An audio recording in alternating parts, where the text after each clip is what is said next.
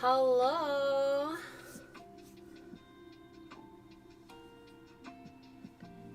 Prepping for a trip to London. That's exciting. First time flying.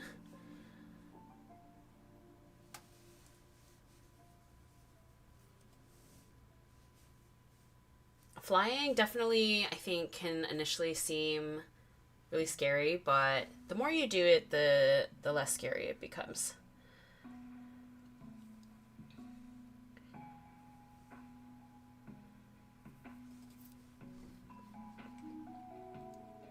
Welcome, welcome in, friends.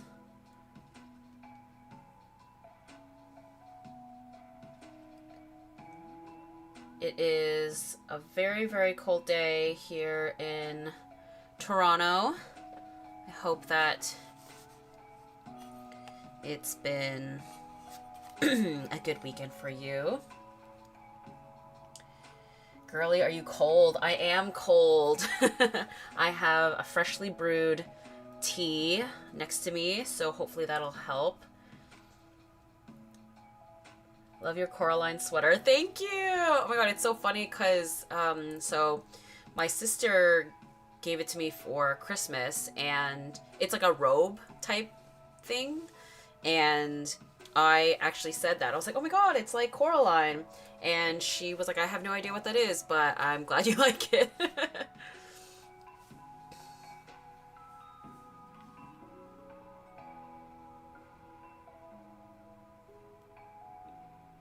I think normally I have my camera here.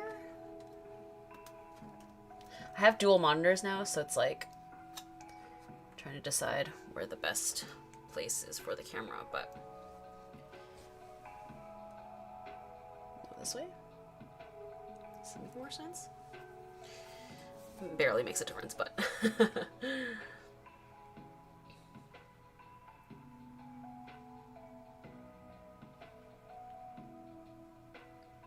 3 to 4 hours for your first flight. That's actually, I think, like a good time. It's not too long. Think of it as like the length of, roughly the length of a Lord of the Rings movie, with all of the extra scenes in it. Okay, so for today, we are going to be working on another screenshot redraw. So as you can see, I have Cardcaptor Sakura on this side.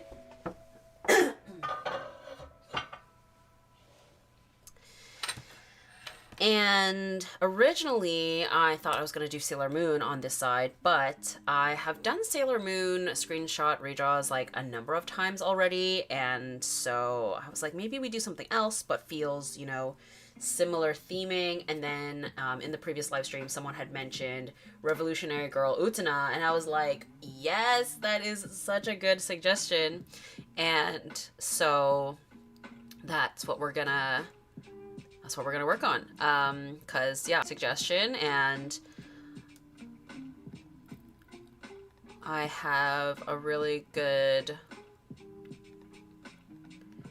screenshot that I found that I think will really work next to this one up here. Let me just pull it up.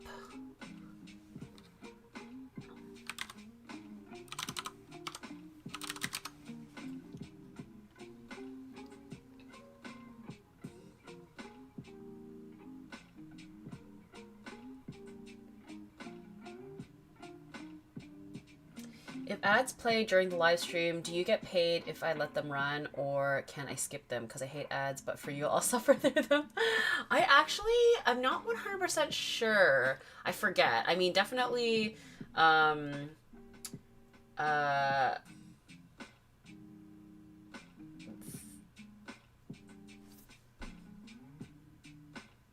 I actually don't remember. I should know this.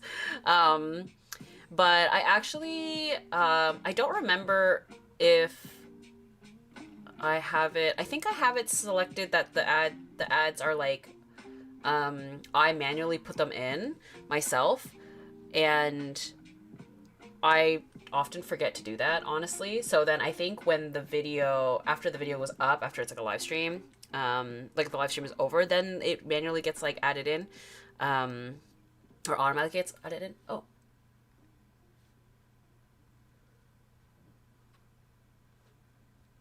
Oh no. I've gotten an error on my video stream. Not receiving enough video to maintain smooth streaming. Are you guys experiencing any buffering? I don't know how to fix that.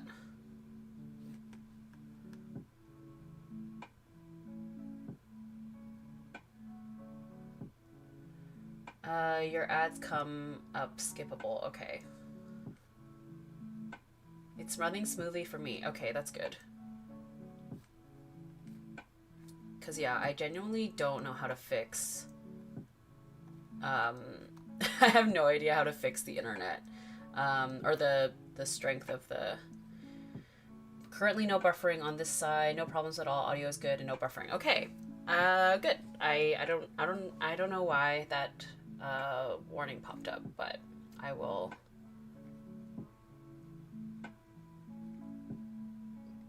Stream health. Yeah, I don't know.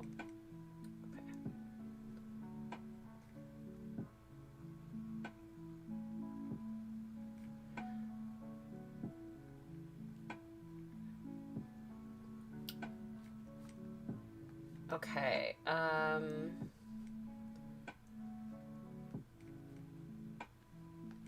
All right, sorry for that. Okay, let me pull up the reference photo. Where did I put that?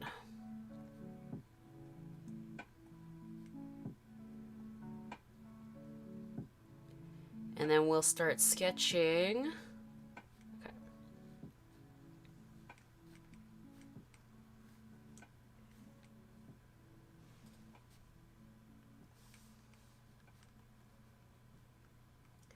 On my end, there is like a fair amount of delay, but I think that's always been the case.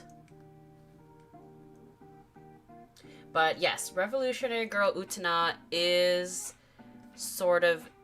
I think it is sort of a debate whether or not it's a magical girl anime, but I definitely think it sits within the same category. It's from the 90s, which I imagine you can probably tell from the screen grab here. And yeah, it is very underrated. Admittedly, I haven't seen it in a very long time, so my memory of it is kind of fuzzy, but it is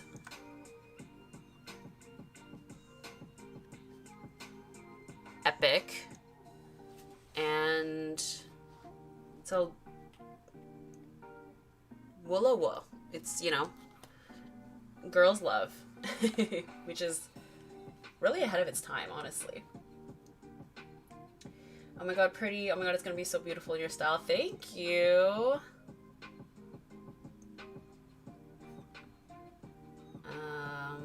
Okay, sorry.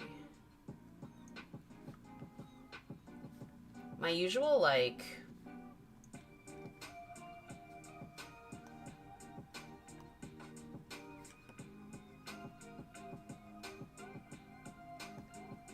settings are all funny now, but I think it'll be okay.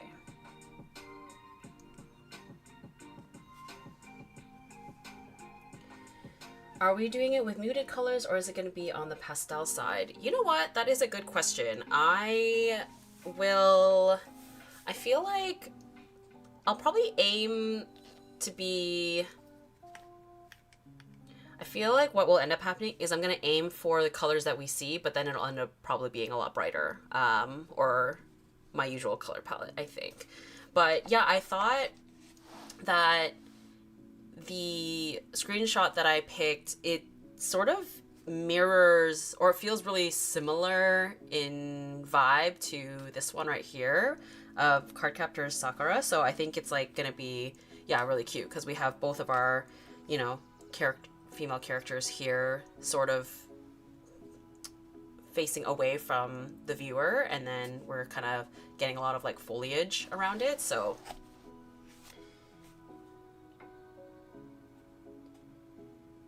that is a beautiful cardigan. Reminds me of Coraline. Thank you. Yeah, it's like a kind of like a fuzzy robe, and it was a Christmas gift from my sister.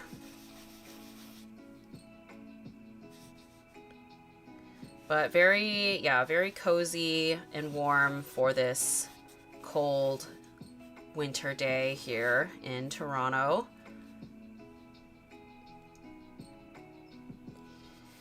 So since the aspect ratio is more square in the screenshot redraw compared to my template that I have here, we're probably gonna lose probably like one row of the bricks maybe, and like a row off the, like a chunk off the top. It's gonna be a little bit different, but, or yeah, maybe I'm, yeah, kind of losing the top a little bit, which is fine. It's not really important.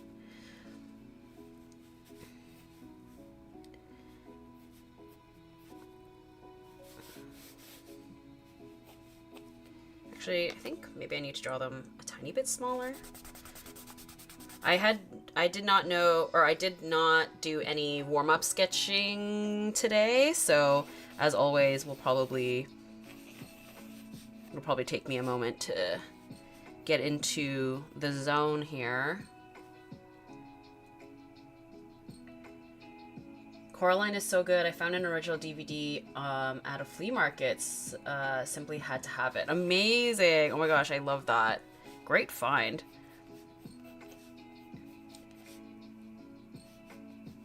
Yeah, Coraline is a classic.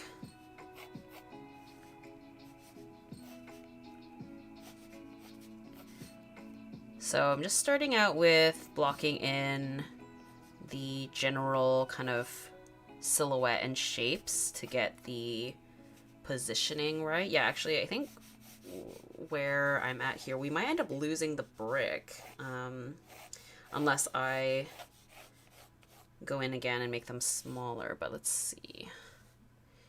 Yeah, maybe because I think, yeah, maybe I think the brick is sort of important to, so that we know that we're looking into a window. So let me actually, you know what? Maybe I need to draw the brick position first, like where the bricks are, and then draw the characters in the space. So let's do that. I don't know if you can kind of, you might be able to see like faintly a sketch that had been here before, and that actually was originally going to be a Sailor Moon screenshot redraw that I scrapped. It was going to be like a scene in like an arcade.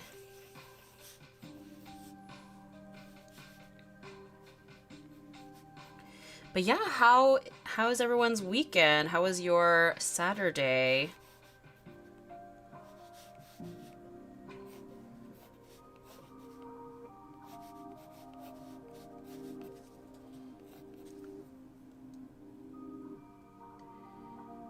Sometimes I kind of miss DVDs, just the whole thing of owning the movie instead of streaming it felt different. I am not collecting my faves because of that. Yeah, absolutely. Oh my gosh. Something that I miss from DVDs is like all of the extras that would come in the DVD, like interviews with the cast, or especially for like animated movies, you would see stuff about you know, how it's made and the animation, and you know, just like behind the scenes content, commentary. I guess technically we get maybe some of those kinds of things on YouTube and social media, but there is something, it's a different experience, I think, when it's all packaged in one thing that you get to physically own. Even just like the title card would be kind of fun, like the animation that they chose for it, or, you know, I don't know, there's just like, it's a different experience for sure.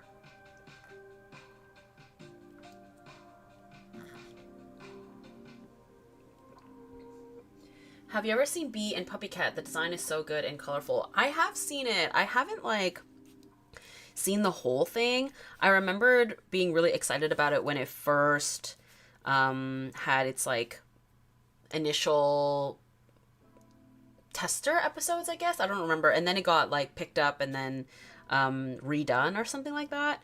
I don't remember like the exact lore behind all of it, but I remember thinking it was like the humor was really cute and fun, and of course very much inspired by the magical girl genre.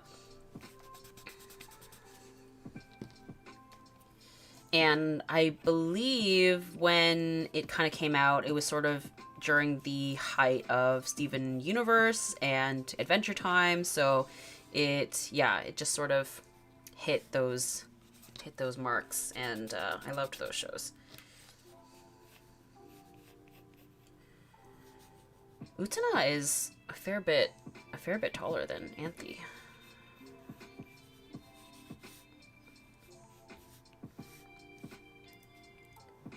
Trying to get the spacing right, because we have them like, she has her arm on her, so we want to get that proportion.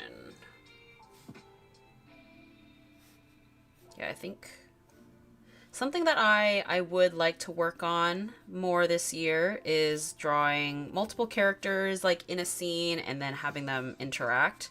I think that creates, you know, a more dynamic illustration, and but it is obviously a bit more of a challenge, which I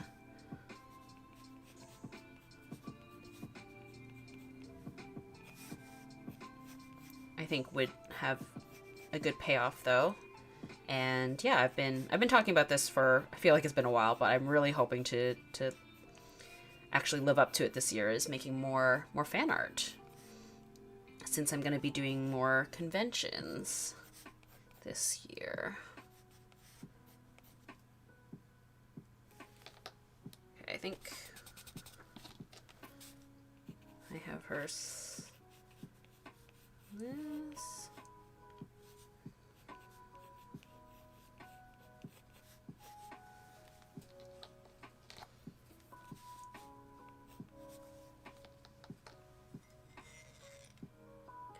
Hi Tina, hope you're doing well. Hi Laura, welcome.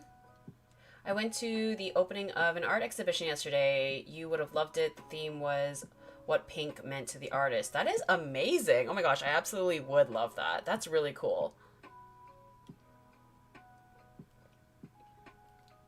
Yes, it's beautifully done. A screenshot redraw would be so cool in your style. Oh, yay, thank you. I think on your reference, she has both arms on the other girl. Yes, you are correct. I do see that. I'm a casual ATEEZ listener, but after this comeback, I'm rethinking my entire existence. I'm starting to like them more and more. I can't afford another obsession. I have way too many. Verona! Oh my god, oh my god. Yes, do it, do it. You guys, oh my gosh. I mean, you've also, like, opened Pandora's box by mentioning ATEEZ. So, I'm obsessed, obviously. They just had their comeback. Their new music video dropped on Friday. Well, Friday Korea time, midnight for us in North America. Or Eastern Europe. No, wait. EST. Yeah. Eastern Europe. Oh my gosh, what am I saying? Oh my god, I'm excited now. You should become an ATEEZ with us. It's pretty fun.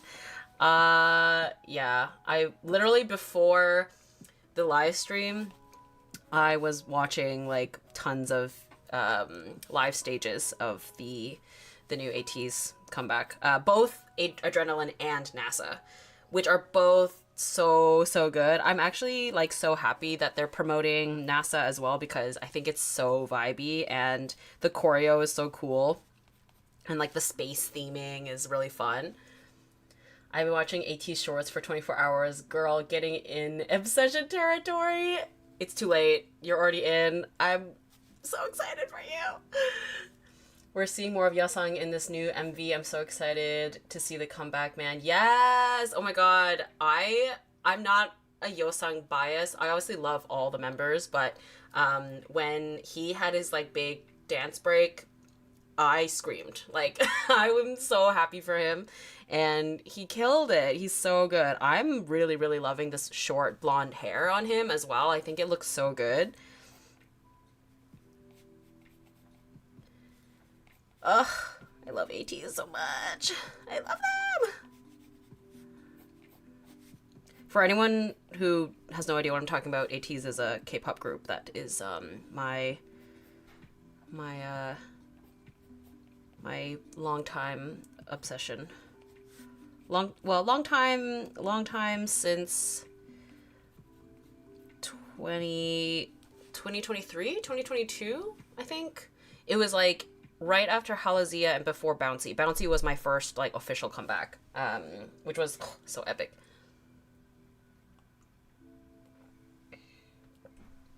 The anime Tamon's B-side has actually made me curious about getting more into J-pop and K-pop. I'm a casual listener of both, but I don't know anything about the fandom culture for either genre. Oh my god, Kayla, you are in for a treat.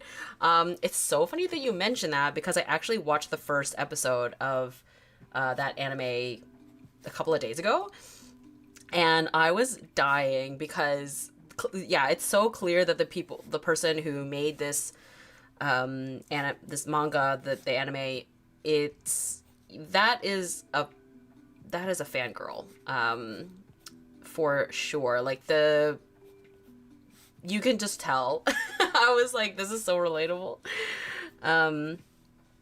But yeah, being in the J-pop, K-pop realm, it's pretty fun. It's pretty fun.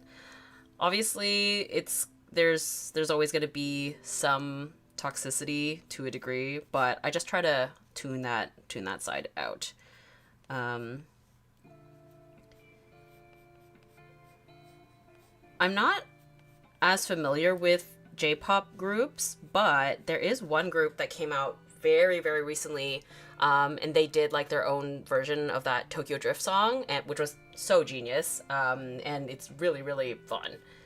I forget, what are they called? 1 and 8 or something like that? Let me check. And if you don't know what the song I'm talking about, you'll know. It's the do do do do do do do do. 1 or 8 is the J-pop group.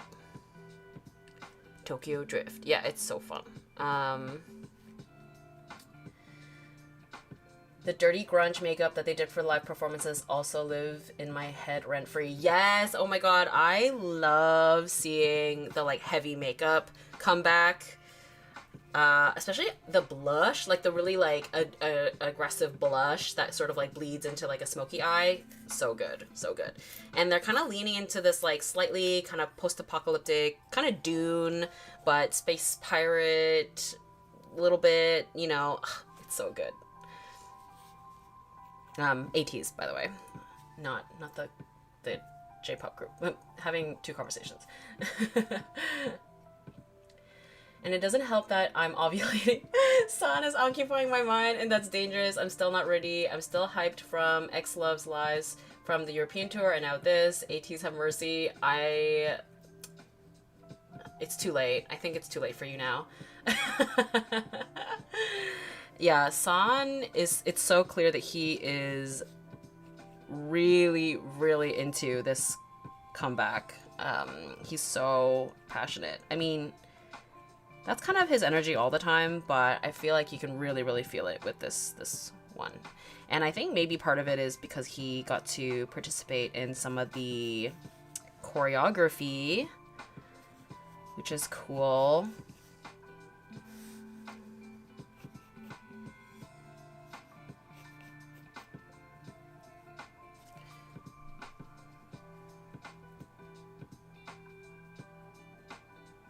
One or 8 Power is my new obsession. Oh, I don't think I know that song yet. Yeah, on my playlist right now I have Tokyo Drift, and then I just started listening to Don't Tell Nobody, but I'll have to listen to the whole thing because, yeah, it's a vibe. And in the realm of J-pop,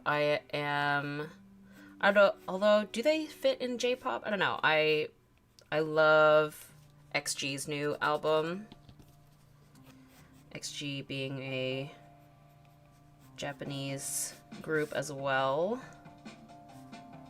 But they're sort of doing their own thing in the sense that their songs are in English. Love them.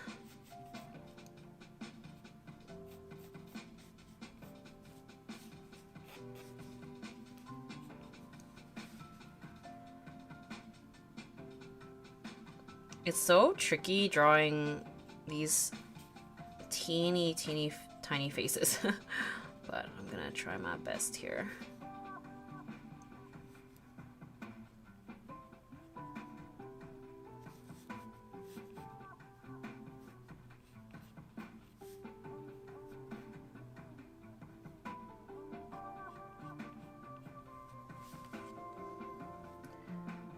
Oh my god, Tina, the creator of Full Metal is having another one of their mangas adapted into an anime and it looks so good. Yes! Oh my god, Laura, I'm so excited. I haven't read the manga, but yes, I did see a like little trailer or teaser for that. I am so excited. I thought it was funny. I saw a comment of someone saying that it looks like, it low-key looks like Alphonse transporting into like another universe. Because the main character is blonde, like a blonde boy. But yeah, it's been so long, but honestly, I'm sure it'll be worth the wait because, you know, greatness takes time. And for those of you who don't, I mean, I'm sure my regular followers know that Full Metal Alchemist is one of my ultimate favorite shows of all time. So getting a new series from the creator is extremely exciting news for me.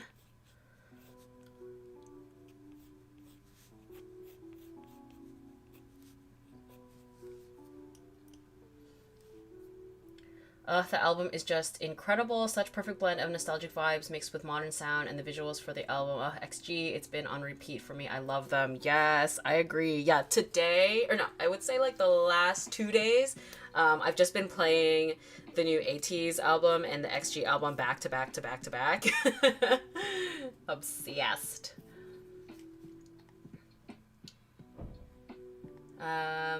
Don't worry, you're not too late. I've just been streaming for maybe like 30 minutes. So yeah, we are working on a screenshot redraw of Revolutionary Girl Utena, which I don't remember who made the suggestion last time, but big brain moment because I thought it was such a great suggestion to go next to Cardcaptor Sakura here. Yeah, so we're whittling away. Feel like the sketches coming together here. I love the dramatic silhouettes, like the shoulder pads, the big poofy sleeves. There's just such flair to it. It's so fun.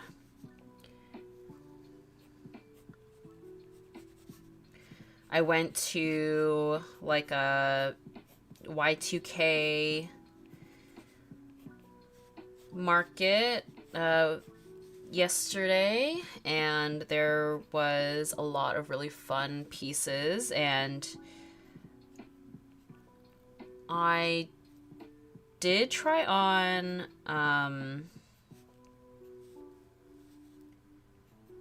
a really cool blazer that had like really dramatic shoulders, but sadly it was a touch too big for me. Like, I'm not mad at like a shoulder moment, but I could tell that it was just like a touch too big.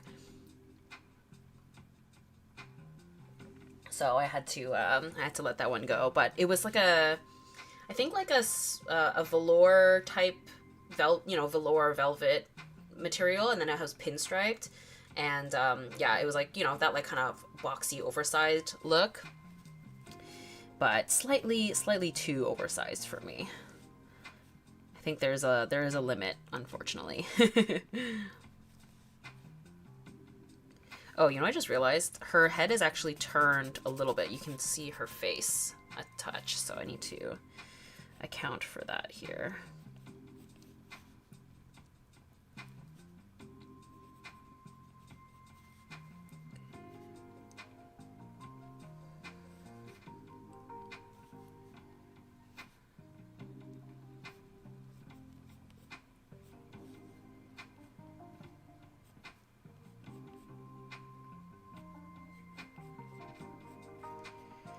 Prior to the 80s album coming out, I was also listening to Daft Punk, like on repeat the past couple of days, which is sort of random because they've been like retired. But I've been a bad Daft Punk fan for a long time, and yeah, just for some reason I was feeling nostalgic.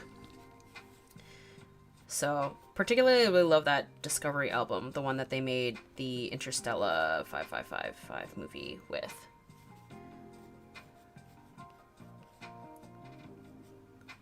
Which, you know what? It's actually kind of funny that, yeah, I was listening to Daft Punk, which kind of has, you know, like a spacey energy, because so does XG. In a different way, but, you know.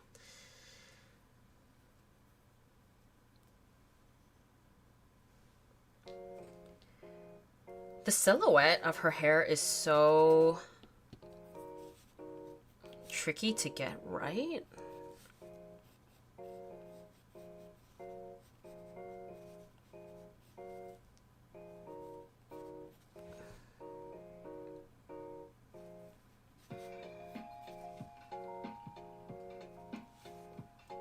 We'll go with that. Okay.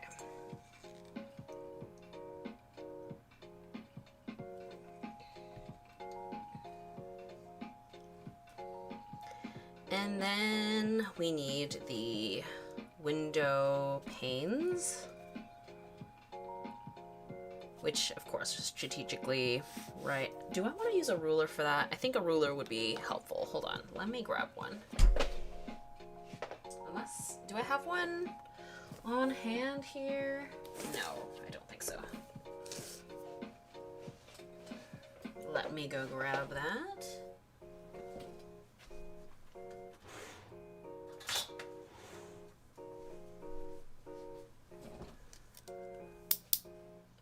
Your nails are so cute. Oh, thank you, Laura. Yeah, I haven't painted my nails in quite a while, and they were getting kind of long, and normally I keep them pretty short, but I was like, you know what, they're like kind of the perfect length to do something with them. So yeah, I used to do like more nail art back in the day, so I just kept it simple. I just used like a toothpick, and then I cut the end off so that we got like a flat little thing to do the little dots, and then yeah.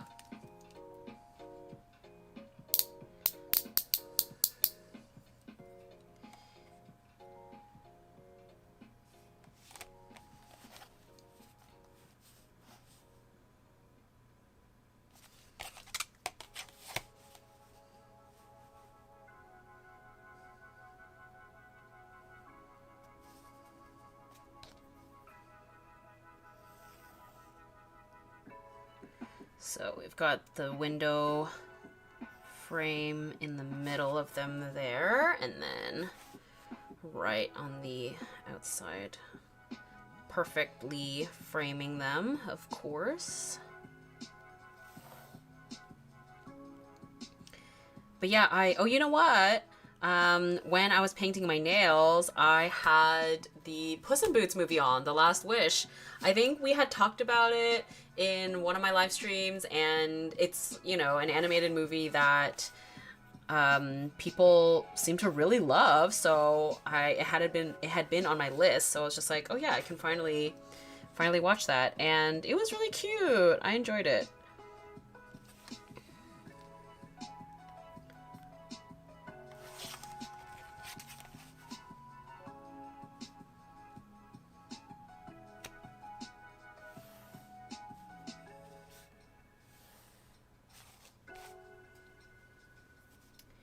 Hey, happy Sunday. Hey, This never happens while I'm watching you live stream. I'm actually arting. Oh, yay! I'm so glad. What are you working on? If you don't mind me asking, if you are willing to share.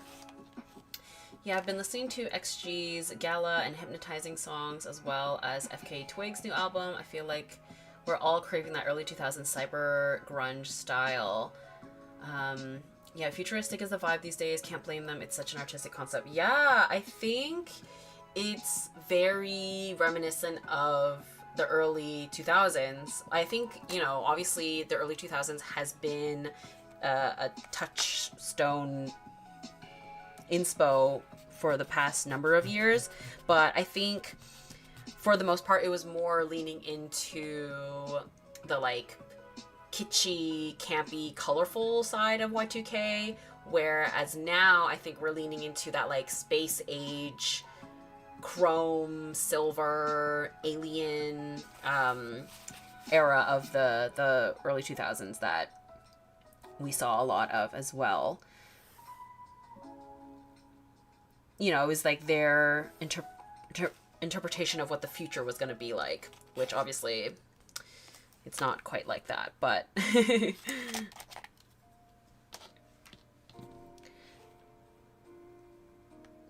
but yeah, I'm loving it.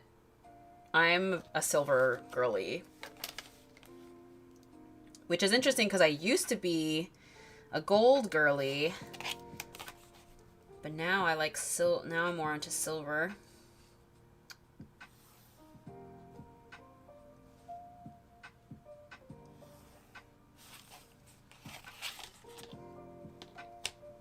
So I unfortunately didn't center them perfectly in the frame, but that's okay. I'm not going to redraw them.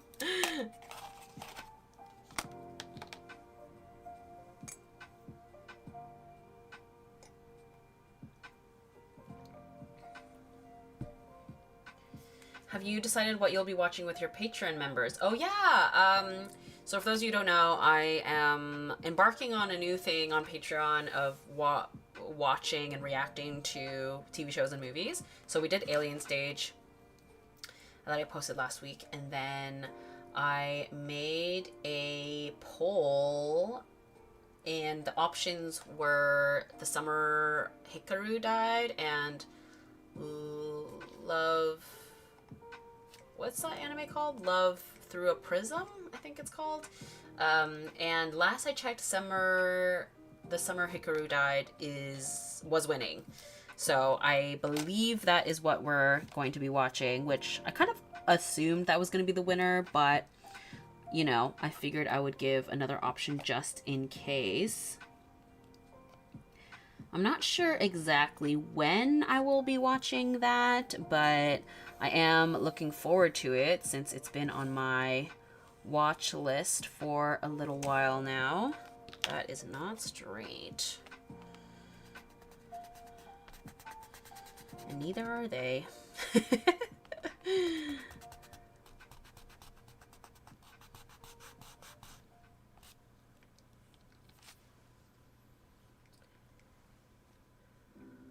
Doodle journaling. Ooh, nice! I love that. The art direction for the Puss in Boots movie was really good. Yeah, I agree. It was really refreshing.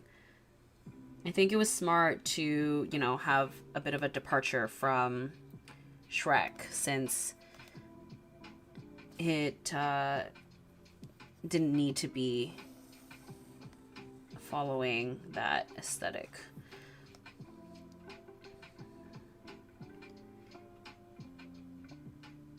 I thought a really, really funny sort of throwaway Easter egg, or I don't know if Easter egg's quite the right reference, was when Puss in Boots was having like he was having a moment recalling his life. Like, I think, yeah, his life was flashing before his eyes, and there was a scene like it was like 2 seconds of him, Donkey, and Shrek, and it was like a direct reference to the scene in The Lion King of when during Hakuna Matata, when Simba, Timon, and Pumbaa are like strutting across the log I thought that was really, really funny. It just like felt so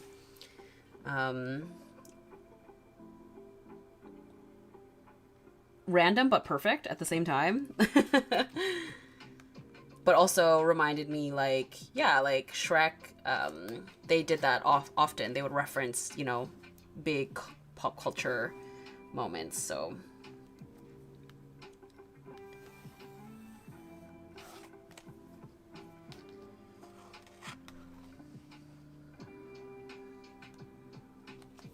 Okay, and then the bricks will go like this.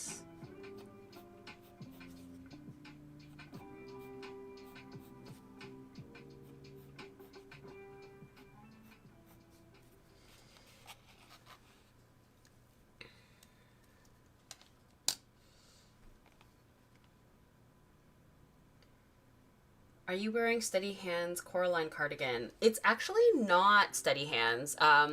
It is very reminiscent of Coraline by accident. It's just like a robe that my sister bought me for Christmas, and I mentioned when I opened it, I was like, "Oh my god, it's like Coraline," and she was just like, "I have no idea what that is, but I'm glad that you like it." Yes, Hikaru for the win. I'm excited. I'm a little scared, but I'm excited. Hi, Tina. What's the anime your screen cap is from? It is from Revolutionary Girl Utena. It's a bit of a mouthful, but it's great.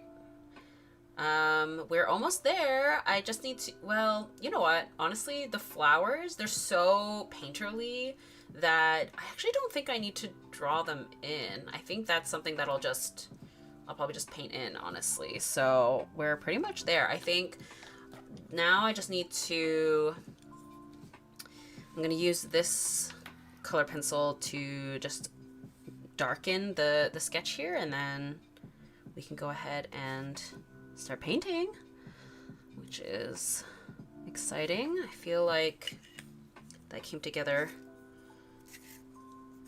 It didn't take too long this time.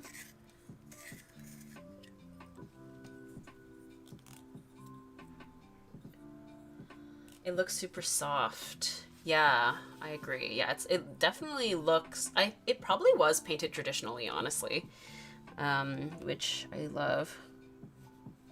Probably using gouache, I think.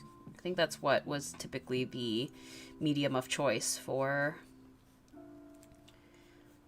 backgrounds for anime back in the day.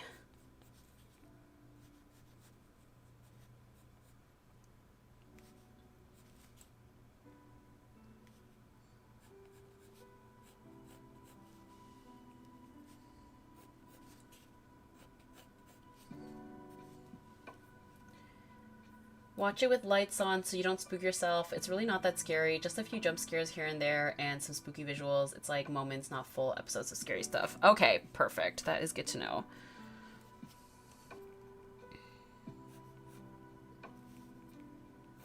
Yeah, honestly, I'll probably watch it during the day. I think that might help.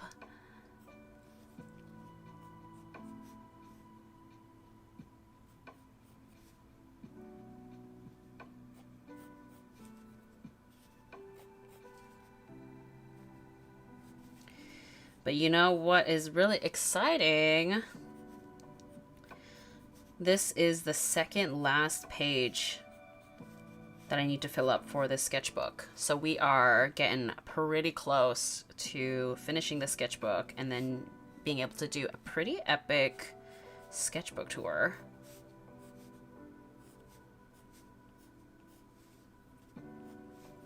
Which I am excited about. Because yeah, I've been working on this sketchbook since 2020 or 2019.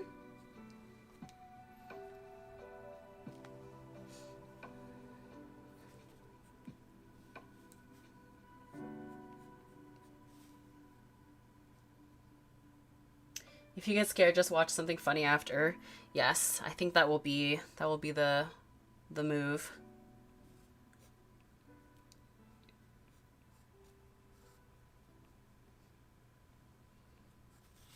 And I think to mix it up, just so for the people who are not necessarily interested in anime, I think for the after we do the summer Hikaru died, I'm thinking maybe I'll pick like a fun early 2000s girly pop movie. Because there are a number of really iconic movies from that era that I haven't seen. Particularly Josie and the Pussycat.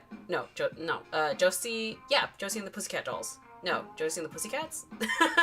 I have never seen that movie, and yeah, I think some kind of like movie in that genre would be really fun to watch as well. Also, I just realized I sketched in the part where the window frame is when I don't need to draw in that part.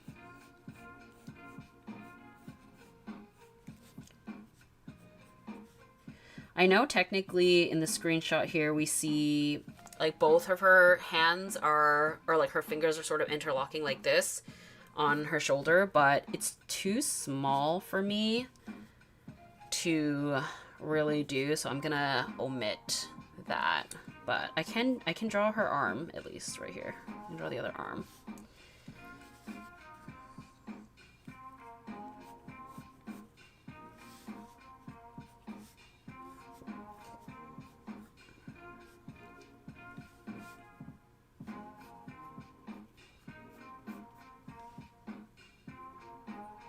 I'm a horror genre fan, so for me, Hikaru is like child's play, but you should be able to handle it. Trust my judgment. Yeah, I imagine that it's like nothing for the average horror person, but yeah, I'm not a horror person, so. But I'm looking forward to watching it.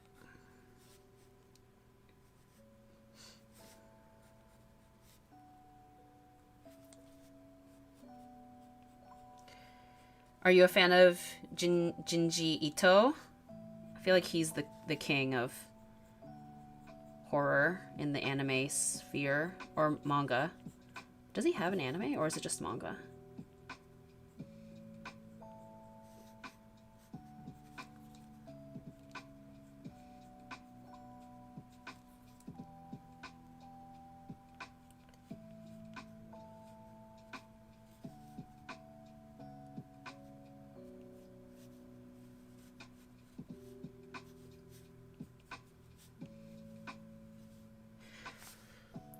I love the silhouettes of hair in anime, especially like during this era. They were just so fun.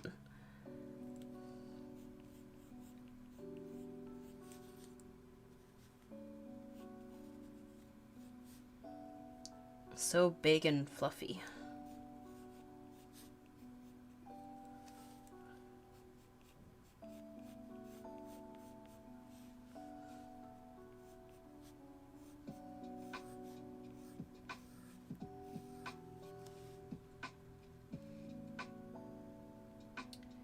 Watching Ten Dance at some point, girly, it has everything. Pining, passion, angst, romance, betrayal. Oh, it's so good. And the actors were phenomenal. Oh, yes. Oh, my gosh. Okay, yeah.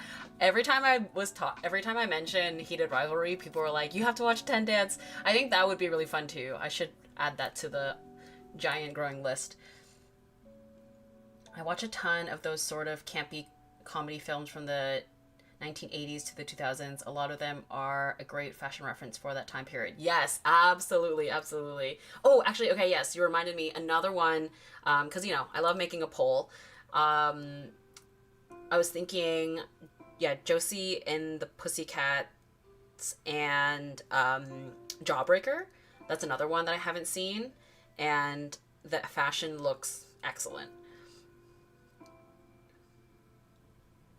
And another fun example, sort of slight pivot, but still really fun. My friends and I did a Cheetah Girls watch party. Just for the two first movies. We skipped the third one just because I feel like it's not quite the same. No Raven, but the first one especially, that one came out in like 2003 or something like that, and the fashion is so perfect Disney Y2K.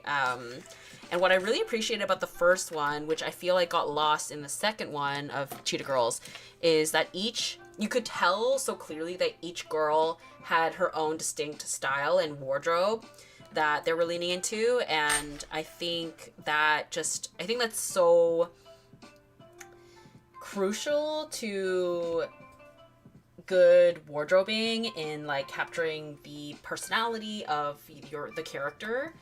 And I feel like that gets lost in the second one, and I think is sort of unfortunately the case with a lot of like more modern TV shows.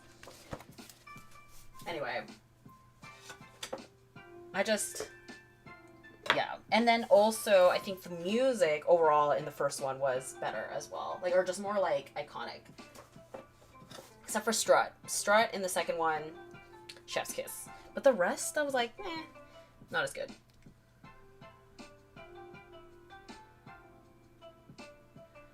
You should watch Bratz. Oh, you know what? I've never seen that one. I have never seen that one. That would be really fun too. I loved Jawbreaker. It's similar to Heathers. Oh my gosh. Okay. I will definitely love that. I love Heathers. Heathers is so fun.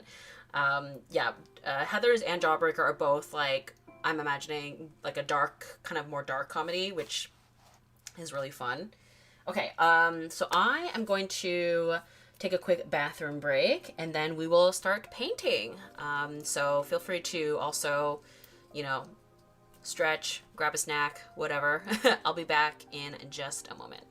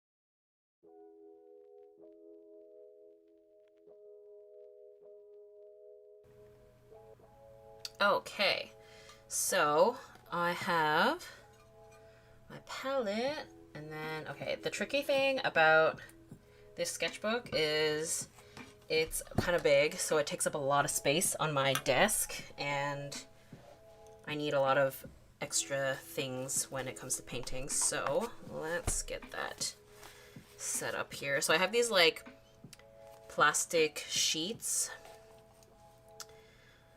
that I am gonna put on top of the other side of this sketchbook here, so that my palette is not ruining it. I just have it over here.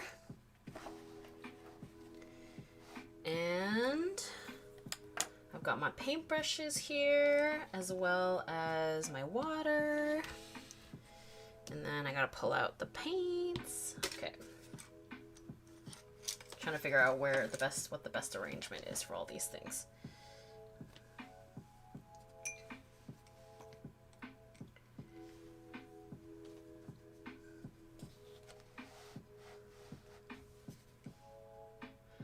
Heated Revelry is up on HBO Mexico now. Ah! Oh my god! Have you watched it yet? I'm excited for you. I don't remember if I mentioned this in the last live stream, but I went to a Heated Rivalry dance party. It was so funny and fun. And it's kind of exactly what it sounds like. Yeah, just, you know, songs that felt appropriate for the girls, gays, and theys and the show. And of course, they did play some songs from the actual show as well. A song that I was like, they have to play is Robin. I was like, they have to play Dancing on My Own because I just feel like that's perfect. And they did, and it was great. So now I'm just, sorry if you can't see what I'm doing, but I'm just trying to pull out the the gouache colors that I think I will need for this. These are all pearl colors, so I don't want that.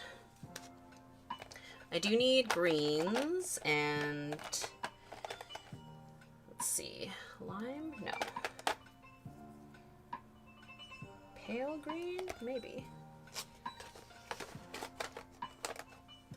I watched the first episode, but I'll binge watch the rest today. Ooh, exciting! Oh my gosh.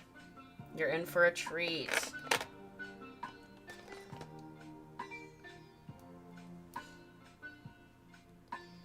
Mid yellow, pale yellow.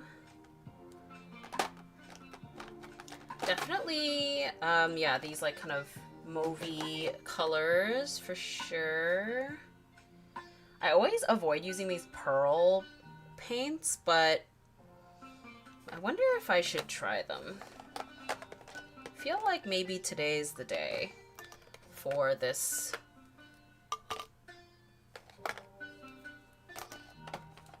magical girl.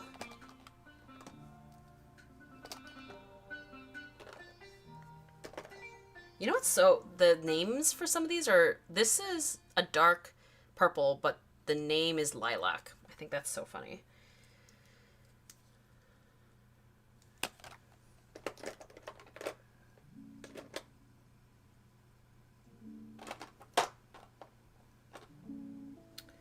What other colors do I need? Oh, red, of course.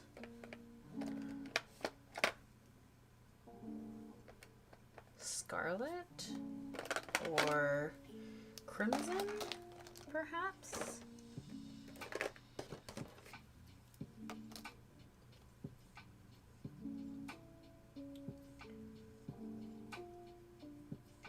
Hello, how do you find the Arteza gouache? Are they good for a beginner hobbyist? I think so, yeah. They're very affordable, lots and lots of colors. I think that something that is really intimidating for beginners is mixing your own colors. So the nice thing about the Arteza gouache is it's pretty affordable, and you can get a lot of colors. So I think that's, yeah, I definitely think, but alternatively, you could, you know, you could splurge on really high quality tubes and just get like the essentials if you want to, like, you know, learn how to mix your own colors. But if you're doing it for a hobby, I definitely think that, you know, the Arteza gouache will be just fine. You don't necessarily need to go for super expensive professional grade gouache.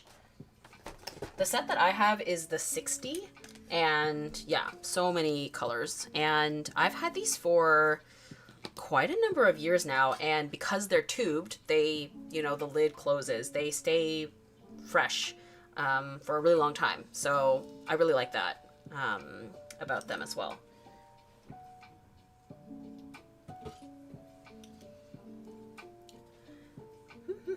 Okay, as I usually go, I'm gonna start with the, oh, are we focused? Hold on. Is it blurry? There we go, right? Okay.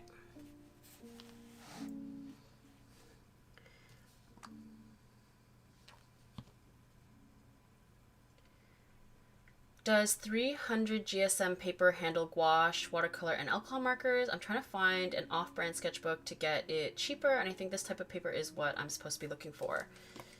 300.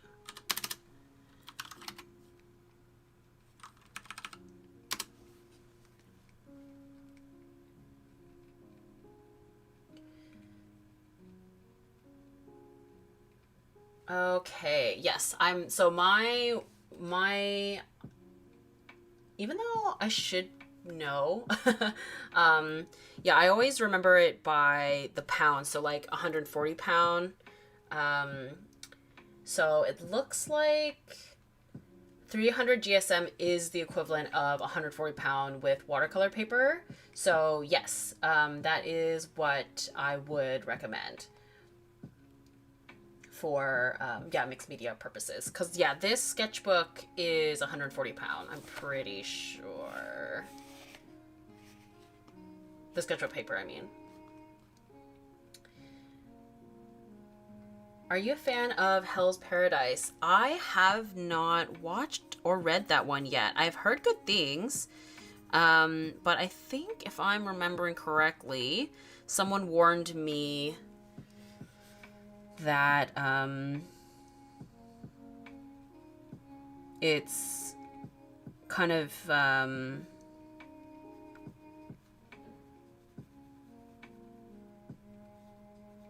what is the word that I'm looking for, or description that I'm looking for?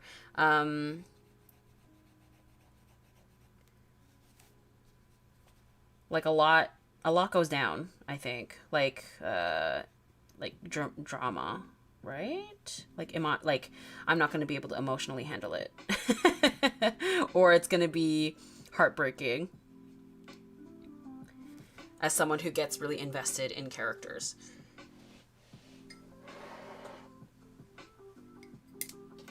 But much like Attack on Titan, I could just look up who dies before I watch it.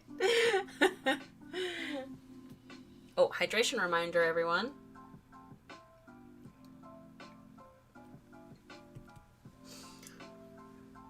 Do you guys want to be zoomed in more, or do you want to be able to see the swatching at the bottom? I don't know. Maybe zoomed in more so you can see the actual... Is it blurry again?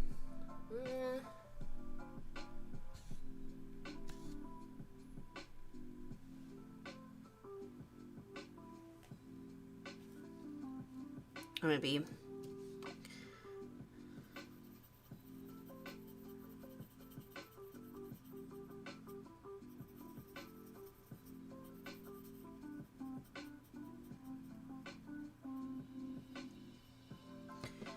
And now Aunt Fee. Can't see too much of her, but just little slivers here.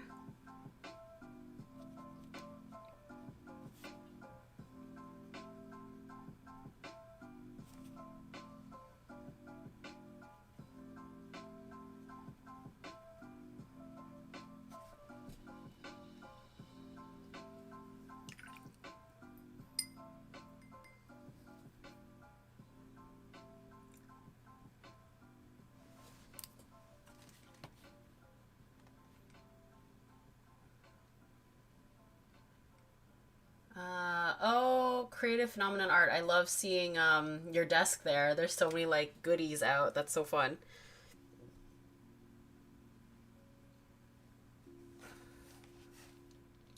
It's kind of like JJK. You don't get to have a favorite character. Oh no, that's so sad. Okay. Yeah, that's probably... Yeah, that's kind of the vibe that someone had warned me about, and I think that's why I haven't seen it yet. I feel like it's having a hard time focusing on our...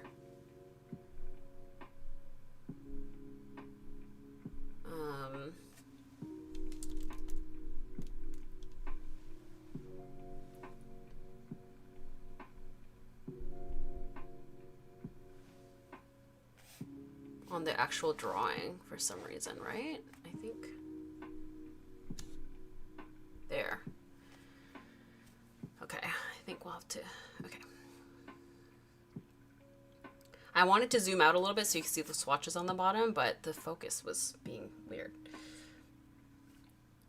Okay, now let's do, I guess we'll do her hair. Usually I like to work kind of light to dark or warm to cool-ish.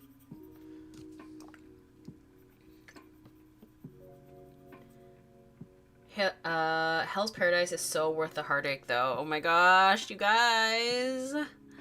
Okay. What's the genre? Or like,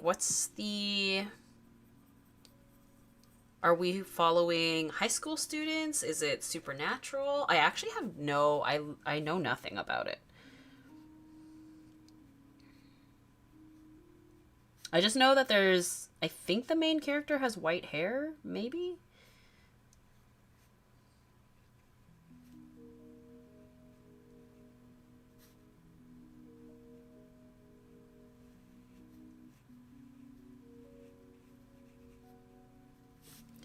I have been in the mindset that I should watch more TV shows and movies as opposed to just mindlessly watching YouTube videos, so you guys might be the motivation that I need.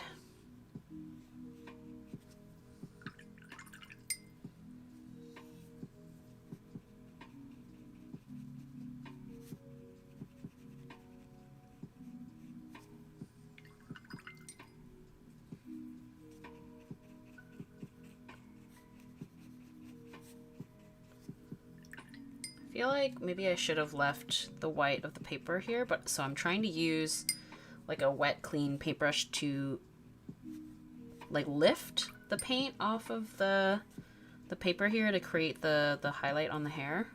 I think, yeah, it's kind of working. If I had like a paper towel or tissue or something, I could probably lift it with that as well, but I don't, so I'm just doing that. Yeah, I think that worked. I keep putting these swatches in after I have already committed it to the paper. I also think I could have gone a little lighter on her hair, actually, like the color. So I might end up going a little lighter afterwards. I also realized I made her head a little bit too big, I think. But we've already painted, so c'est la vie. Maybe I'll like thicken her torso like slightly. Supernatural, I'd say. Oh, okay, okay.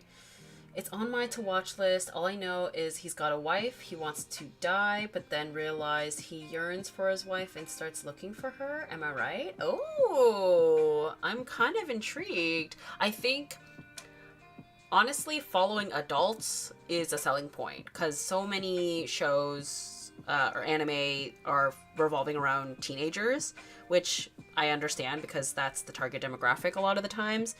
But it is refreshing to watch a series about adults, so that appeals to me.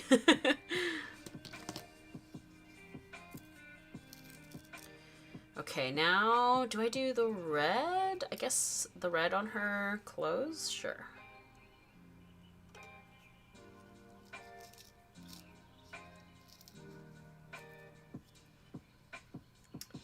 That's so cool. Ugh, I need to practice consistently again with everything in my art practice. It's challenging, feeling like beginner again, but I love it, so gotta keep going. I believe in you. I know it's hard. It's hard to stay motivated, but I believe in you.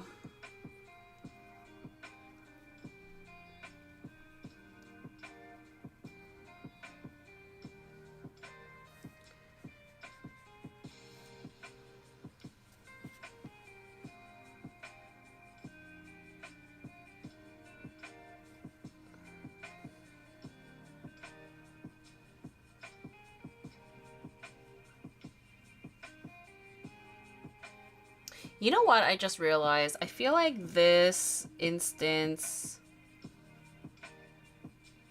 I think it would have been smart for me to do one giant wash to cover the whole thing first, and then painted in the characters on top. But unfortunately, I've already started painting the characters. But you know what? I can probably do that now and just sort of go around the parts that I've already painted. Okay, let's do that. Because yeah, I should take advantage of the fact that I'm using gouache. Sort of went in with like a watercolor mindset.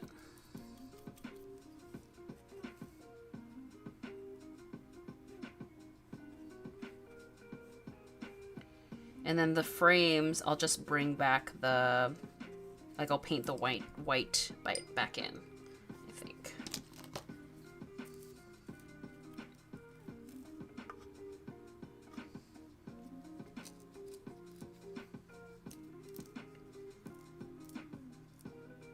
Essentially, there's a group of criminals on an island looking for the elixir of life to give to the shogun and get their sentence pardoned, but there's monsters and gods on the island. Ooh, okay. Oop. All the crumbs from opening that tube of paint is just everywhere now. Okay, hold on.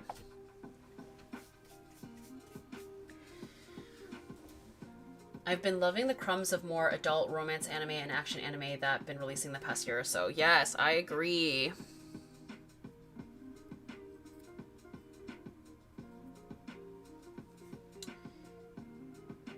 I'm catching up right now on Spy Family, Frieren, and Toilet Bound Hanako. My to-watch list is so long. Need a year to get to watch all these series. How can I divide my time for all my hobbies? I know, I feel you. It is hard. And then on top of that, when you're a K-pop girly, oh my gosh, there's so much content.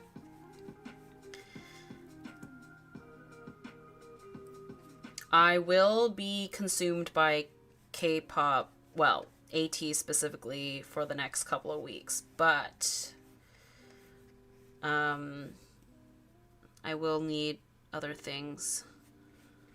Oh no!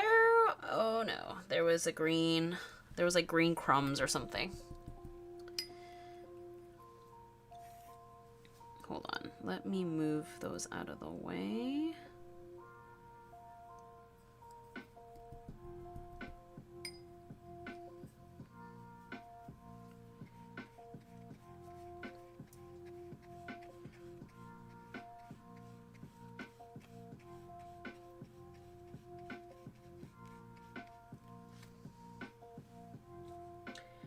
Hell's Paradise is so good. Okay, you guys are convincing me. I'm intrigued. I'm intrigued. It sounds cool.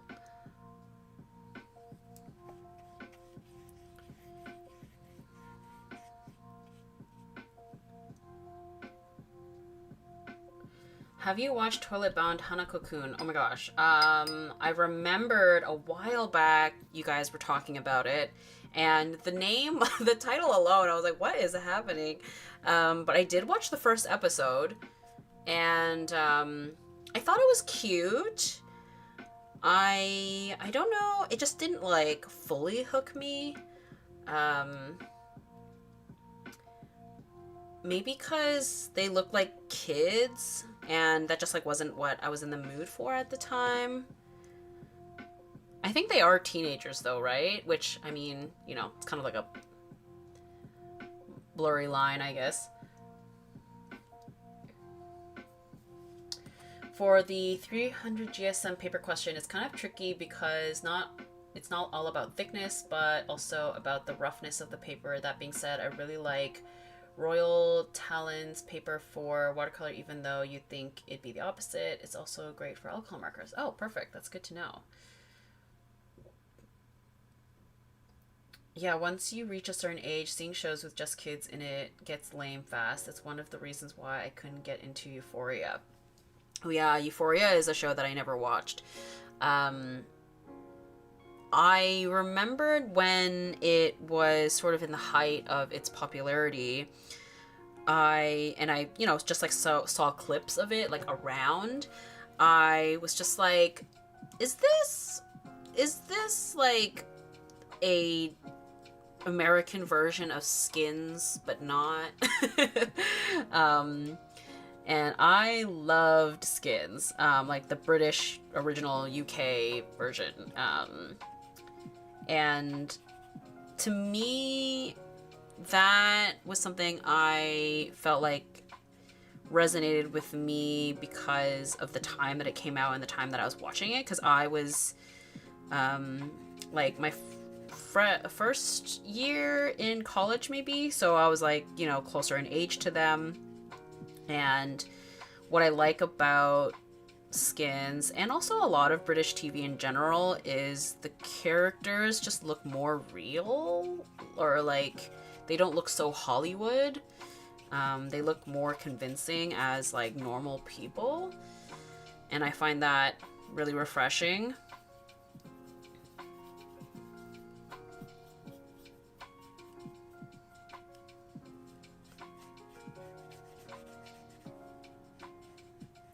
So yeah, with this, I'm just painting in the background, like kind of putting down these washes first, and then when we get to the actual rose bushes, we will use like a more opaque layer of gouache and then paint on top of it, as opposed to like painting around it.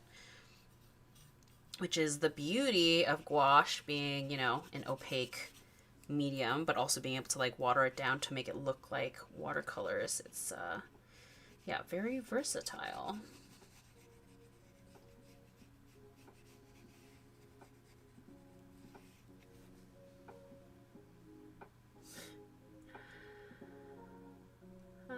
Don't even get me started on my piling book series. 20 books sit on my TBR list. I need to get to those too. I mean, you know what? Having too many hobbies is better than not having any hobbies, I would say. Oh, have we talked about adrenaline and NASA yet? We did a little bit, but I'm happy to talk about it more. Obsessed? Hello? I love that we're getting back to... what did someone call it? Loud teas? And back to lore and just, you know... It's a club anthem. I just want to shake ass. And Adrenaline, I think, is like the perfect title for it, because it's, and just like the way that they did the music video, it really is like a shot of adrenaline. It gets me so hype, and like pumped up. If I had a running playlist, that would be like number one.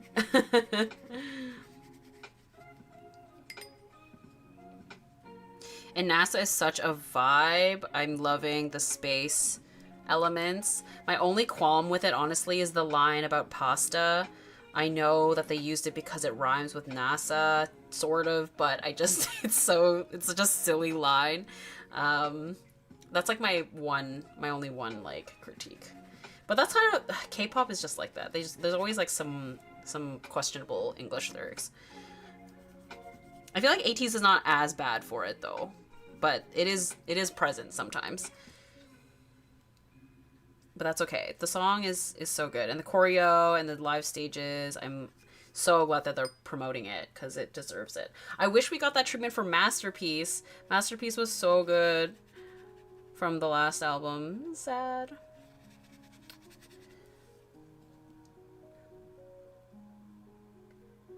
Toilet Bound is so good. I need to catch up on the manga. Main character is 13 to 14 in Toilet Bound Hanako. Okay, that sounds right. Yeah, that sounds right. And I think that's probably why I ended up just sort of not feeling super compelled to keep watching it. But, you know, I'm sure it's good. I don't doubt that. It just, yeah, I think I have a hard time sticking with shows or series that follow characters of that age demographic these days. That's like when Promised Neverland was kind of at the peak of its popularity. I never ended up picking it up because I was just sort of like, it's like a group of kids.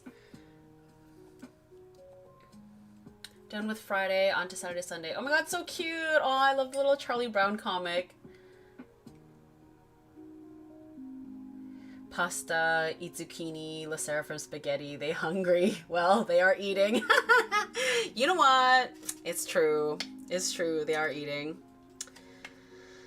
Wow, this is, the color of the background is like, it's so pretty. I'm sad that we're gonna have to cover it up, but hopefully, you know, I end up, liking it. Okay. I'm loving the styling for Adrenaline and NASA. I like that they're distinctly different. Like, obviously NASA leaning into like the space astronaut vibes, but not like full astronaut suits. And then with Adrenaline, it's kind of got like a post-apocalyptic energy.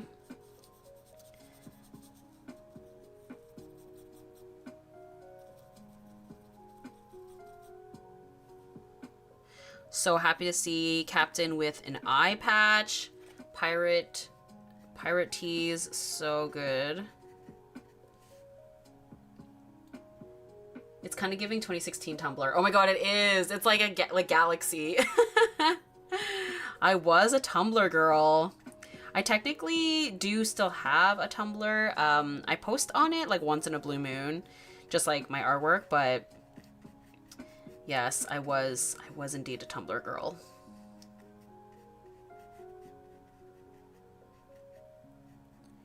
Which Tumblr is still, it's still going. It's not, you know, nearly as active, or it's not what it used to be, I guess. But people are still popping off over there.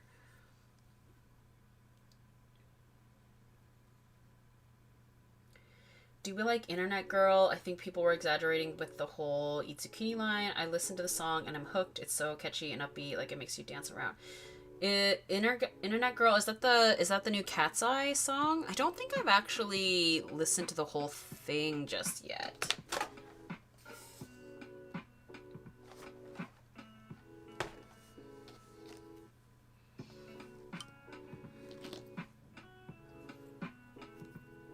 Okay, so now I need to paint her hair, Anthony's hair.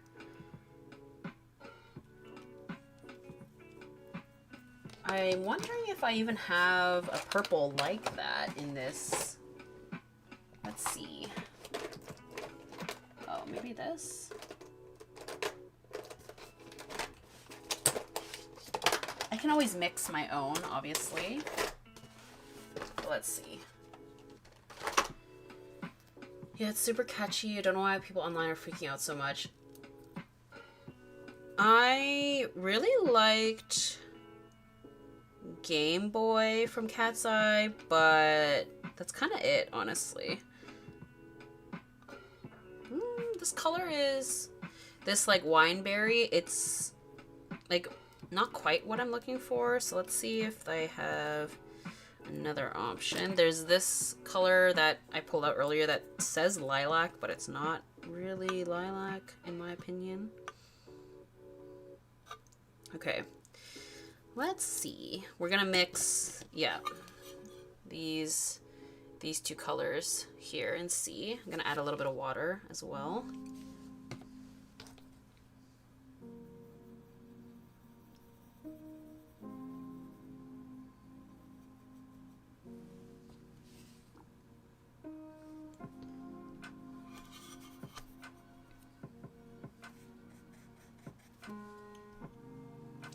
This one, yeah, it's a little bit, this is a little warmer, but I think that's okay.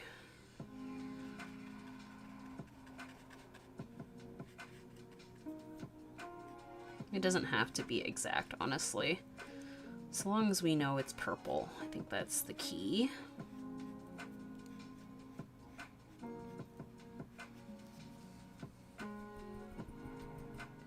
I wasn't allowed on Tumblr back in the day, so I recently got on there and I searched Jackson Wang for a reference pic, and I'm glad to see his fanfictions are still going strong. That's amazing. Yes, Jackson Wang is Oh my gosh, I think it's so funny that there are people who didn't realize that Jackson Wang was a real person just because he has transcended um, him as a real person and has taken on his own character in like many fanfic universes. I don't really read fanfic anymore, but I have heard about and I've seen the tags of Jackson Wang just being like the go-to person for hosting a house party in a fanfic. So funny. Okay, now I need to find that like aqua color for her uniform, which I also don't know if I actually have either.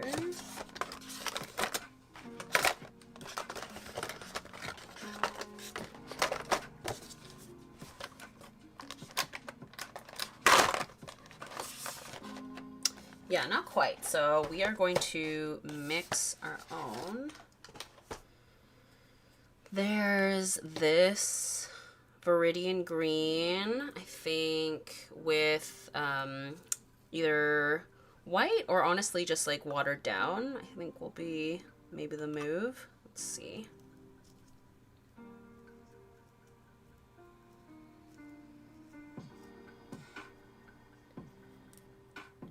Yeah, I think the reason people were bothered by the new Cat's Eye song was they need more songs like Game Boy and Gabriella and like R&B songs alongside the gnarly internet girl songs. Yes, I think I am in the camp of preferring, yeah, Game Boy and Gabriella and songs that are more melodic, whereas gnarly and internet girl are more like dance at the club, fun TikTok soundbite songs. So they both serve their purpose, I guess, in different ways, but yeah. Okay, this is that Viridian Green with like a lot of water, so I think that's not too bad for our first pass here.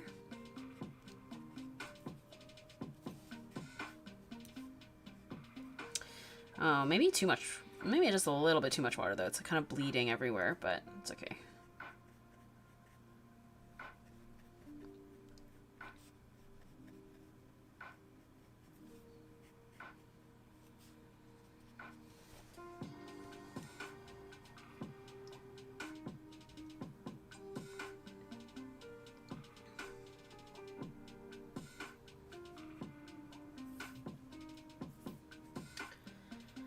You can be reading a Bridgerton fanfic and Jackson Wang will be there hosting a ball.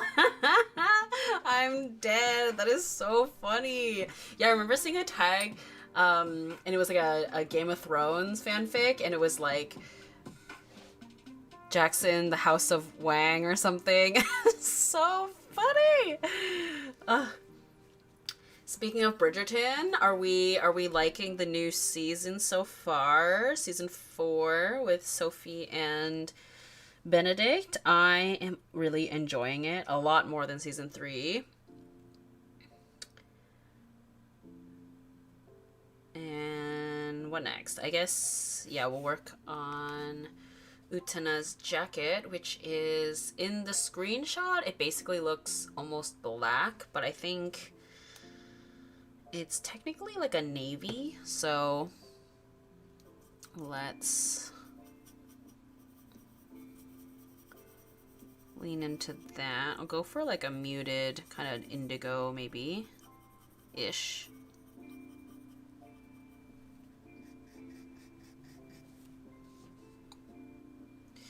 Next week, my friends and I are going to be doing like a little Galentine's Day hangout, and we're going to watch some Bridgerton. Even though I ended up jumping the gun and watching it without them, I'm just gonna rewatch it with them a second time.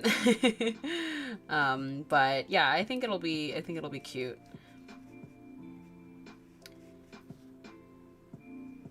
Chat, do you guys have Galentine's or Valentine's Day plans at all?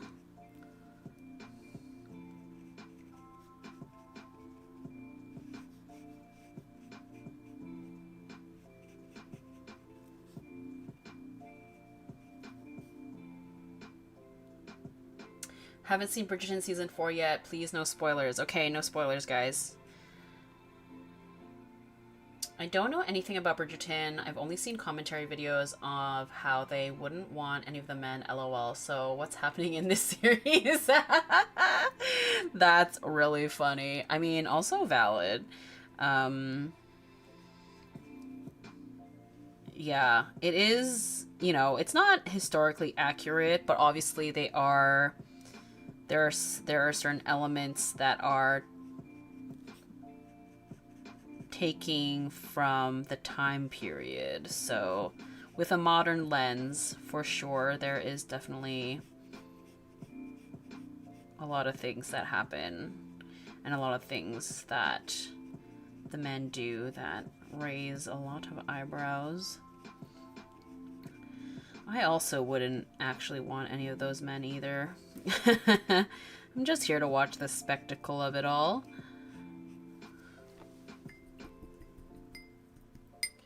I'm only in it for the candy. Valid. Extremely valid. Something that I do like about this season versus the previous season. I mean, it's still not perfect, but I remembered thinking that they went really heavy-handed on the makeup in season 3. And again, I don't need it to be Regency era accurate, but I do think seeing a smoky eye is a bit much. There was still evidence of that with certain characters in the recent season, but I think there was less of it, which I was glad about. But yeah, I think to just sort of help suspend our disbelief, we need to keep the makeup a little more subtle.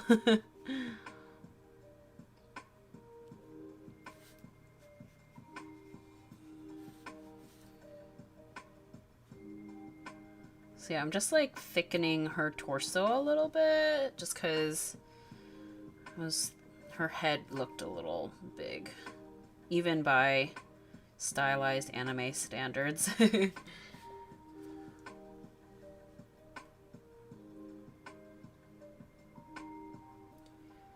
Low-key, my Valentine's Day plans are hopefully going to be doing my makeup and taking pictures. LOL, I just ordered some new makeup as a treat for me. I'm on a self-love grind. Oh my god. I love that for you, Knives. That, honestly,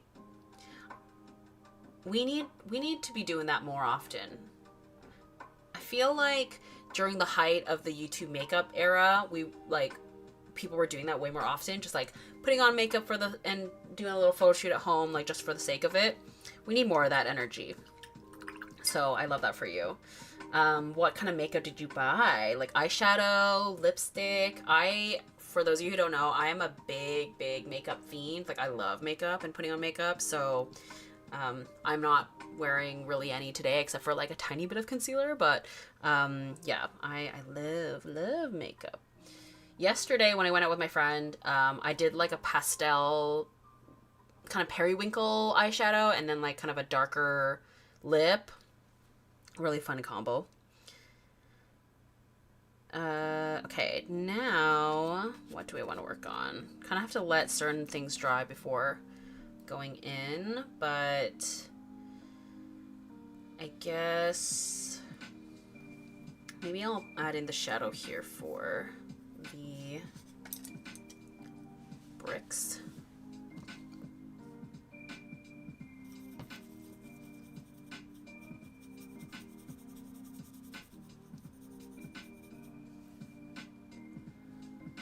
I recommend you watch the Pendragon Cycle, The Rise of Merlin, if you haven't seen it yet. Oh, is that live action? Is it animated? Tell me more, tell me more.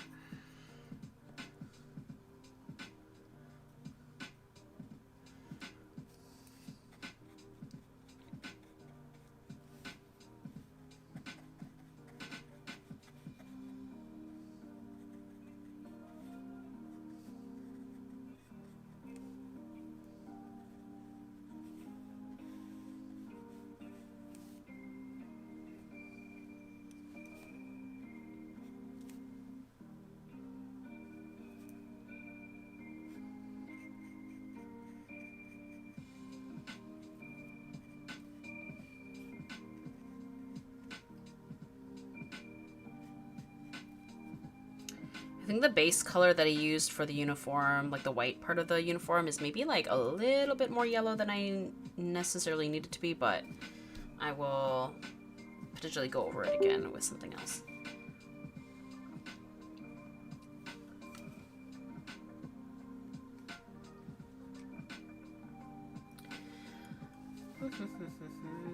I got like a grungy eyeshadow palette and lip stains. I'm trying to go for like a romantic vampire mood. Oh my god, exactly. That's perfect. I love to hear it. Yesterday, my makeup was also sort of in that realm as well, or at least that's kind of my vision of it. I love a dark lip, but it is tricky because whenever I'm out and about, I'm always going to be end up eating at some point. And I feel like back in the day when I used to wear a lot of dark lipstick, it was that time where we were wearing like the bulletproof matte liquid lipstick, and so it was much more you know, it endured more when I would like eat and be out all day or whatever. But now we're in the era of like lip glosses and, you know, more moisturizing and hydrating lip products, which I'm glad about because it's much more comfortable, but it does, like, you know, it fades and smudges a lot easier. So it's such a dilemma for me.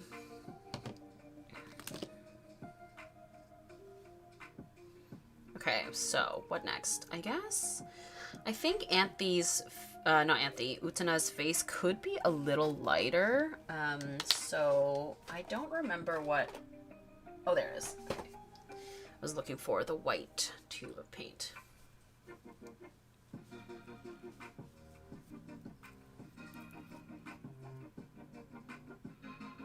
Oh yes, I remember we ran into this issue last time. Because my white has pretty much dried out for the most part, so I was dropping water inside the tube and then trying to reactivate it. So we are doing that again.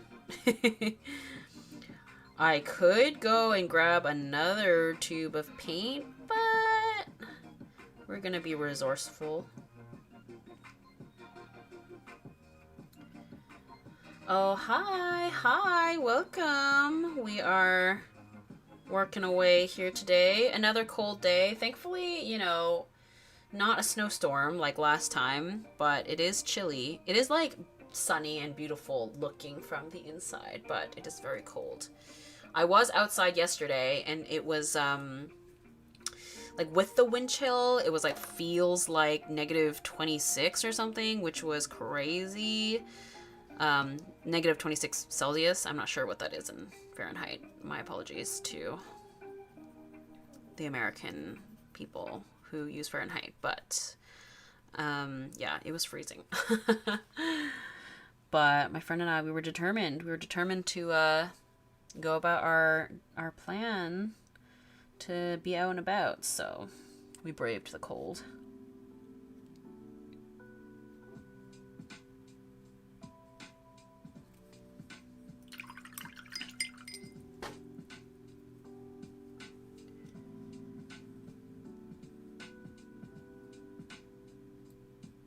Utena Auntie, yes!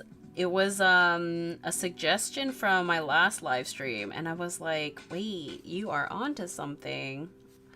So happy to be drawing the girlies, or painting the girlies.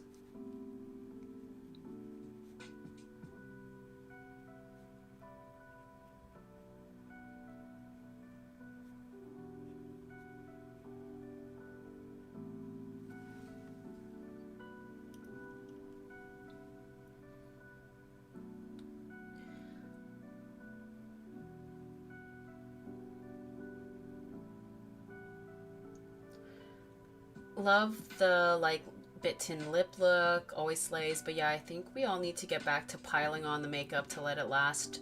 Too many makeup trends are for people who don't sweat. Yes, that is so true. I am unfortunately a victim of that, which is why the summertime is my enemy. It's so sad when you just like put on this, you know, full face of makeup and then just melts off when you step outside. And I'm someone who has bangs and like a lot of, you know, hair framing my face. So like it's a struggle. Hate the wind. Can't wear my lip glosses during winter. I know, it's so the struggle. The struggle. I'm always like picking my hair off of my lips. It's such a problem. Not a good vibe.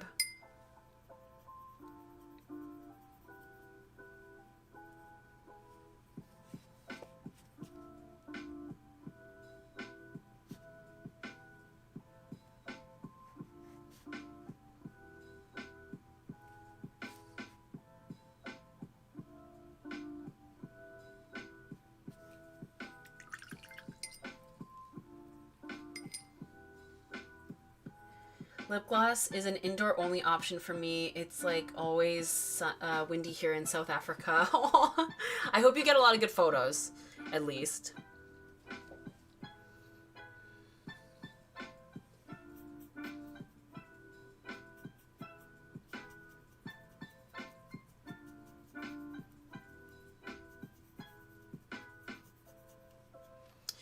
Is this gonna be too blue?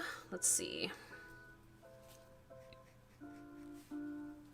Yeah, I want to add another layer of white onto Anthony's uniform here, just because I think it's a little bit too yellow, and also,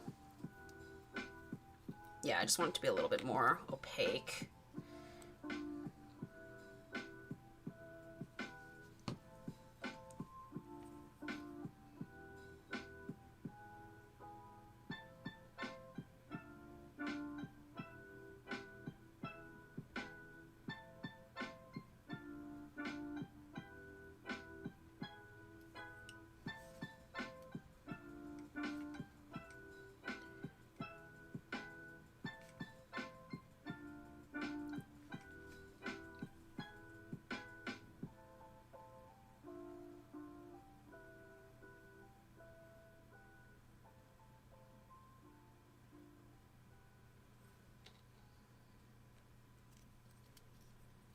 Okay, let's see.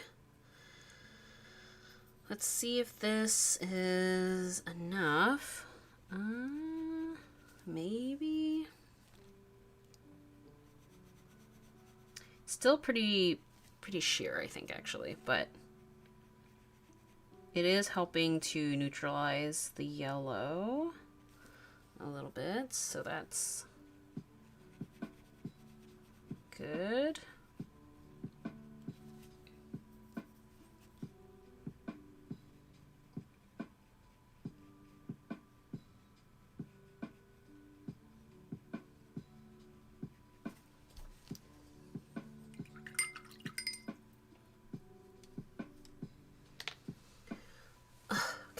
I'm actually a little bit warm now.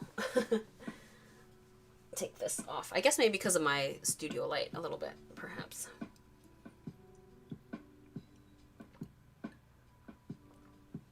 I got this striped t-shirt at the thrift store for, I think, like $5 or something. This was rushed. I have to go, and this was my only time to catch up. Bye. Aww. It looks super cute. I love the galaxy theme. That's super fun. Thanks for joining. Have a good day.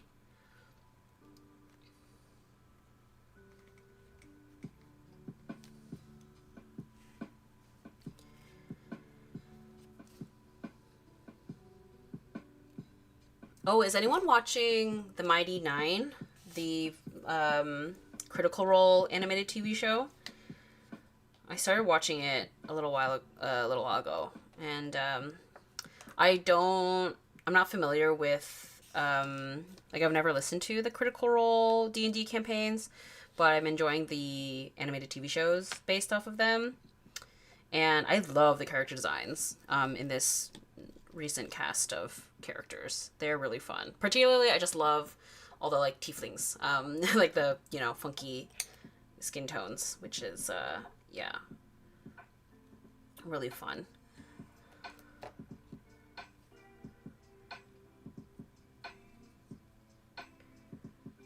Oh my god, yes, finally!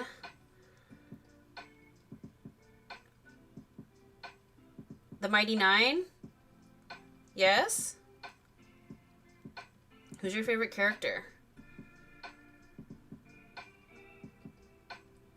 I'm still, like, early on in the show, but I think in terms of, like, fan art that I want to get into, probably, I'm thinking Jester, and Molly. I think those are my favorite character designs. I've technically drawn Jester once before, way before the animated TV show came out, because back in the day, I used to take on, like, in-person, on-the-spot commissions at conventions. And so somebody commissioned me to draw Jester from Critical Role. And this, yeah, at the time it was just, like, the D&D campaign. So it'd be fun to revisit her now that I'm a little bit more familiar.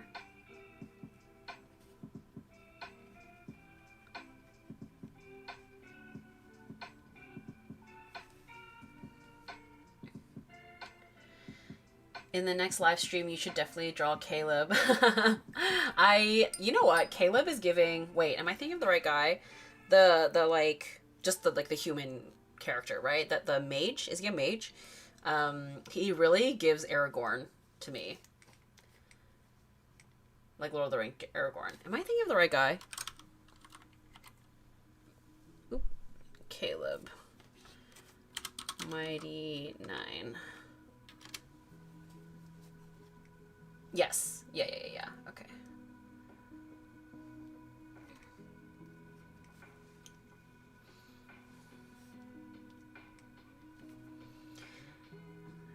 Anyone in the chat play D&D, Dungeons and Dragons? I've only technically played once, like a long time ago. I can appreciate what it is, but I think I'm not really like a role-playing type person. But I definitely think it's like a great outlet for people. And I think it's really cool to see people like create their own characters and, you know, like build their own stories. And I think it's like a really great way for friends to have a reason to like consistently meet up to get like with each other and hang out, which I think is really nice.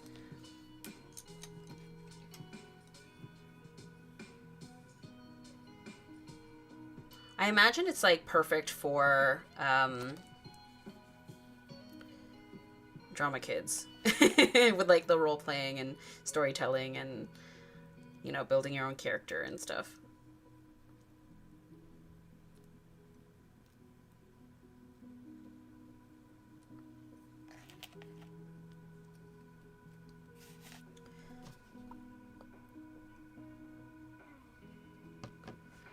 I wish I did, but there's too many rules. Like, it's intimidating just watching it online. I feel like it's not beginner friendly. Yes, I think I'm with you on that as well. I'm the type of person that, like, if I'm at a party and someone's like, let's play this board game or let's play this card game or whatever, and they have to, like, explain a bunch of rules to me, like, my brain just shuts off. Like, I don't wanna.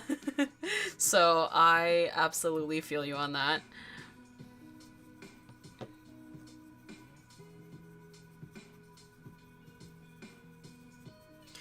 Like, I remember, like, a lot of people in my life really loved Settlers of Catan, which is, like, a board game.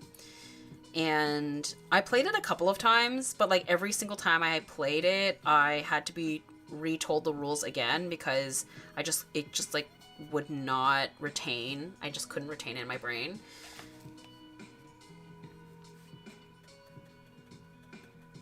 And yeah, I was like, I don't know if this is my gig.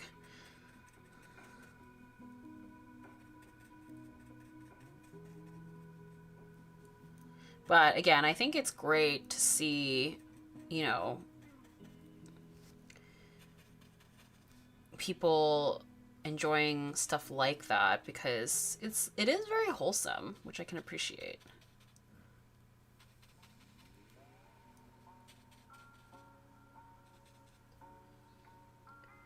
I need a tutorial like before starting a video game. It's not something you can just join in.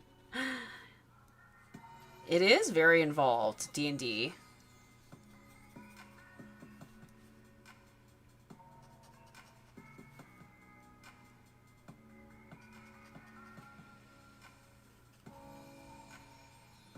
My general knowledge of Dungeons and Dragons is basically what we see in Stranger Things, and that the Dungeons and Dragons episodes in Community.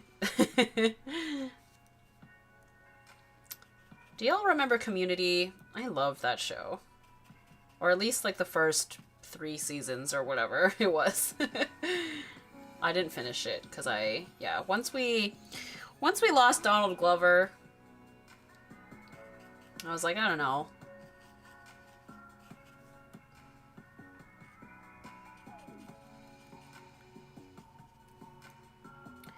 So I'm painting in the roses first for now, or at least just like placing them, and then I'll probably go in with the leaves, and then we'll come back to the roses. And I'm trying to keep it like fairly painterly, because that's kind of the vibe what we're seeing in the screenshot as well.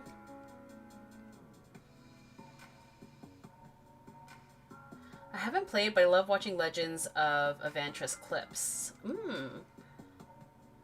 Cards Against Humanity is a whole vibe, easy and fun, no prep needed. That's true, yeah. We did play a lot of that when I was in college. Yeah, I want to play Baldur's Gate so bad, but all of it is so confusing.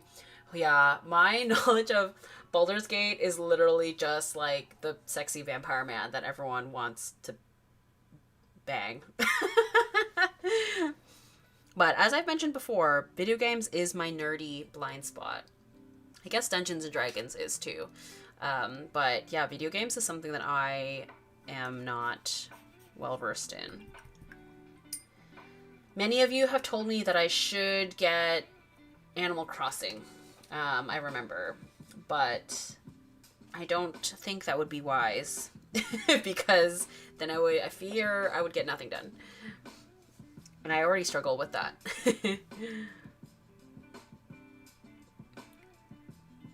Okay, now I guess we'll go in with the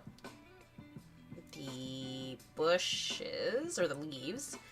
I'm wondering, do I start with the dark ones or the light ones first?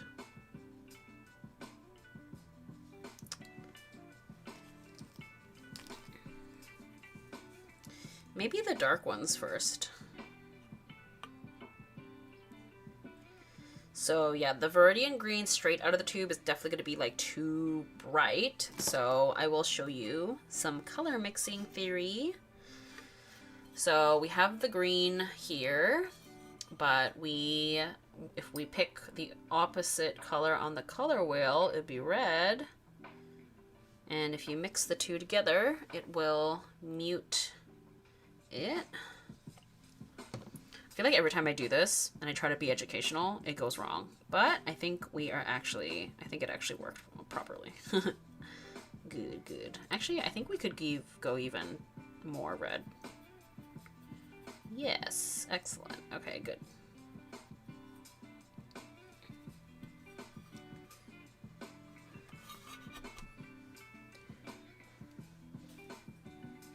Asterion mentioned. Yeah, he's the only reason I watched 10 hours of gameplay. That's amazing. You know what? That's true. I remembered someone telling me that in the last live stream about Love and Deep Space, because they were like, Tina, you should play, or get into it, and I was like, oh, that's like time and money, and they were just like, watch the gameplay on YouTube. I think that's amazing. If there's a will, there's a way.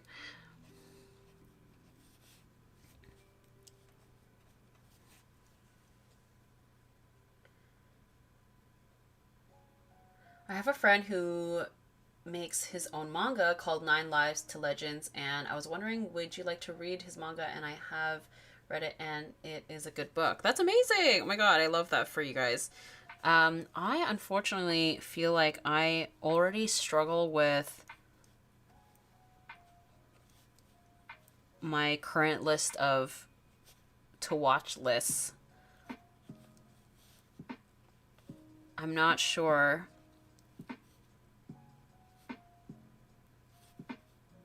if I would ever get around to it. But if other people in the chat are interested, feel free to share it.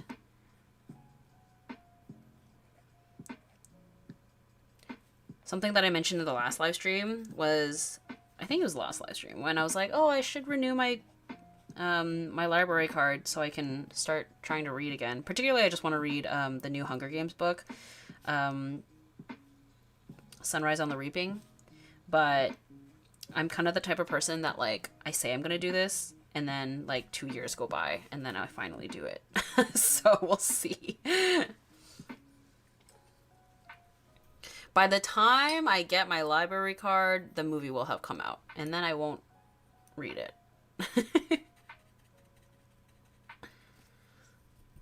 That's my toxic trait.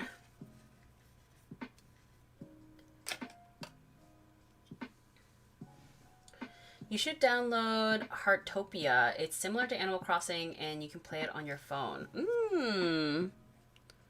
Even the title sounds cute. If I ever got Baldur's Gate 3, I fear I would just spend 4 hours customizing my character and then fumbling Asteria on the entire gameplay. That totally sounds like, I think that would be me too. I think I also would spend way too long customizing my character. To me, that probably would be the best part.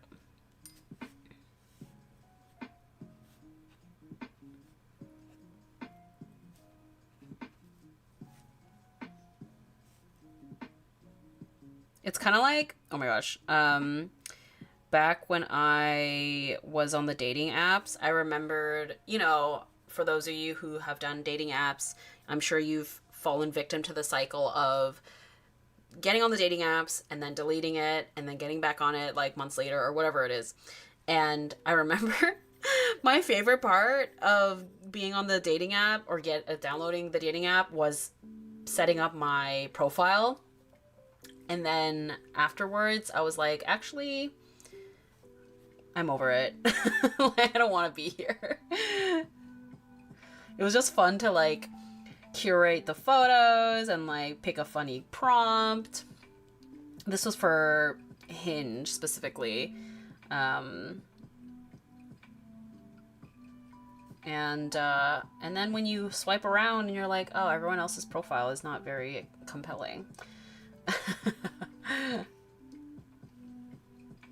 And by everyone else, I mean the men. I'm sure all the girlies had fun profiles.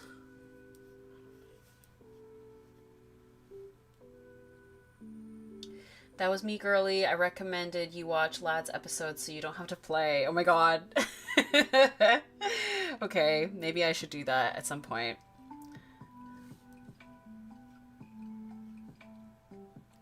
For those of you who are Lads girlies, do you guys think I am correct in saying that I'm probably a Silas girl?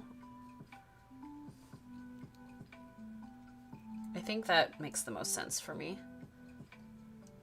But maybe I'm wrong. Maybe there's an underrated guy.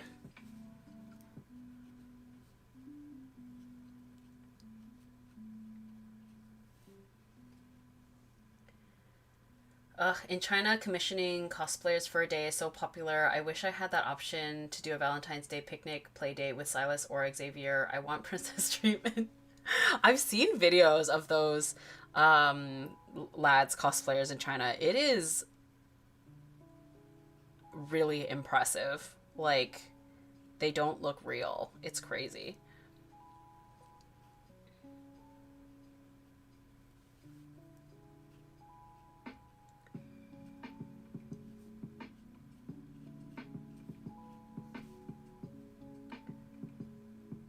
Depends on what mood you're in. Each lad's boy has a different flavor.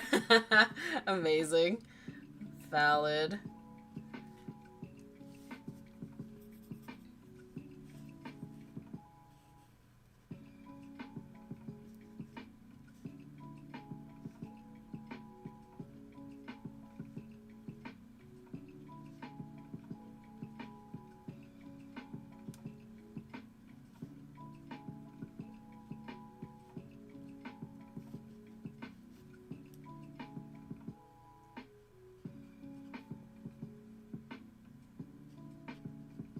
So yeah, I think how I'm gonna go about this is after we do these dark leaves, I guess, yeah, then I'll maybe do the shadows. There's a lot of shadows like cast by them,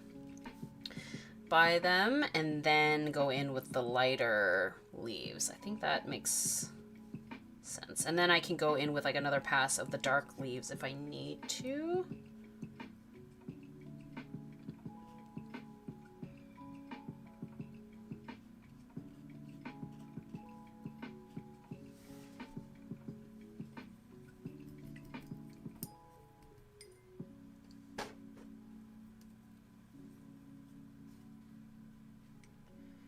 Hi, you are one of my comfort content creators to watch. Thank you for letting us enjoy your beautiful art. Aw, thank you so much, Haley. That's so sweet. I'm glad. Happy to have you here. Honestly, you guys are also very healing for me because I love that we can just like yap about video games and TV shows and art, and it's just like such a comforting, chill way to spend my Sunday afternoon. And yeah, just like happy to have curated such a lovely group of people.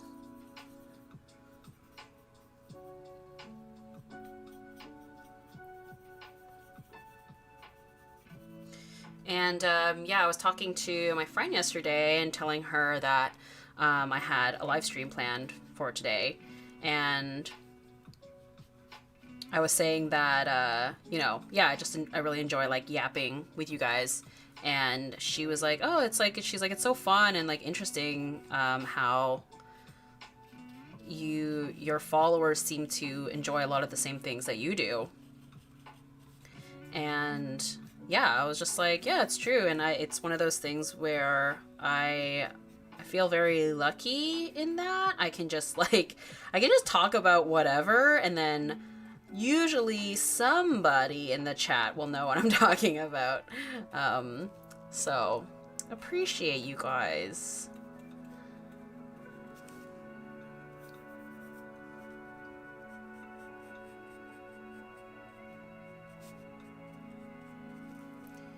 Because when I was in high school, particularly high school, you know, that was when I was really, really into anime. But at that time, anime was like seen as a weird interest, niche weird interest.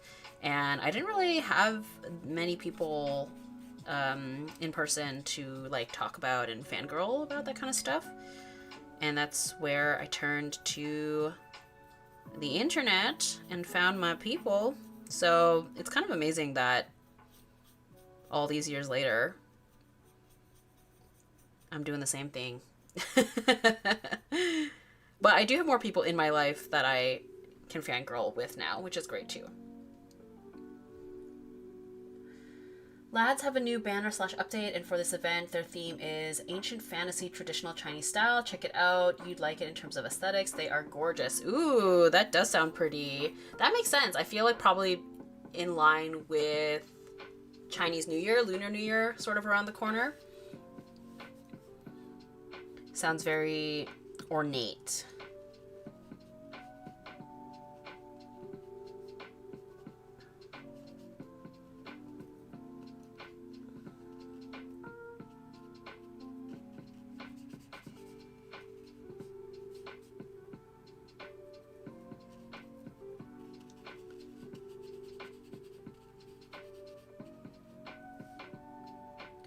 I honestly look forward to each live stream you do. I plan my day around it so I have everything finished for the day, chores, cooking, shopping, so that by the end of the day I'm free. Love you. Aw, Verona, that's so sweet. Aw. Thank you.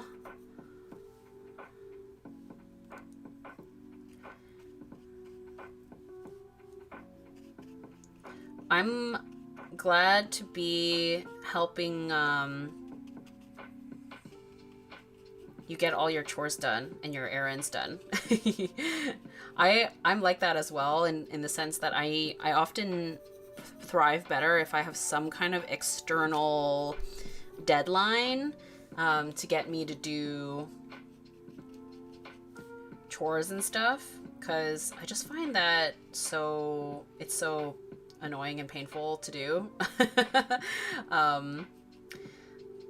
Like you know, if I have to do laundry that day or something, I'm like, okay, if I get laundry done, then I'll treat myself to, you know, an evening of watching this show or something like that.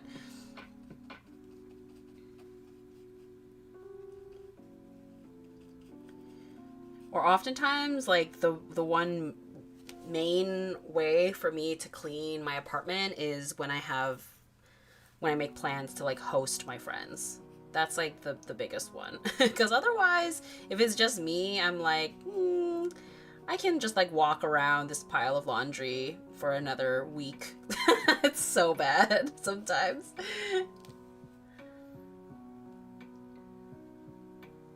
Yeah, I'm still not over Vampire Silas. Oh, yeah. I feel like that would be the one for me. I love a vampire. I'm watching you and the Olympics women's snowboard jumps at the same time. Oh my god, I'm honored. Wow. Oh yeah, are you guys watching the Olympics? I don't really watch the Olympics. I feel like maybe I should, because it's just like such a, you know, global phenomenon that everyone joins in on. But the only thing that I really know about the Olympics is the really, really epic number by Canadian figure skaters that did Moulin Rouge many, many years ago, and I watch that periodically, and it's just beautiful. But that was like many years ago now.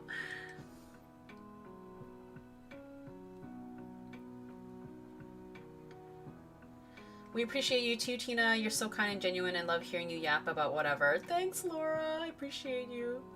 LOL, meanwhile, I'm here using the live stream often to actually get my chores done. Did dishes, now folding laundry. Oh my god, I'm happy to hear that. I am glad. I also feel like, yeah, I also use YouTube videos or whatever in the background to get chores done as well. I usually have like video essays playing when I'm cooking, because that's another task that like I hate doing, but I need to do. It's yeah. But sometimes I actually draw or paint along. Love that. Yay. Yay, yay. I genuinely don't watch TV. I get all I need from my favorite channels, far more entertaining than anything on TV.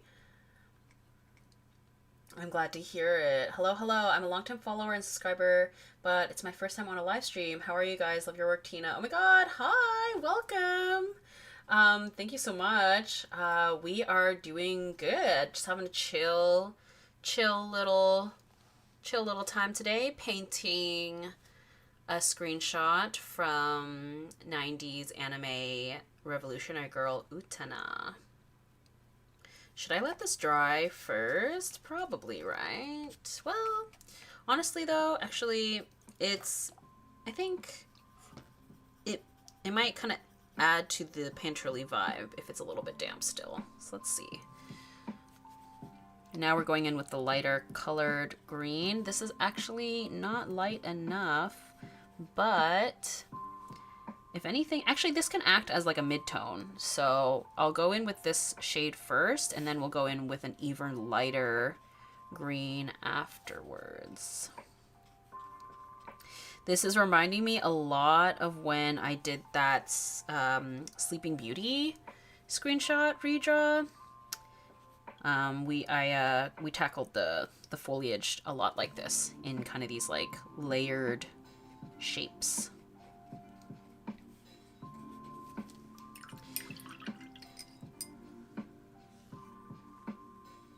I'm gonna run to the bathroom and I guess fill up my glass of water here, so I will be right back.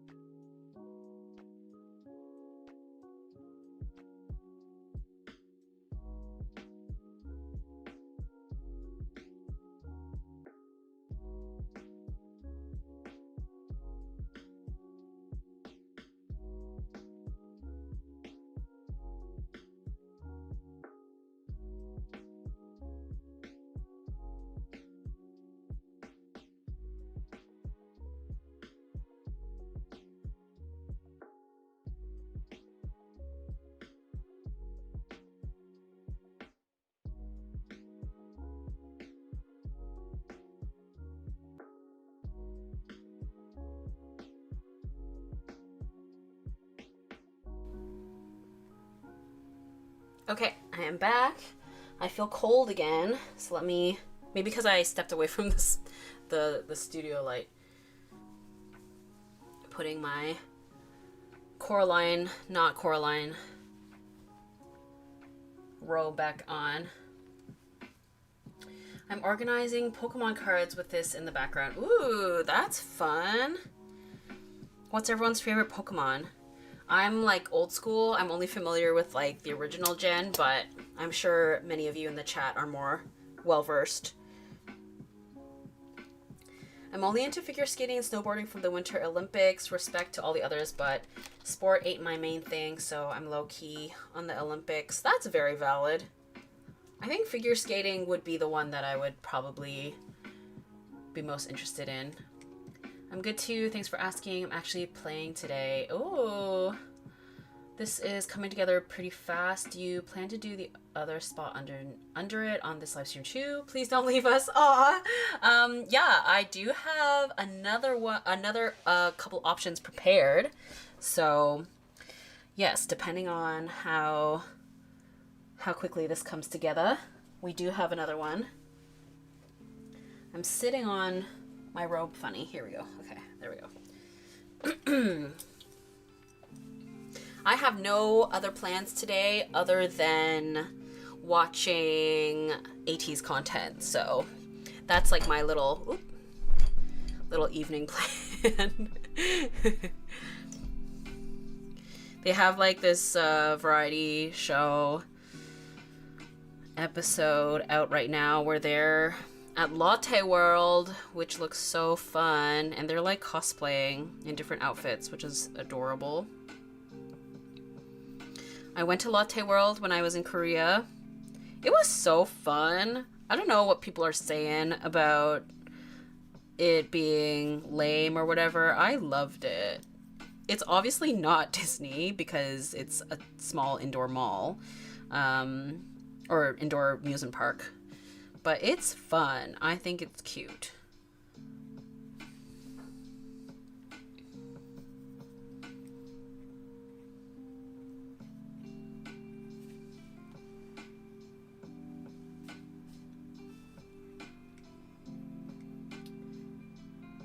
Cyndaquil. Cyndaquil's so cute. That's one I actually know. That's like second gen, right? Yeah, I think I'm only familiar with first gen and second gen, basically. Cyndaquil is adorable.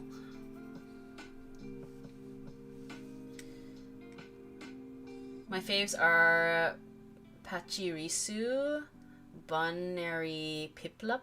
You can tell I don't know these ones. Pikachu, of course, and Chikorita. I love Chikorita. She's so sassy. I say she, but there was multiple genders, obviously, or, you know. But I remember Chikorita being very sassy.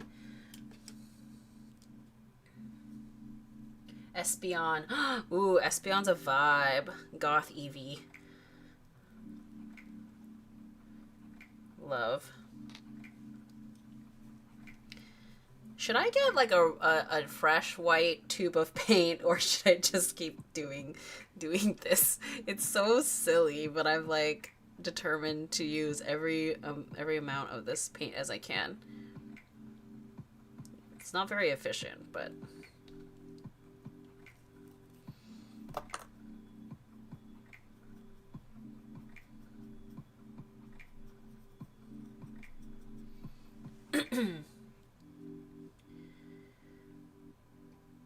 Shaman, for those who don't know, it's a cute flower hedgehog Pokemon. That sounds adorable.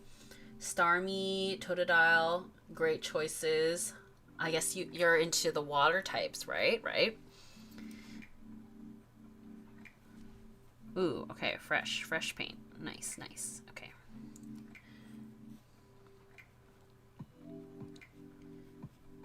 Oh my gosh, the starfish Pokemon in, I don't know if it's this, I don't know what it sounded like in the Japanese version, but I remember the dub, the noises that they made were so funny. It was like so aggressive. It'd be like or something. Do we remember that? Am I making something up?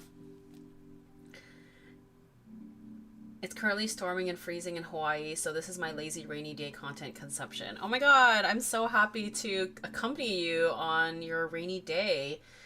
Very different weather here in Toronto. It's sunny but freezing. Turtwig. Is that also a water one? I'm not familiar. As I mentioned, yeah. I'm an old school. Pachirisu is a spicier version of Pikachu. It's also an electric Pokemon. Bunary is super cute. You should check out her. She's a bunny. Aww. Could you rip the tube open and put it in some container and reactivate it that way? Yes, I did have someone mention, yeah, cutting it open, which I probably should at some point soon. I have to triple check if I have little containers left.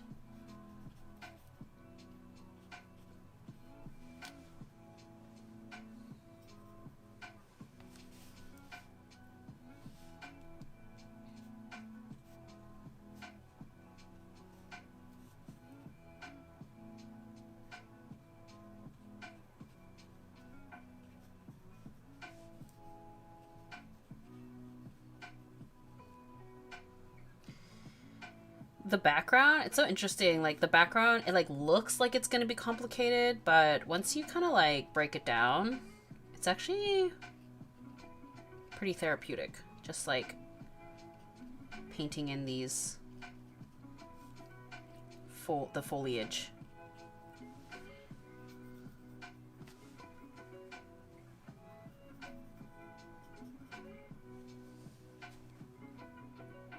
I'm a super basic Pokemon fan. I just watched the anime as a kid and played some Pokemon Go. My brother and I named my parents' cat Eevee because she's so fluffy, and I have a huge amount of Bulbasaur merch. That's so cute!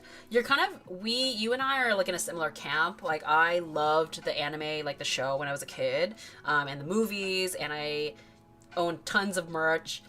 I did also get in on Pokemon Go when that first launched. But yeah, I never played the games. My only experience with a Game Boy Color was my old boyfriend's Game Boy Color that we had like found when we were adults. Like it was like I had only got to play it in my mid to late 20s or whatever it was that we had found it. Which it was very fun. I still low key just between you guys and I still have it even though we're not together. I forgot to give it back. But I haven't played it since. But I think my game is still on there.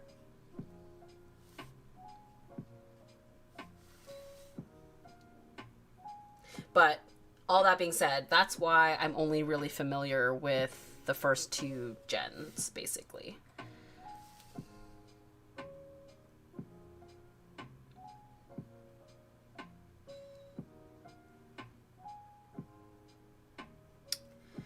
Okay, I think what else? Maybe I'll go with... We do need some highlight on the roses as well. So let me get the paint, the white again.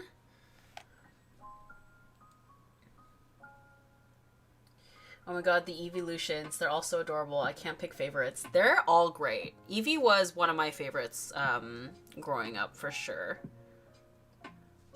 I just thought it was so cool. Because I don't recall... I mean, maybe it's different now.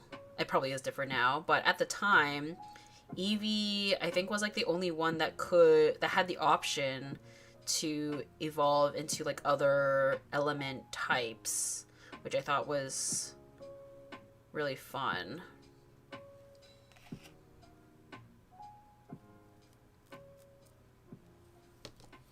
I remember going to see the Pokemon movie in theaters, and the way that we were all completely devastated during that scene when Mewtwo was like making the clones fight the Pokemon, and like Pikachu is like slapping Oh my god. And then when Ash turns to stone and their tears bring him back to life. Oh my god. My little heart couldn't take it.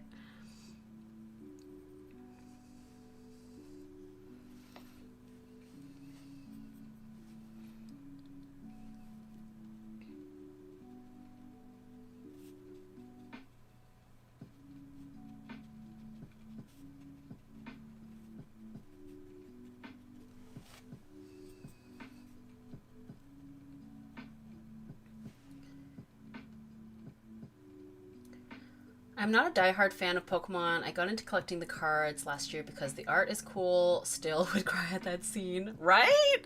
I haven't seen that movie in a very long time, but I'm sure it would still make me tear up. Like, I have no doubt. Also, that is so valid for collecting Pokemon cards for the art. I feel like is it Magic the Gathering that also does like really really cool art on the cards? I could see that being like super appealing even if you don't play.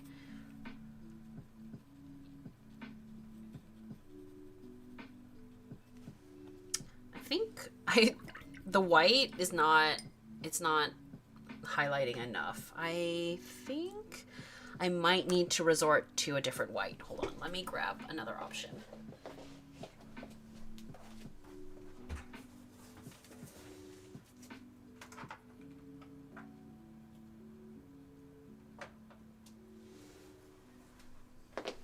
So I have this one, which is also gouache, also dried, but it comes in like the pot style, so it'll be a lot easier to get.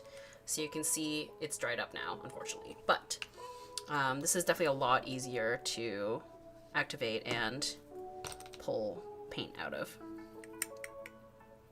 Which essentially is what, yeah, someone had suggested I do with this one. I could probably, honestly, like, bust this open and then just, like, stick it in this, actually.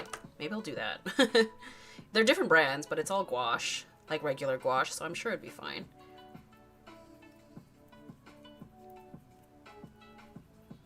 That'll do at another time. I won't do that on camera with you guys.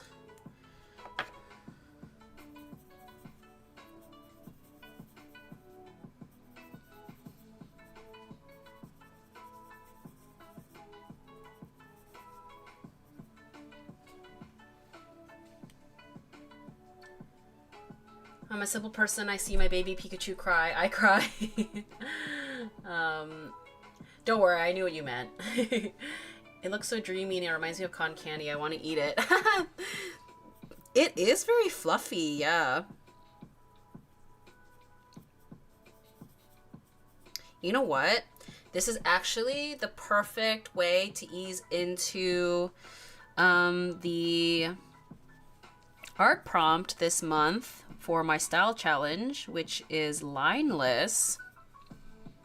Since this is very much a lineless approach right now, for the background anyway. Although I think for my actual illustration for that prompt, I'm gonna be going in a not quite as painterly as this.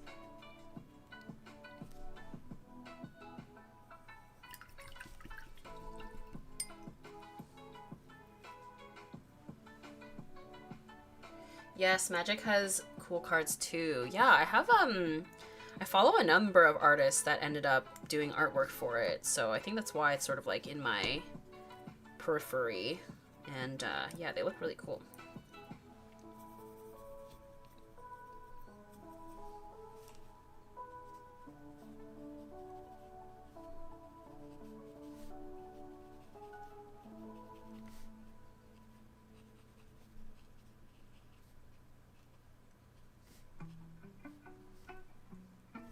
I just realized I didn't necessarily need to highlight all of the roses. I kind of, if we want to get like more levels, I can have some of them highlighted and some of them not. Some of them actually would benefit from being a little bit darker.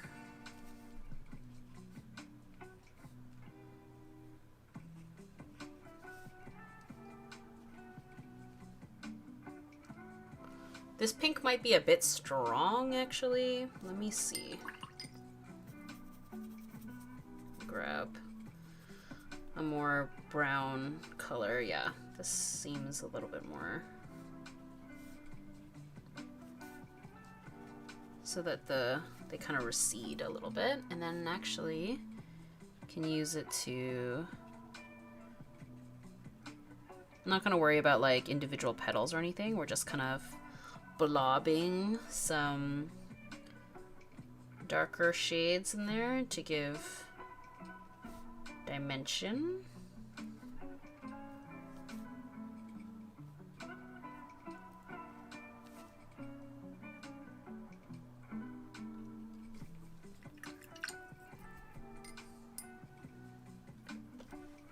Hydration reminder, friends.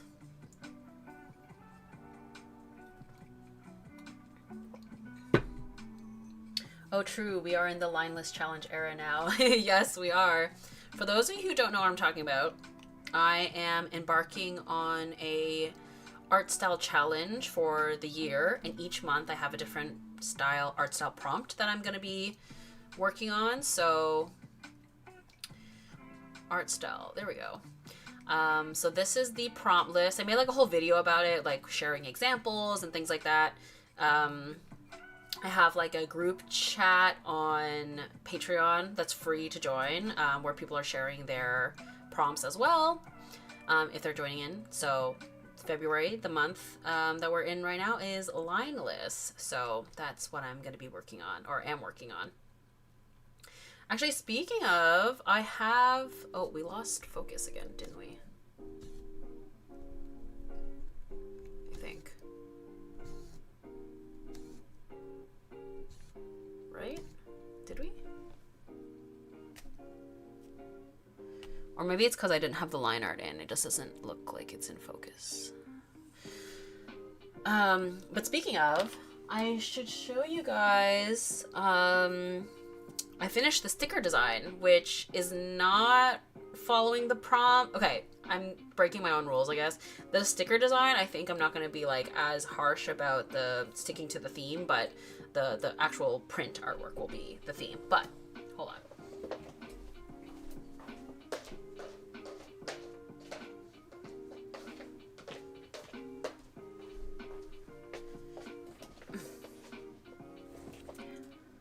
About to sit down to draw and gonna reconsider how I was gonna approach drawing. Ooh, that's exciting.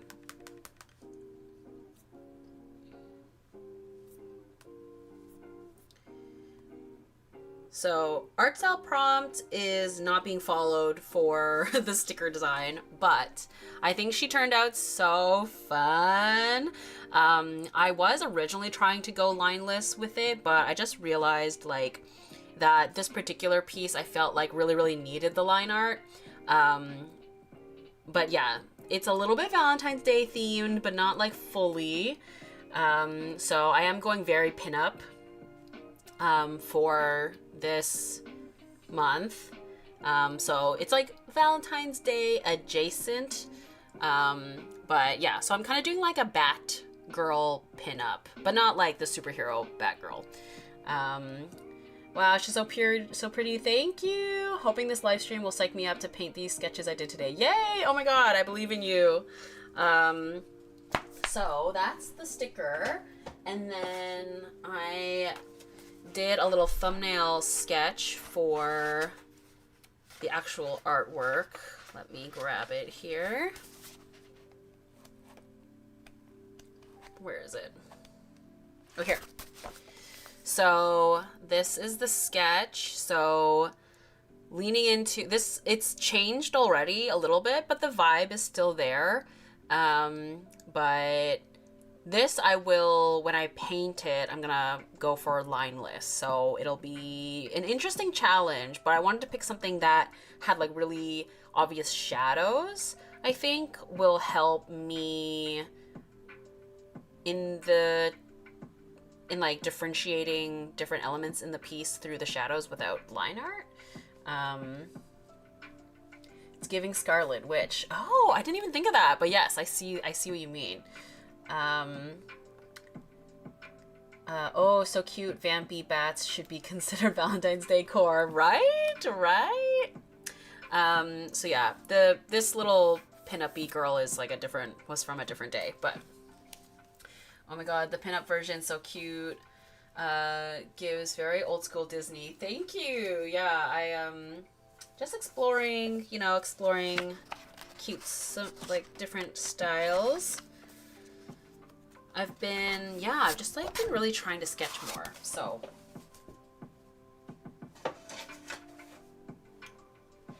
wow, love the sticker design. Yay, thank you. It's gonna have holographic elements on it, so that'll be fun. I've already ordered it, so hopefully it comes in time for me to be able to like show you guys before the month is out. Okay, next, what to work on here? I guess I wanted to do one more pass on like lighter leaves, so let's do that.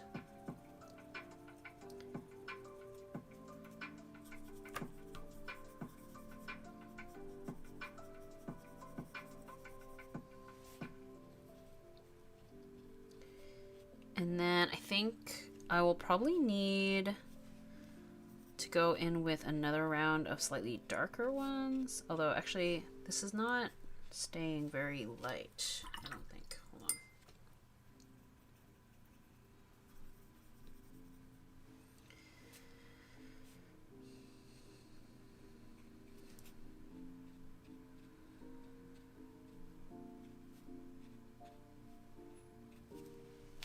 Just a little bit. Just a little bit.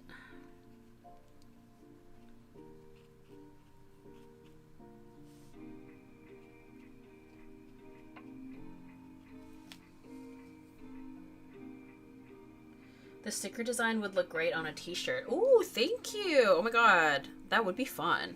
Oh my gosh, I feel so bad. There's this this company that they initially approached me, I want to say in 2024, and about like doing a limited run of t-shirts. And I was like, oh my god, yeah, totally. And then I had like worked on a design, and then they sent me a sample, but then like I didn't really love the design, and that was like my fault. And then I was like, yeah, I don't know, I think I'm gonna hold off on it and come back, revisit this later. And they have sent like multiple follow-up emails just being like, hey, are you still interested, blah blah. And I just keep putting it off because I really want to be like happy with the design. So we'll see. It is something that I am thinking about because I personally love getting, t-shirts from artists that I like.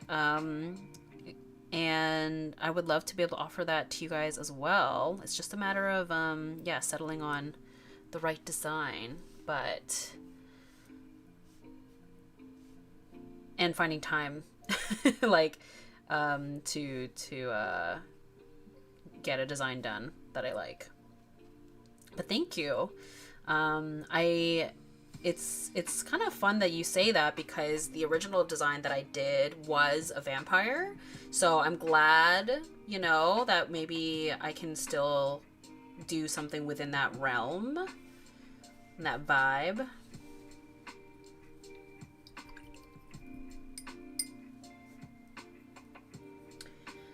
I joined you with monthly favorites the last time you did that. I decided to do it again this year because when looking back on my art, I was really happy with that year. Oh my god, Erin, that's amazing. I was looking at because this sketchbook has some of my monthly favorites in it, and I really enjoyed doing that too, honestly. Like, it was really, and I love looking back on them. It's really fun to see, just like a little snapshot of what I was into that month. Yeah, I really enjoyed doing those. Those were fun. I'm glad that you're doing them again. That's really cool. I'm glad I joined in for the live. Gotta go. The painting looks good so far. Very summery. Thanks, Knives. Hope you have a good day or evening. Thanks for joining. Okay, I think the background, honestly, yeah, the background is mostly sorted. Now just like go back in to our girlies.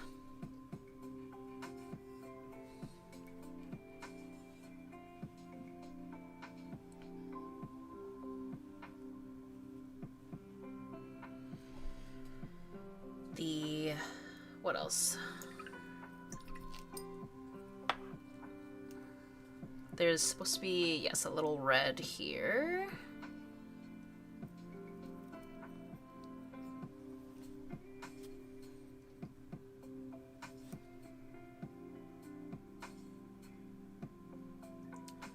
A little bit of red there. And then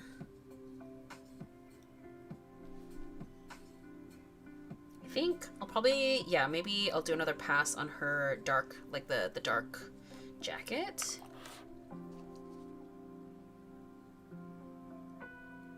Oh, actually, I do want to do, let's do like some shading on her hair. Do I go lighter or darker? Maybe lighter. Let's see. Maybe both. Maybe a little both. If you made a t-shirt, I would wear the hell out of it. Aw, thanks, Laura. Okay, good to know. Good to know.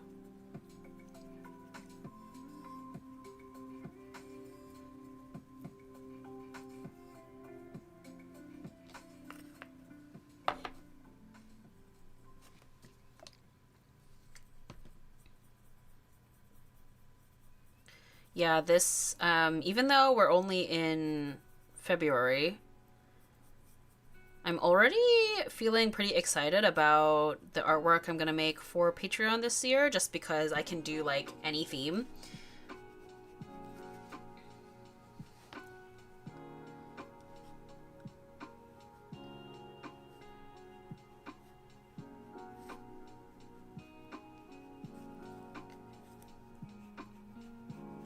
I'm realizing I really am somebody who just like gets bored of things really quickly. And so being able to kind of hop around is, I think, good for my creativity. And I think that's why I will always be a bit of a mixed media artist, because of that same reason. It's just like, if I'm not really feeling gouache that day, I can switch over to watercolor or vice versa.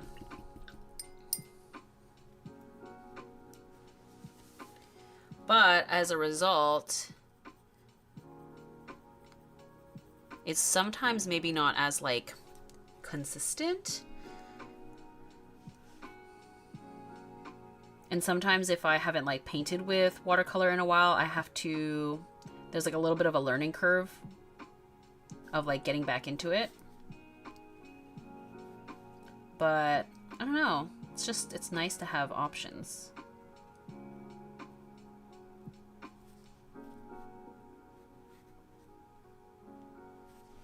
But sometimes I am envious of people who sort of have built like a formula and then just crank out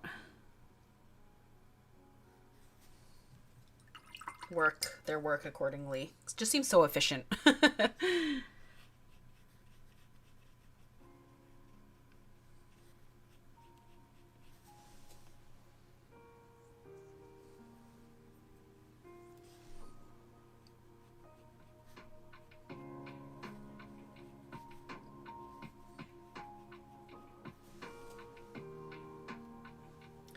What's everyone's favorite art medium if you make art? And it could be like, it doesn't have to be even visual. It could be knitting. It could be like a craft. I feel you on this one. Whenever I switch between digital and traditional, I feel like I'm picking up a brush for the first time. That makes a lot of sense. Yeah, because digital and traditional are so different. Pencils and watercolor, great combo. That's like Hayao Miyazaki's kind of go-to, I think, and he creates really amazing stuff with it.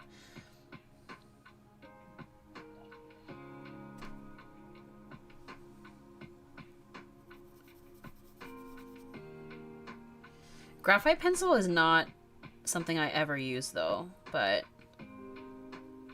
I can appreciate it for what it is.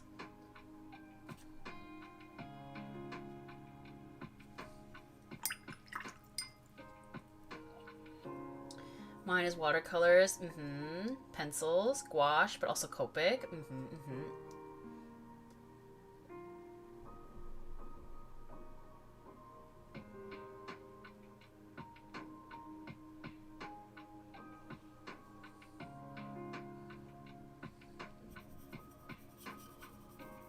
Okay, now we're gonna do the jacket again. Do another pass here, and then I'm gonna leave sort of the edges there, so that we have like that highlight kind of peeking. We did this with Hades last time as well.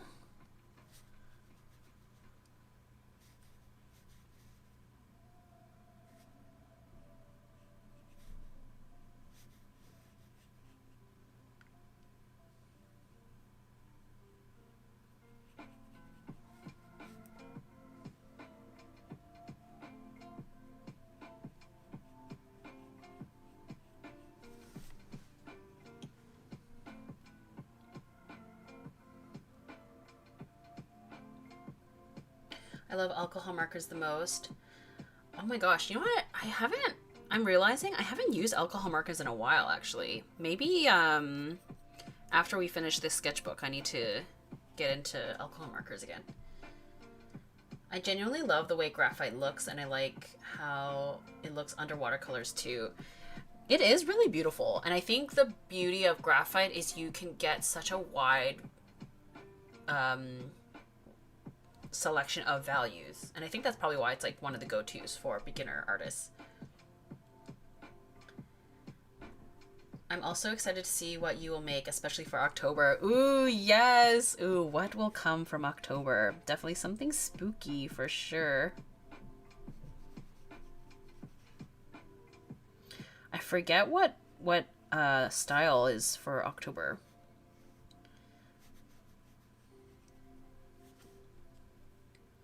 Sketching, pencil and sketchbook, finished work digital. I wish I had the time to learn painting traditionally. It'll always be there for when you want to try. But I understand that, yeah, digital is definitely more efficient.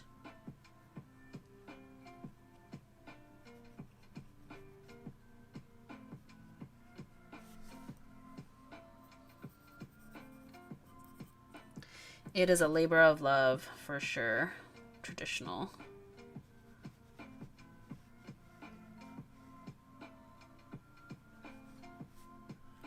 But I just can't give it up. I just love it. I do have a love-hate relationship with it sometimes, but more love than hate.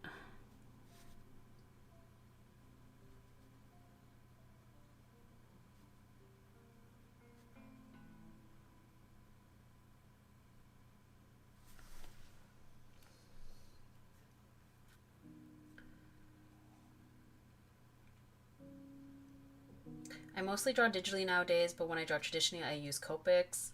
I think that's like, I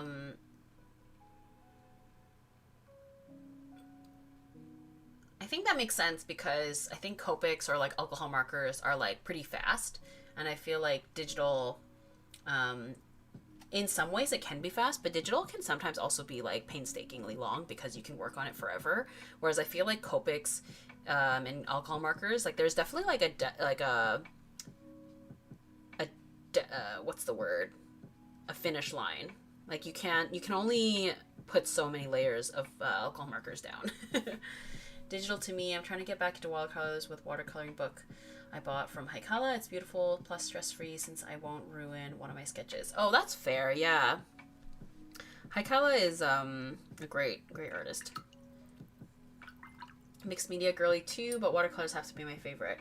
Yes, mixed media for the win.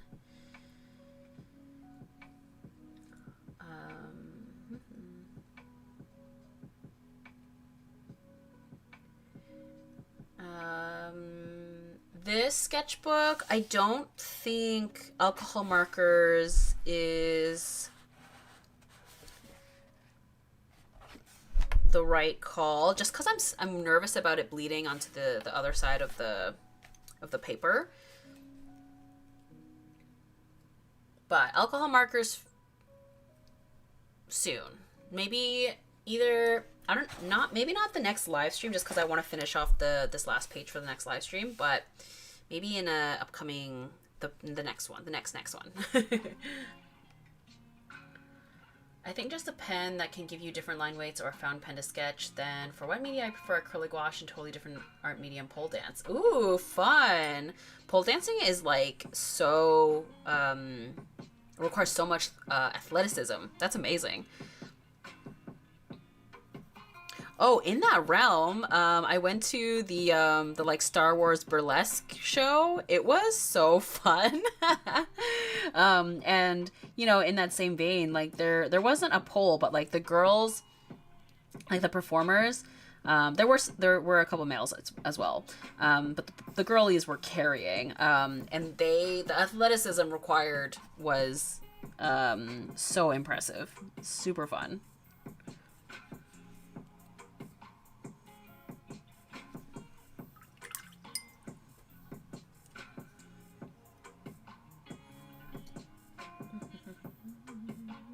I switched to digital 3 years ago and I love the efficiency of it, but nothing beats traditional. I still make all of my sketches on paper first and then do the rendering digitally. I definitely think it's a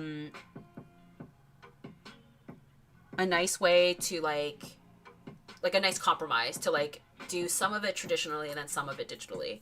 Maka House, my friend Kim, like she is sort of in that realm. I think she also does I think her usual process is like she does the sketching and shading digitally with pencil, or no, traditionally with pencil, and then she'll do colors on top digitally. Okay, I think basically. Oh wait, let's do some shadows on Anthony's hair, and then we're getting pretty close to finishing this one.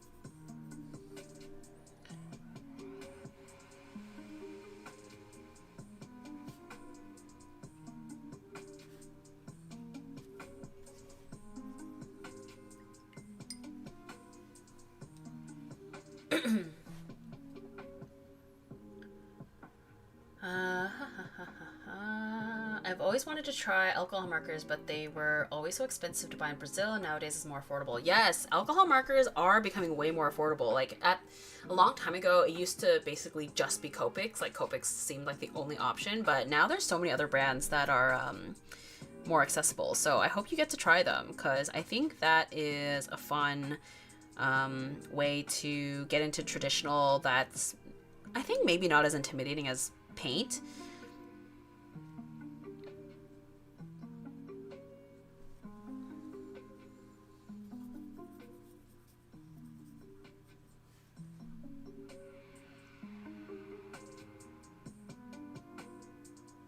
Any ideas on what we'll do for the spot under? What are our options? I love making make a poll. We love voting. So I think I am gonna stick with Revolutionary Girl Utena, just to like fill out in the spirit of a lot of my other pages. So I do have a couple of options. So I will definitely get you guys to vote once I finish this. They're of Utena in more of like a, it'll be more of a portrait, like it'll be a little closer up. So I think that'll be a nice variety.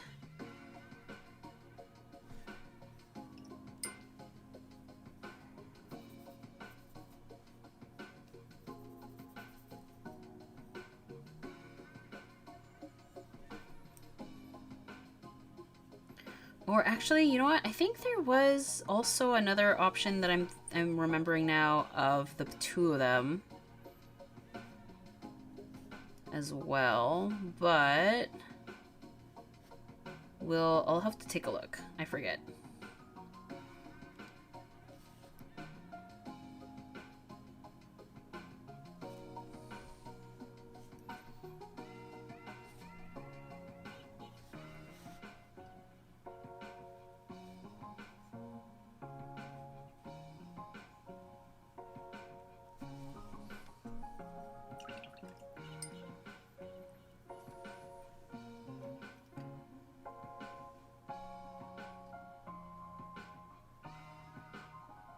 Favorite medium gouache, forever and always, is what I always come back to, and whenever it lets me down, I can mess up as many times as I want, and it can still look like I imagine in the end. Starting with watercolor and acrylics, and I found out gouache. Yes, yeah, the switch from like going back between watercolor and gouache can be like really tricky because the way you approach the way to approach each medium is so different. Watercolors are not very forgiving, whereas gouache is way more forgiving. So yeah, gouache is, I think, my number one as well. Originally it was definitely acrylic gouache, but lately I've been doing a lot of gouache, well, with the sketchbooks, and I'm really enjoying it. So yeah, I don't know if I can pick a favorite at this time. Monthly faves. Oh my god, so cool. Aw. Oh my god, Derek from Stranger Things, that's so cute. For anyone who doesn't know, I have like for free members on Patreon, I have like a live stream group chat so that people can share photos, like what they're working on. So in case everyone's like, what is she reacting to? People are sharing artwork and journal pages that they've been working on. Because you can't share images on the YouTube chat, so...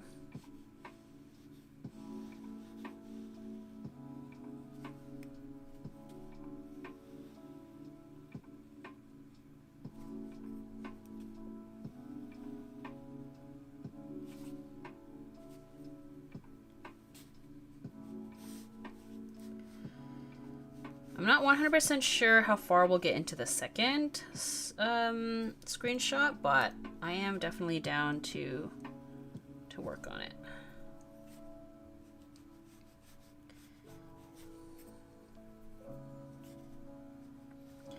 Just finessing this one still.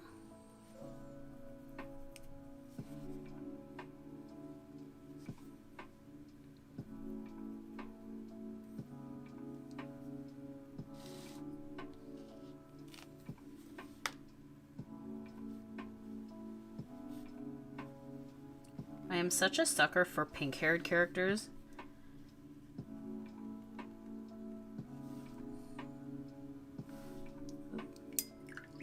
I was not able to keep that straight on this. That's okay.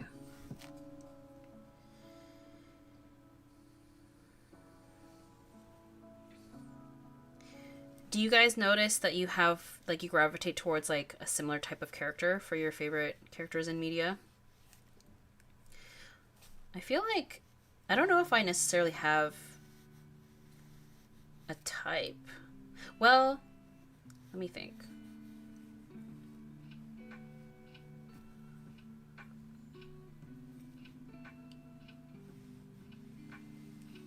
Because you know how, like, some people, they will always gravitate towards, like, the little grumpy one, or the hot-headed one, or the sunshine one. Do you guys find that you gravitate towards, like, a specific type of character?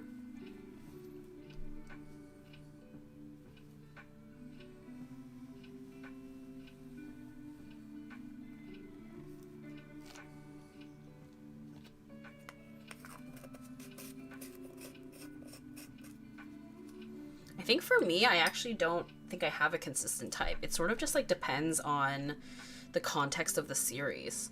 Like, when I think about some of my faves. Like I remembered Bakugo was my favorite in My Hero Academia, so he's like a hothead. But then my favorite in Avatar The Last Airbender is Sokka, who is like a goofball. So like they're very, very different from each other, which like doesn't really make sense.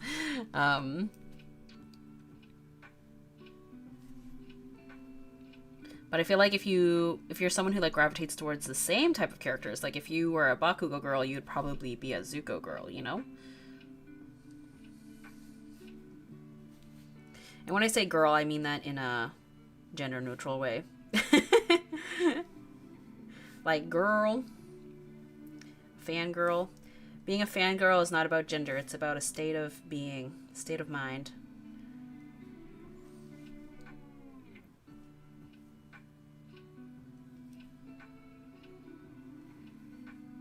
A way of life, if you will.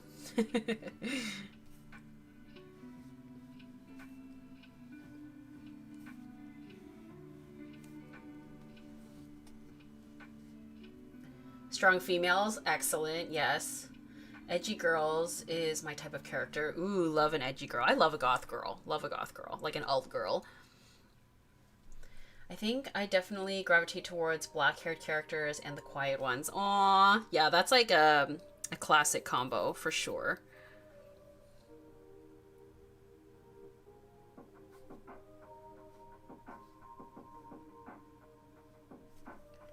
I think I kind of want to...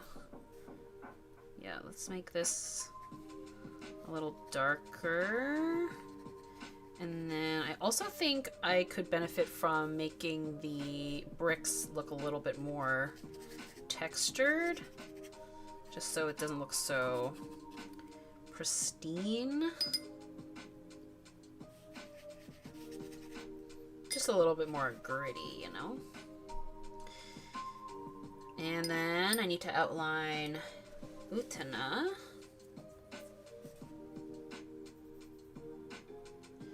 Instead of like a dark pink, I'm gonna go for like a brown, I think, to outline her.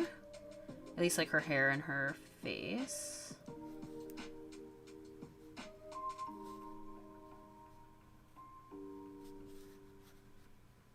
I probably should... I should have went for a thinner paintbrush, eh?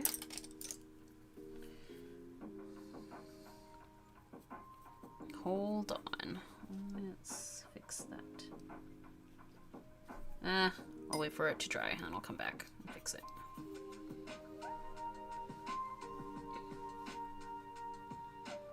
I always love sassy men characters. Oh, love a sassy man. Absolutely.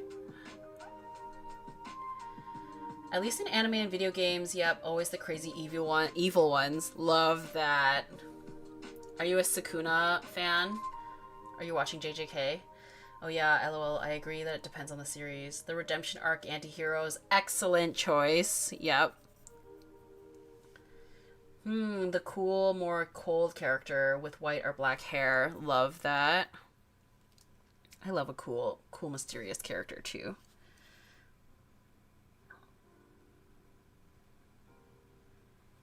Yeah, you know what? Like in for Demon Slayer, I really love Gyu Tomioka, and he's the like dark, quiet, you know, kind of more mysterious, broody type. But he's actually a softie on the inside. I love him.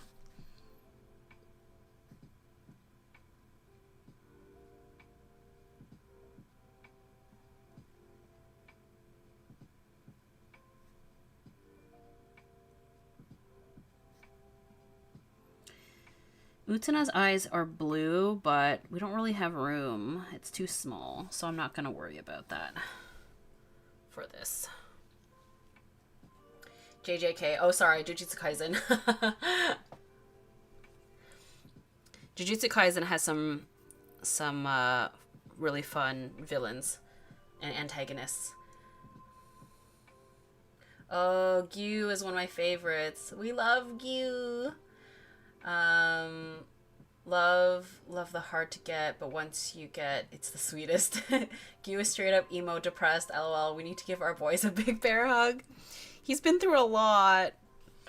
He's been through a lot.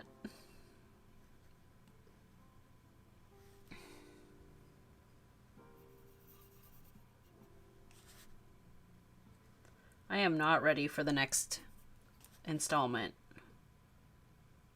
I'll have to bring my tissues.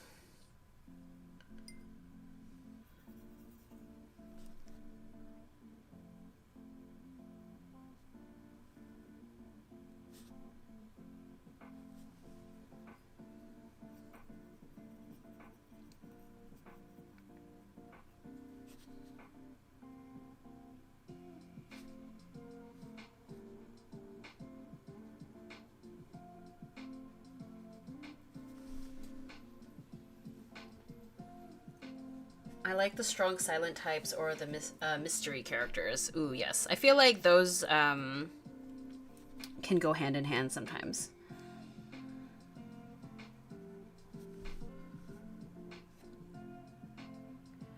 The ghost of Sabito literally slapping him. Like, boy, if you don't get your shit together. So good. Aww.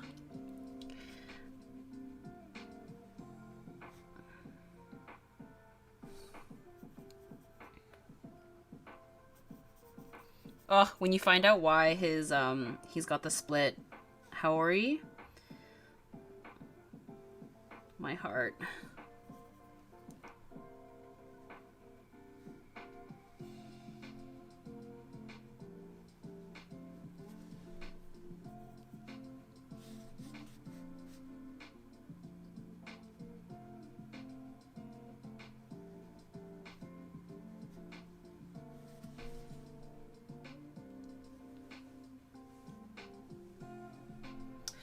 Haven't watched JJK yet. I have a hard time getting into new anime. They just don't hit like they used to. That is fair. That's fair. I do love the classics as well. I love JJK though. Oh my gosh. I am hyped.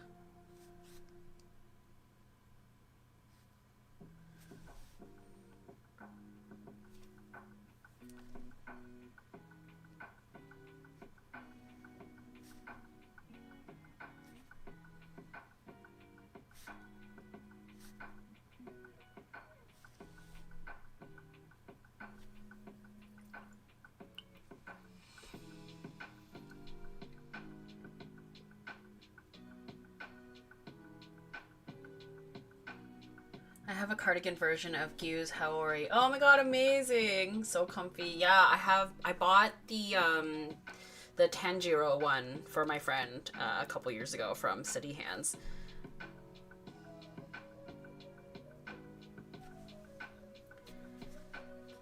I lost interest in JJK because how bad the fans are with spoilers. Oh no! Oh, I'm sorry. I'm somebody who doesn't mind spoilers, so I guess that's why it's okay for me. My biggest heartbreak for the next movie will be the Obana and Mitsuri moment. That will wreck me so hard. I'm not ready. I'm not ready! I'm not ready. I already know how my potential fave characters die. I know. It's tragic. Sometimes I do it on purpose though because I want to be able to emotionally and mentally prepare myself. But I'm like a crazy person, so. Okay. We're like basically done. I think there is like maybe some finessing that I could do on this, but I think just for the sake of the stream, I think we'll move on to the next thing. So let me, whoops. I'm gonna run to the bathroom again because I've been drinking a ton of water. And then we will, oh my gosh, what the heck is going on? Okay, and then we'll start the next one.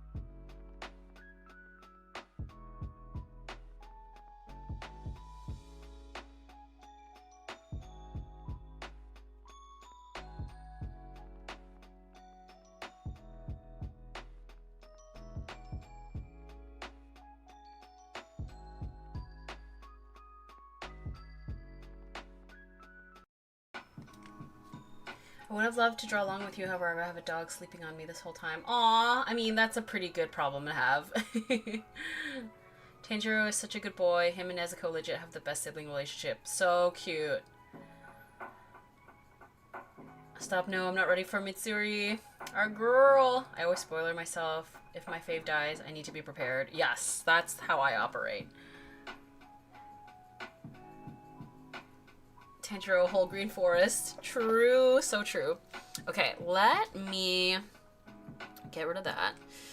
And let me remind myself of which thumbnails I had picked. Or other options. Okay, yes, right.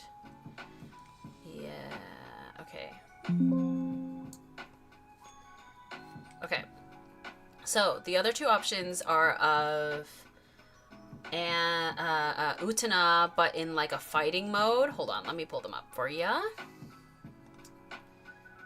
Because I feel like that's a huge part of the series and her as a character. And I thought it would be fun to just get a little bit of action up in here, you know? We love girls with swords, so.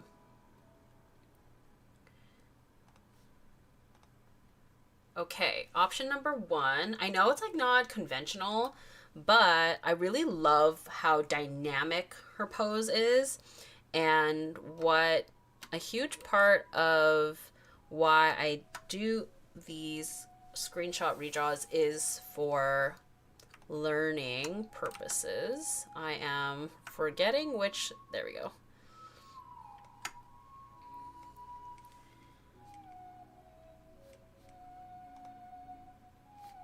And then the other one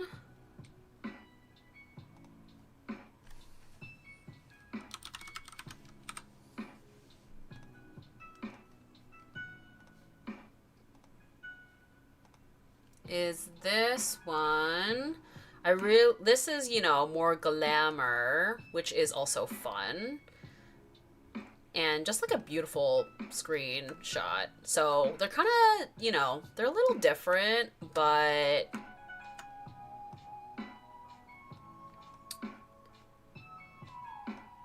both with swords. So let me...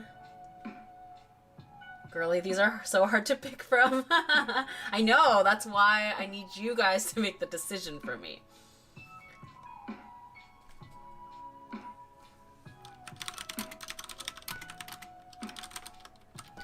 Oop, boop, boo.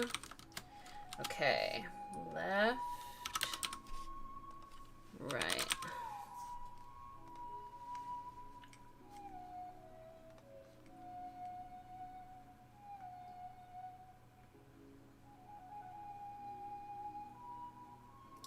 My favorite's the first one. I love the blues and the pinks.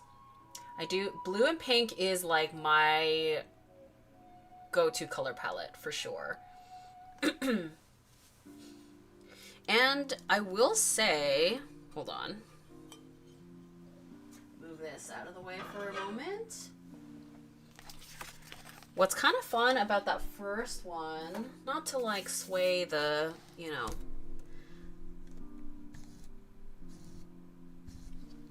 on the full spread, the left photo is sort of reminiscent of this side of the page of Sakura with like the very blue sky forward backdrop, which is kind of fun. But I totally get that the one on the right is Gorgina, and also feels really dynamic in a different way because we got like the perspective of the sword. Right is definitely winning so far, which I'm fine with too. I love her hair looks, the outfit, so good. And I feel like I don't see a lot of people draw her in this outfit.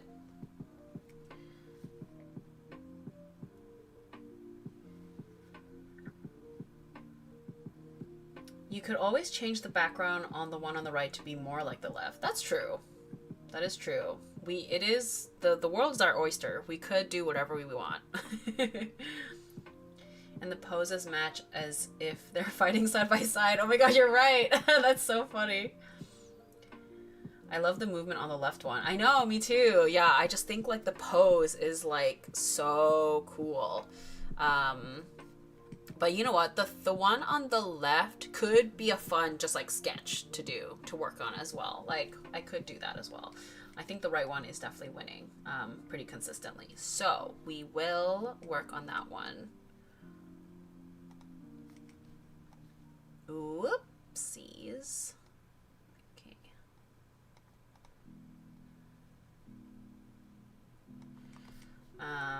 Yes, okay.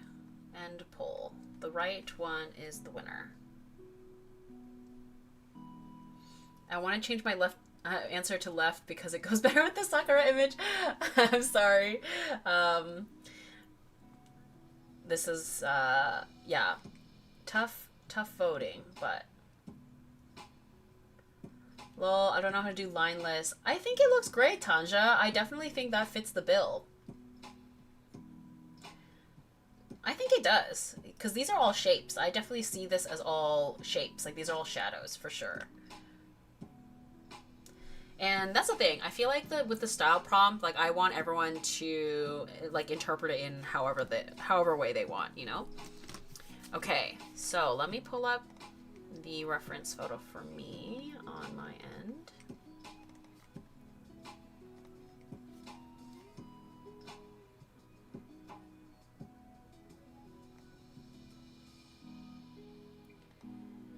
Ugh, she looks gorgeous. Let's just change the black to blue so it fits the other page. You know what? We definitely can do that. I'm down to do that. Technically, it's like a black that fades into like a navy blue, so why not? Okay, now let's sketch first.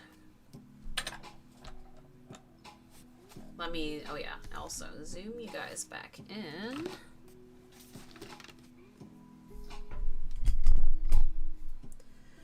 Move our camera a little.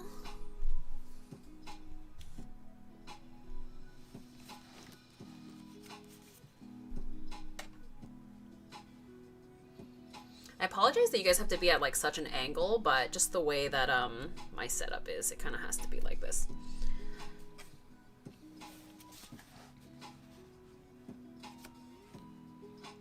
Okay. There is like, I don't remember what exactly this was from. Oh, I think it's my stamp. I don't know what happened, but in any case, we will cover it up with gouache.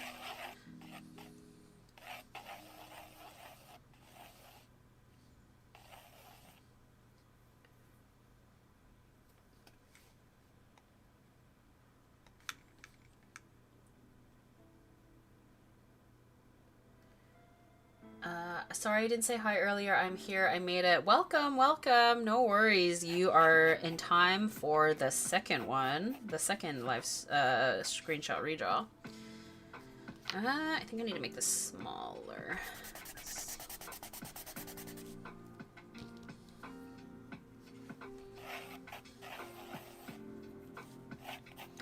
Actually, you know what? This kind of works out because this whole spread, we don't really have any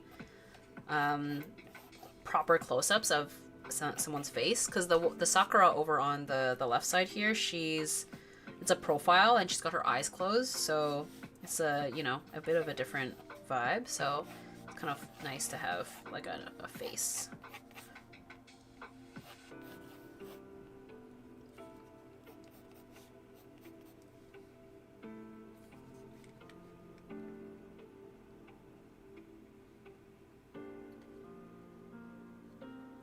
I have to go run errands, but I'll definitely come back if you're still alive. Thanks for joining, Laura.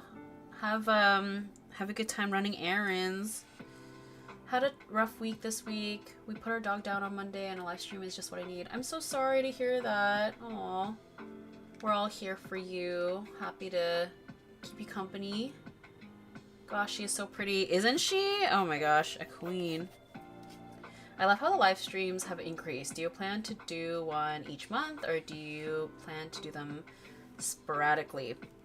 I would love to be able to do one once a month, at least. but just the way that my life is, it's hard for me to commit. So I will definitely aim to try and do once a month, but unfortunately no promises. I think the reason why I've been able to do more right now is because I don't have any conventions. And I think maybe the winter time too, like I'm not as like active going outside and stuff. So I think that's part of it, but I think the conventions is a huge element, or a huge factor, because the conventions just take up so much time and energy, and I'm physically like, yeah, not here sometimes because I have to travel for them sometimes. And yeah, when I do a convention, it takes up pretty much like Thursday through Sunday. And on top of that, obviously, like the the prep and everything. But happy to do them as much as possible. I wish I could have a schedule for you guys, but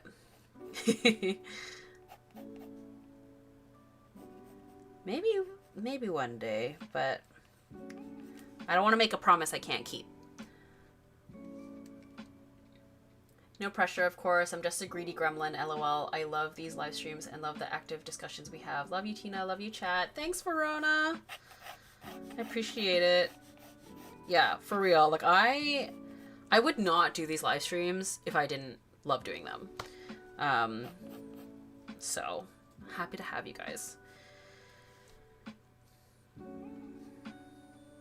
And I will keep doing them as long as you guys keep joining. You know what's really crazy though? When I first started doing live streams way back, like at the peak of my kind of YouTube popularity, I remember at one point, like I remember, I think at the height of the, of it all, I remember at a live stream having like 300 people, which for like, I'm sure like popular Twitch people, that's like nothing. But for me at the time, I was like, whoa, this is crazy, like really overwhelming. Now we kind of sit at like 50-ish. Like I think last live stream was closer to like 70 or 80, which was like a bit higher than usual, at least in the past like couple years. But yeah, it's wild, the difference. And yeah, that's like the nature of YouTube. Just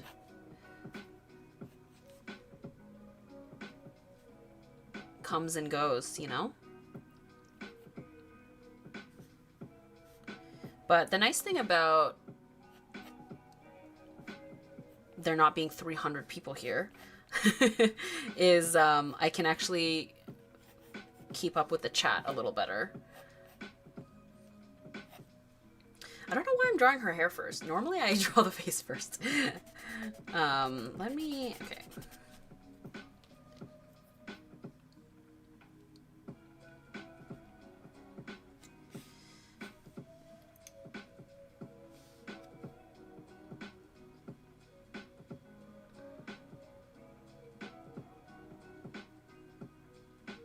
I'm like, should I have drawn her bigger?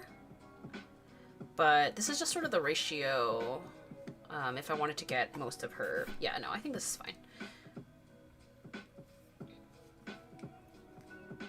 Hey everyone, I hope you're doing well. Hello, welcome. Oh my god, you're live. I was just watching a draw with me video from you. Oh my god, no way. Welcome. Yeah, you made it for the second one, second half, I should say. We worked on this screenshot, and now we're working on this one. Actually, maybe I should, no, okay, yeah, it's fine.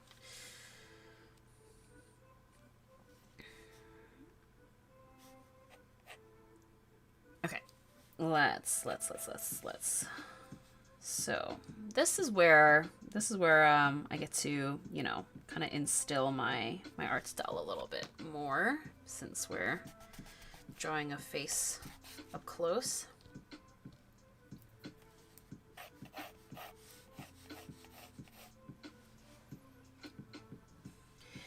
With less people, it's more interactive. I've joined lives of other creators with hundreds of people. You're just talking to the void. The creator ends up speaking with 10 people. Rest are just there. Yes, yeah, it does get really overwhelming when there's a lot of people in the chat room, because it's just so hard to keep up. So yeah, this definitely feels way more chill and more akin to like a group of friends hanging out, you know?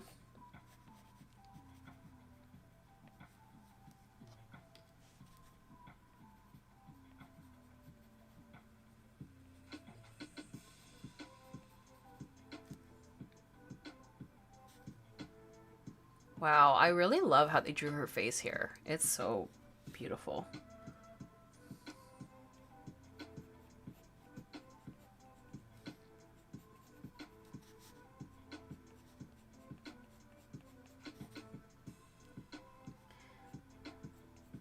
I'm gonna try not get too swayed by the style. I always end up, you know, infusing a little bit of the original art style into my version, but I don't want to be too close. But we are definitely going to be leaning in a little more anime. Yeah, it's more cozy. Yeah, exactly. It feels like we met up to chat and chill and no one is left behind. Hey, so good to catch you on live again. Hello! Welcome.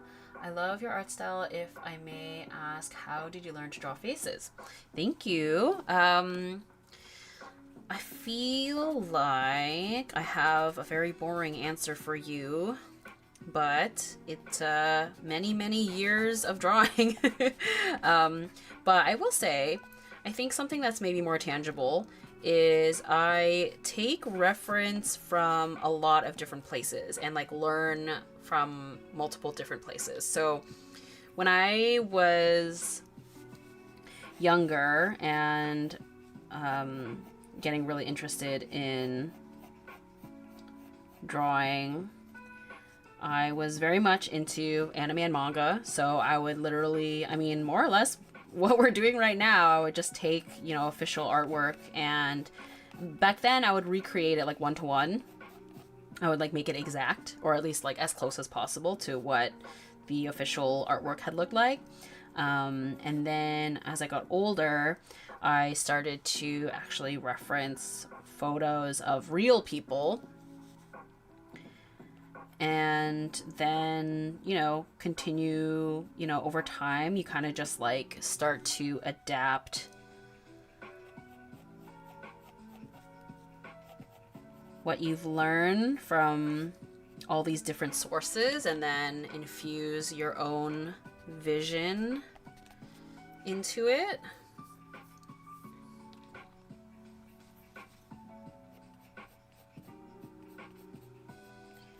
But yeah, I do think it's really important to not just use other people's work for reference. I think it was really important to include real life as references as well. Imagine we just left it at that. She's an egg.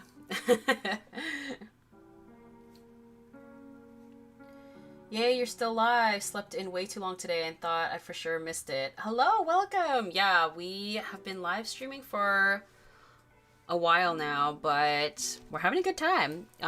We earlier, while you were sleeping, we worked on this one, and now we're working on the second one. Do you listen to anything while drawing? Normally, yes. I almost always have to be listening to something. I don't understand how people work in silence. So either it's gonna be music or YouTube videos or movies, TV shows. Yeah, I'm always listening to something in the background. The only time I'm not listening to something in the background is if I'm doing a video where I'm talking, like when I'm filming and talking at the same time. That ended up being the case for the most recent YouTube video that I did. And then the other rare case is if I have a really bad headache. Then I will work in silence.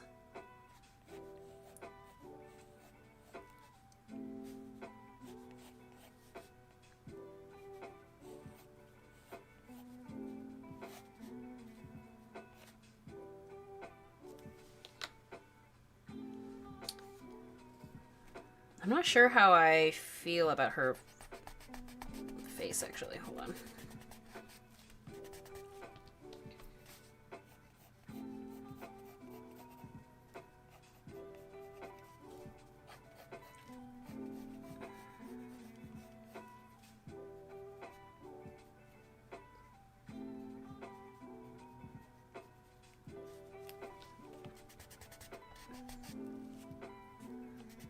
I probably just need to draw in her hair, but I think I want it to be a little bit longer. That feels a little bit more on par with my style.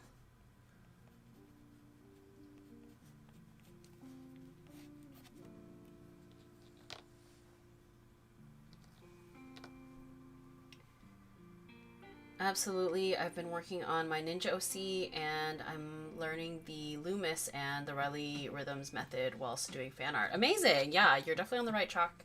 I have never learned the Loomis method or the Riley Rhythms method, so you're in better shape than I am, I'm sure. Gotta go now. I can barely keep my eyes open. Have a wonderful rest of the day, guys. Thanks for joining. Have a good sleep.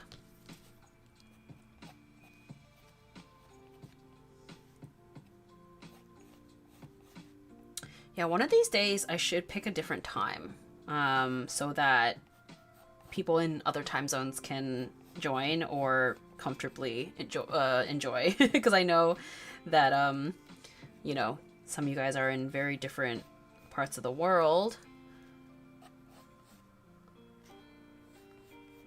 But I do find middle of the day just ends up being the best for me.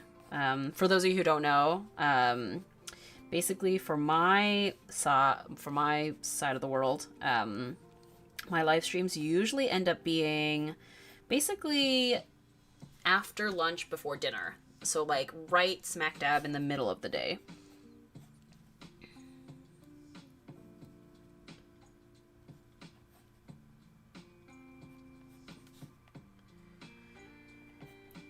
And in theory, I could potentially one day do maybe a live stream at the end of the day, like after dinner. But the only problem is that it ends up being dark. And then we lose the light out here. But I've done live streams where it's dark before. Basically, I think that was last time when we had the storm and we had hit. It started out daytime and then ended up being dark at the end, I think, or something.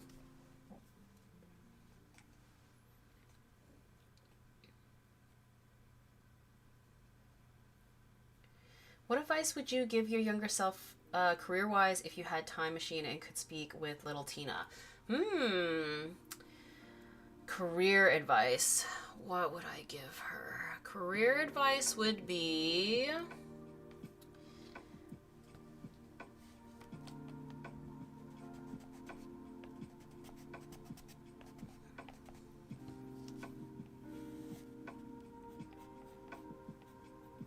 hire an accountant. Get an accountant sooner rather than later. It'll make your life a lot easier.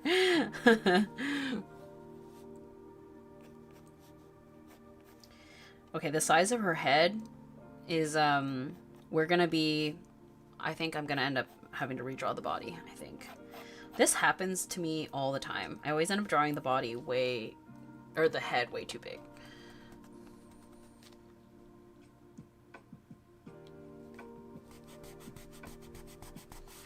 you know what? I think I just need to draw the whole head and then add in the tiara. I think the proportion will make more sense for me that way.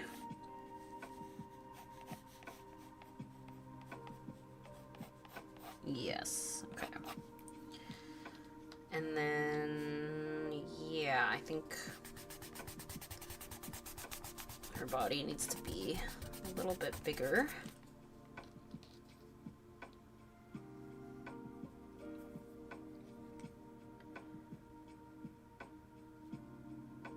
I've never seen Utena, but watching you do fan art is making me want to more now. Ooh, yeah, do it! Okay, I haven't watched it in a really, really long time, and my brain is a little fuzzy, honestly, on it, but it's a trip. It is really an interesting series.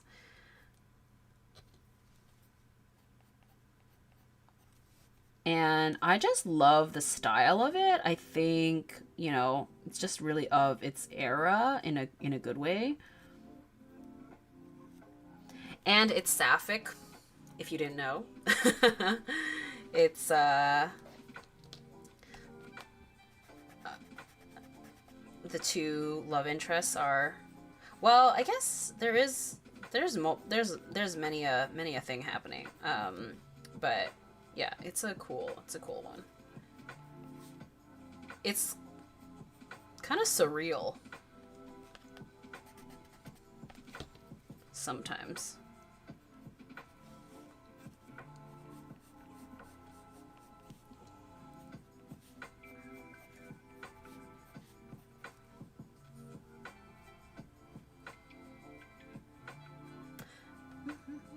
$3 a.m. here, but I'm a night owl. Oh my gosh, 3 a.m.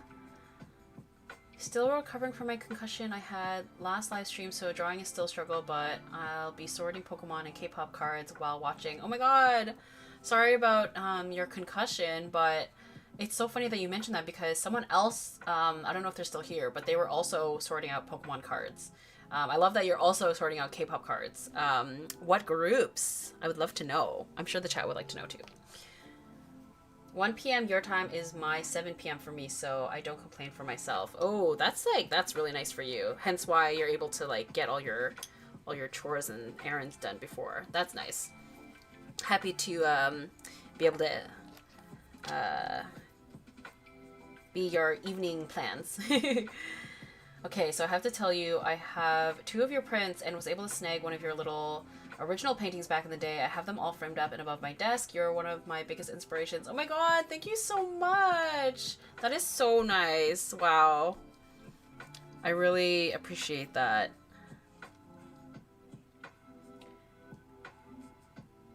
What is your favorite facial feature to draw? Ooh, I do love drawing eyes. I think that's, you know, I think that's probably a very cliche answer for portrait artists, or people who draw people in portraits. But I also really love a juicy lip, or I guess, yeah, that's kind of, I always love a juicy pouty lip. Which is probably why I draw Sunghwa from ATEEZ pretty often, because he's got perfect lips. I'm jealous. I want to be him. It makes me mad. The gender envy is so real.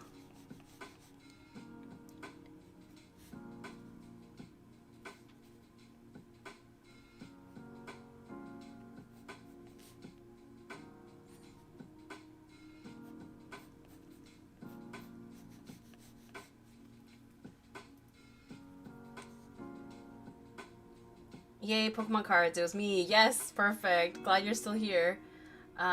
She's so pretty. You're doing an awesome job. Thank you. Pokemon cards are making a comeback lately. I love that. Although, I feel like Pokemon in general just has never gone away. That has, like, stayed the test of time. Espa is my alt group, but I have cards from XG, Stray Kids, LE SSERAFIM, Dreamcatcher, and way too many more. Amazing! Oh my gosh. We were talking about XG earlier. I love XG. Love, love, love. Dreamcatcher, also love Dreamcatcher. I actually saw them in concert. Was it last year? No, two years ago. They were so fun. They have, or they share a producer with ATEEZ, I think, which is pretty cool. One thing I know that, like, you know, they're from like a smaller company, and you know, I'm sure that like they have like a certain budget and whatever, but I remember thinking that it would be even more epic if they had a live band for their concert. I think that would just like really elevate the vibes.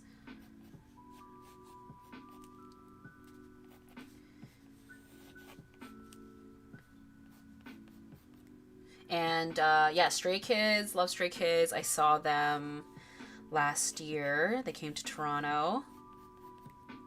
Super fun. Me and Bang-chan share the same birthday. My Libra King. Grabbing my iPad to finish up a sticker sheet. Feels good to have someone drawing with me. Yay! Oh my god, perfect. That's exactly my goal. Are you looking forward to any movies this year? I'm hoping for an Avengers trailer at the Super Bowl tonight. Oh yeah, the Super Bowl.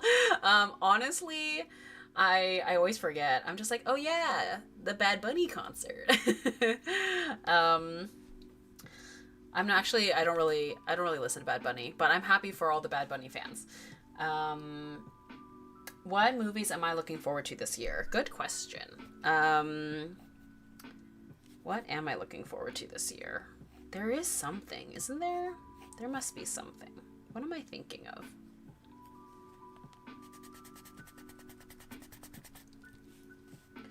I'm kind of bad at keeping up with movies, honestly. I don't know. What are you guys looking forward to? So yeah, someone mentioned Avengers. We're bringing back like all the OGs, right? I feel like I've heard rumblings of like Chris Evans and Robert Downey Jr. That is kind of exciting. I haven't really been in the Marvel loop much lately, but that's exciting.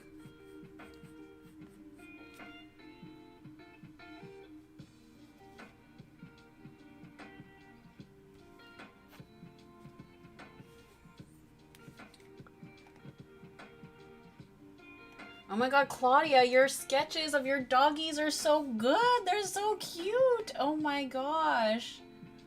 I love how expressive they are. They look fantastic.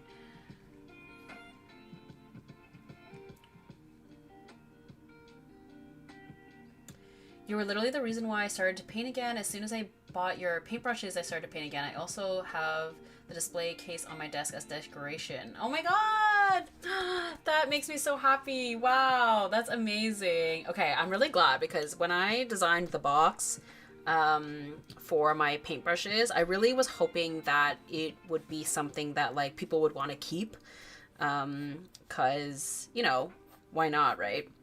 I often hang on to like packaging that I like as well. So that really makes me happy. Which, oh my god, actually, the fact that you bring that up and we're working on Revolutionary Girl Utena, like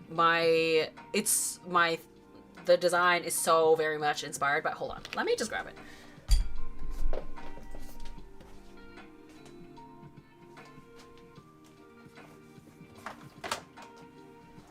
So, for those of you who don't know, I had collabed with Craftimo a couple of years ago and designed the box and then picked out and did custom paintbrushes, which is mostly what I'm using right now.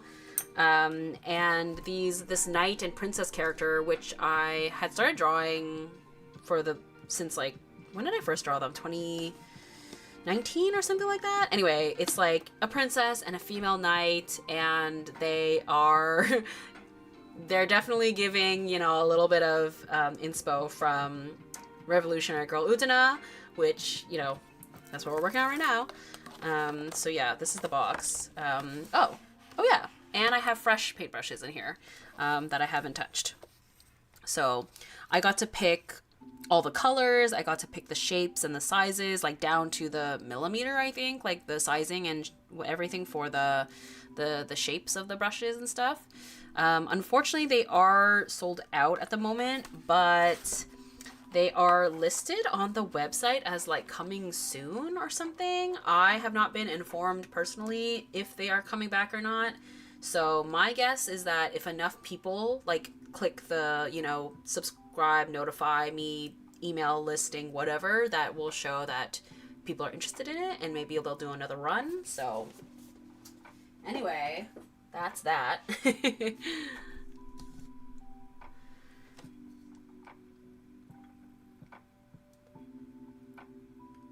Hi, I've been following you for a while. Love your art. I'm 18 in the US and I'm thinking about moving to Canada when I'm older. Wow, I'm not sure yet right now, but do you have any advice on moving out and adulting? Well, thank you so much for following me, and that's really exciting that you want to move to Canada. I don't know anything about, you know, like moving to another country, but in terms of any advice on moving out and adulting, definitely make sure to save money when you can, just in case, you know, you never know. And oh my gosh, I don't know, that's such a big question.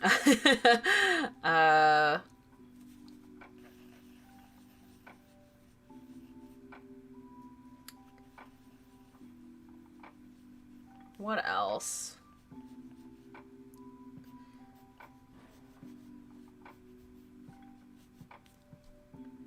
I feel like when you're buying furniture or like, you know, filling out your home, I think it's really good to take advantage of like secondhand, like getting stuff secondhand. I think that's something that I wish I did more of. Because, yeah, I think I ended up falling into, like, just buying the cheapest thing at IKEA. And, like, I love IKEA, don't get me wrong. But obviously there's levels to IKEA products. And I think it would have been better to just, like, you know, on Facebook Marketplace or something, to just like look for nicer secondhand stuff. Because that way, one, you're, you know, buying something secondhand, but then also still being within a budget. Obviously, be careful when you're meeting up with strangers.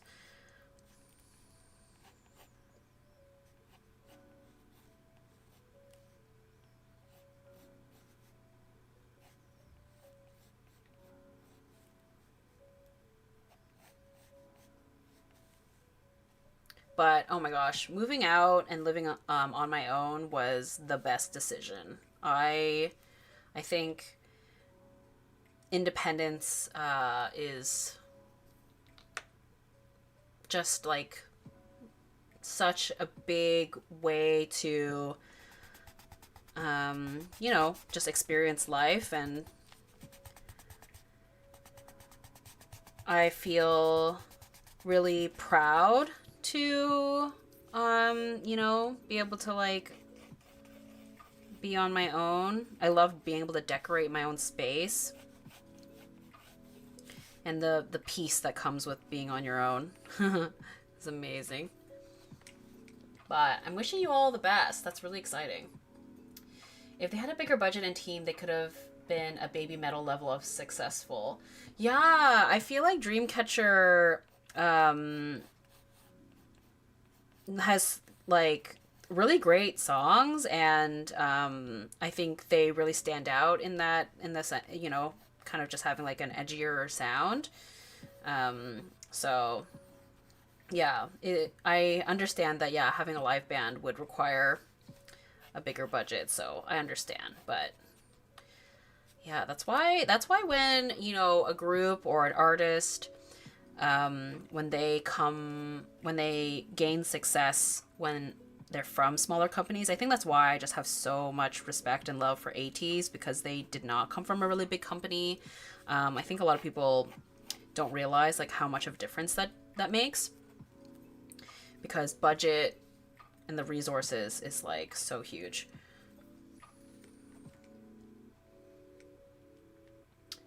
Dreamcatcher came to Canada. Literally my dream. I saw aespa, Stray Kids, and Blackpink last year here in Toronto. Yeah, they were here. Where did they perform? They performed it was in Toronto. Yeah, so yeah, oh, I see you that you're in Toronto as well. Where did they perform? They performed at, was it like the Meridian Hall or something? Yeah, I think it was the Meridian Hall. So obviously like much smaller venue, but yeah, my friend is like a pretty big fan. So I went with her. I also saw Stray Kids and Blackpink when they were here. I didn't go to aespa, but I had a number of friends that went. Do you plan on doing another collab with another brand like you did with Craftimo? I'm actually working on another Craftimo collab. It's gonna be like I think, am I allowed to talk about it? I never remember. So sometimes I am like hush hush about it. Sometimes a little bit more forward about it. But yeah, I am working with them again. So look forward to that. I don't know what the timeline is for production and everything, but I've finished most of what I needed to do on my end.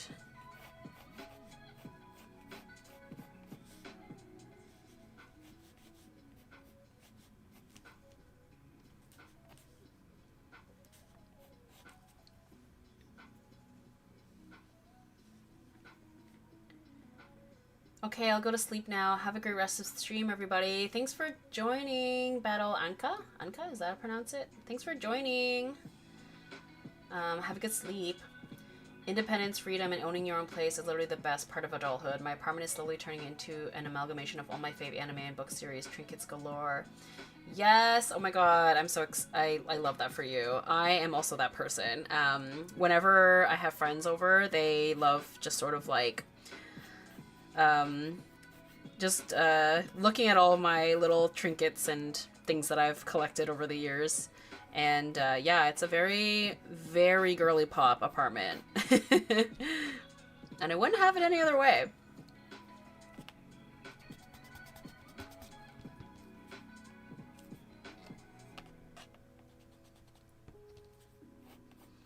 Like my toaster is like a light aqua color. Yeah, my toaster,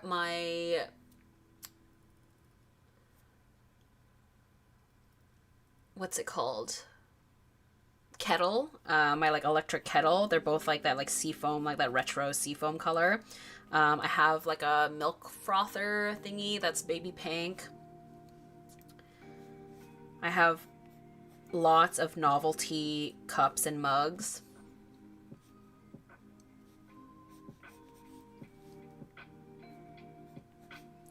I have a little like air fryer toaster oven that's like a pastel purple.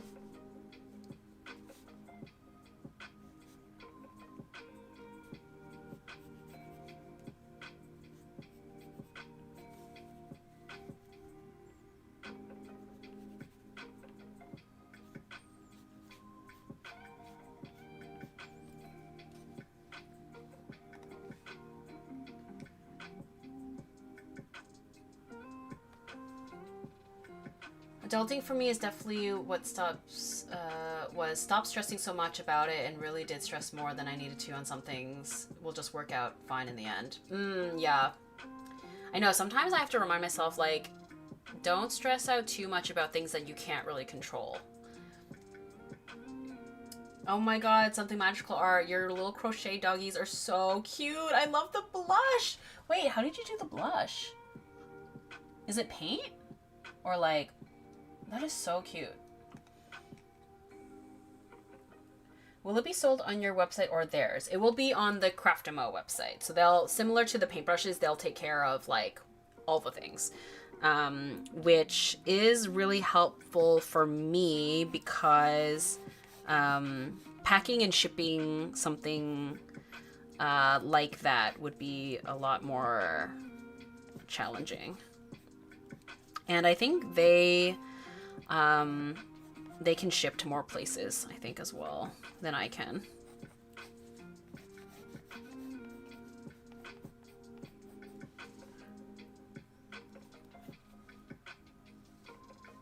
Okay, we're almost there, guys. We're almost ready to paint. I just I wanna make sure I really nail the sketch, you know?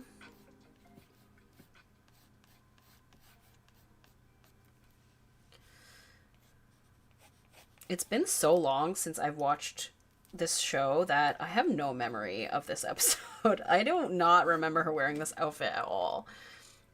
But it's so good. Like it's pretty much, it's the same outfit that Anthe wears, but in a different colorway, I'm pretty sure. I actually use eyeshadow. Oh, smart. Oh, it's so cute. I can't wait for the collab. I'm excited for you. Thank you. Nice. I have a feeling that the newer brushes will be especially made for watercolor. It's going to be not brushes actually, but it will be art. Of course, it'll be art supply related. My studio is bright yellow and my house is all antiques my wife and I have thrifted, plus all of our anime stuff.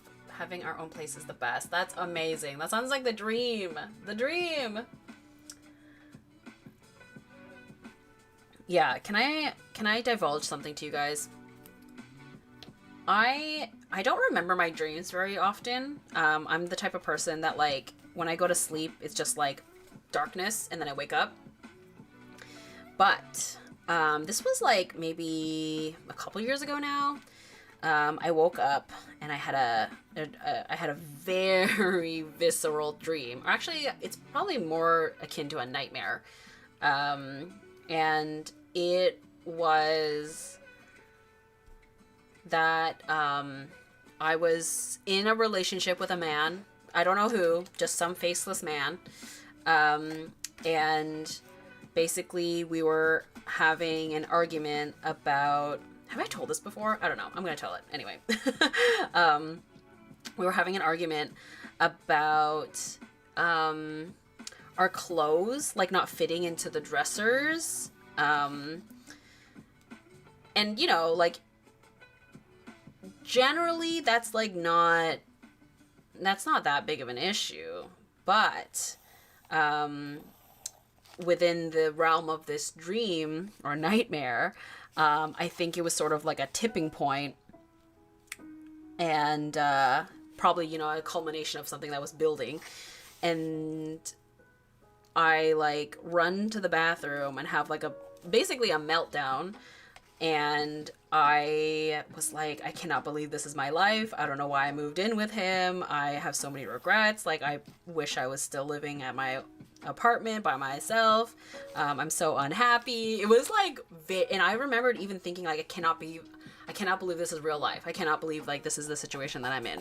And I was, like, so devastated. And then I woke up and I was like, oh, thank God. And I just think that's very interesting. I think my subconscious is really telling me something. So actually, oh my God, to the person who was asking about life advice, adult advice, be very, very mindful. Give it a lot of thought before moving in with a partner. Because, you know, living with someone is very different. And also it's not fun, having to, you know, move in and out of places constantly. Not to say that you shouldn't ever move in with your partner, obviously. But just, like, don't rush into it. Don't rush into that.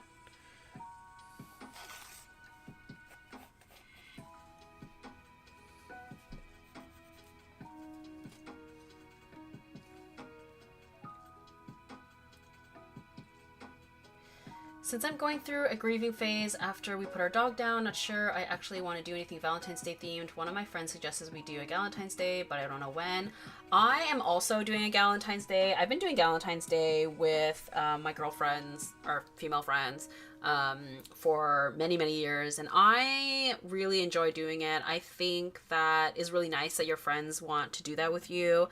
I know that obviously you're going through a hard time, but I think that spending wholesome time with your friends will be a nice way to like take your mind off things and feel a little better.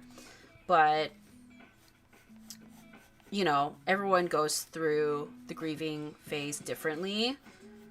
Maybe some people would prefer to be alone, but I think for me, I would want to spend it with my friends.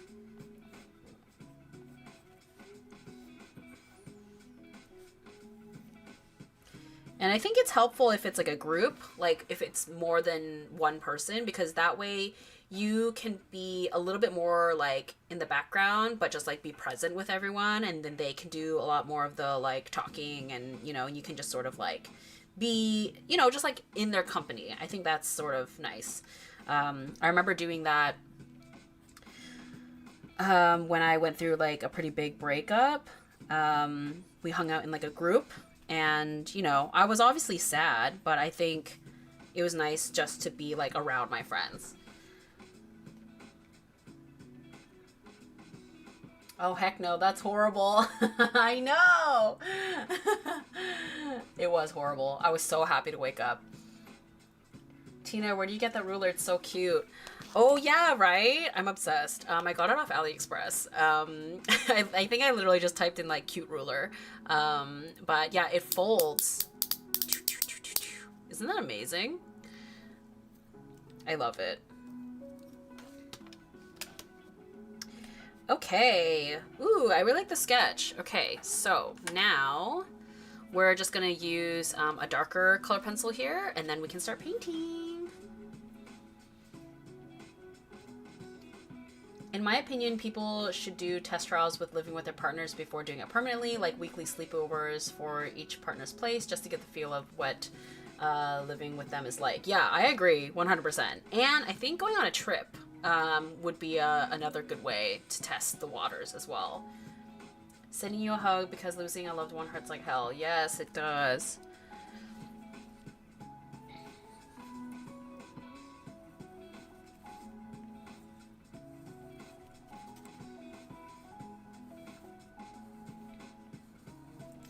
Yeah, I don't have pets, but I did purposely pick this apartment because they allow pets. So should I decide I want one in the future, I have that option.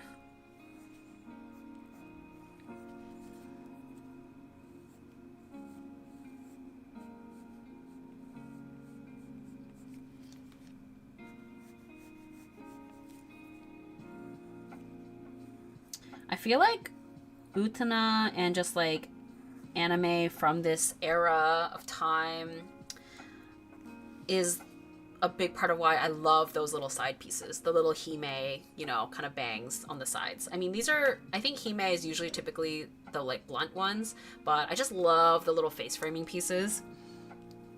I'm kind of guilty of doing that with like all of my drawings.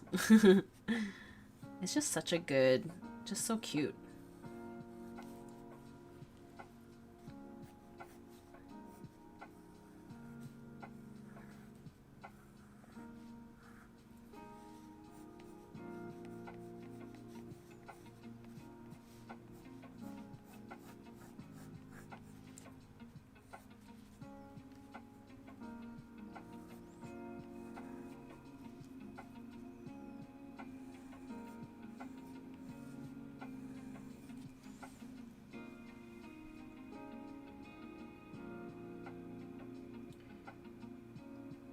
I love an alcohol marker related art supply for the collab, but anything you do will be awesome. Thank you, thank you. I absolutely agree on the testing of living together first. My wife and I had been together for 15 years, high school and on. We had to learn to live with one another. Wow, 15 years. That's amazing. Yes, I love the little wispies. I just cut some on myself recently and love. Ooh, yay! I'm excited for you. I have been meaning to. I think I want to cut my Hime bangs back in. The last time I got a haircut, I ended up going for like, there's so many different names for it, but like some people call it like the hush cut or the butterfly cut, where it's just like cascading layers, and I really like them, but I think I prefer having the layers but also like the blunt hime cut on the sides. I just, yeah, that just feels more me. So I think I will be cutting those back in soon.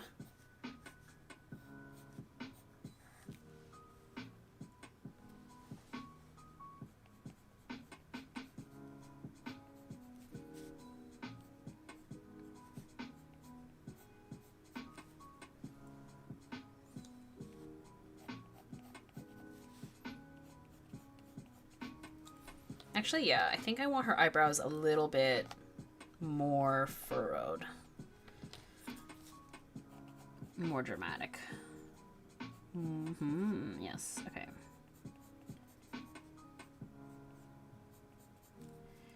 Okay, I think, yeah, honestly, just getting the face is the most important now. Okay. Let's do it! Yay! Oh, you know what?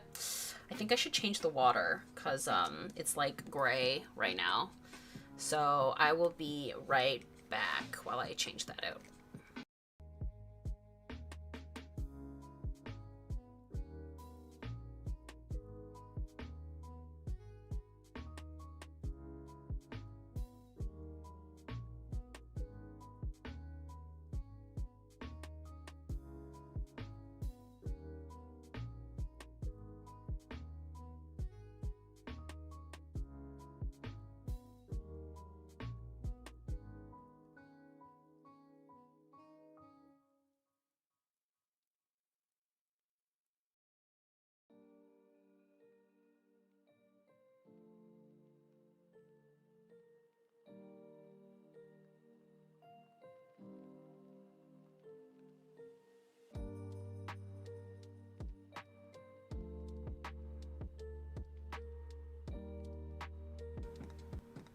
Okay, back.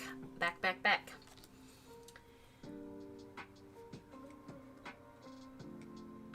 Her hair is pretty close to wolf cut, I think. Oh yeah, I think you're right. Yeah, where it's like really chunky layers. Yes, Tina, I remember you saying you wanted a cat. I have dogs, but I see why people prefer cats. Pets make life better in general, I think. Having pets is so fun. Especially I imagine for when you live alone. I think I just travel too much at this moment in time in my life, but I think I'm gonna brighten. Just turn the light on a little bit because I think we're losing daylight now. A little bit. The sun's starting to go down. Oh, but you know what? The sun's still being up at 5 p.m. That's a good sign. It's so depressing when it gets dark so quickly in the wintertime. Okay, so bringing the palette back out.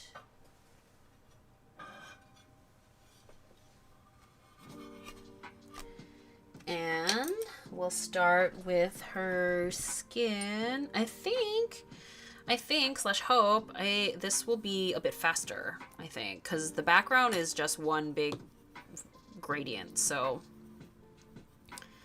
I think this will be faster to do.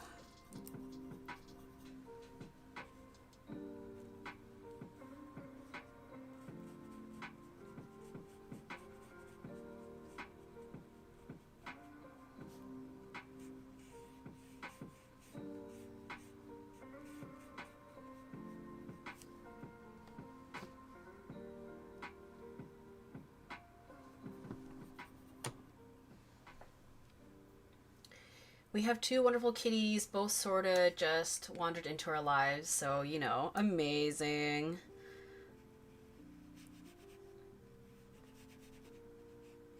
I'm a big cat person for sure. My friend is currently fostering an orange kitty, and unfortunately she seems pretty shy. She just sort of hides for the most part, but hopefully she comes out of her shell eventually.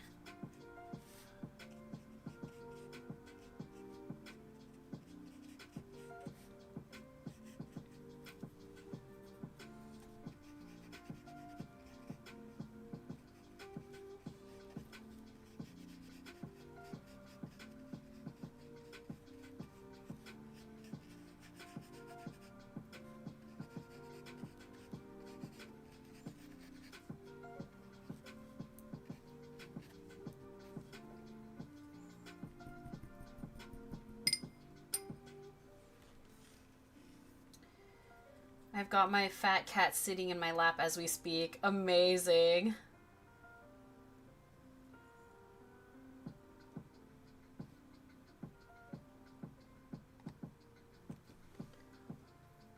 What is...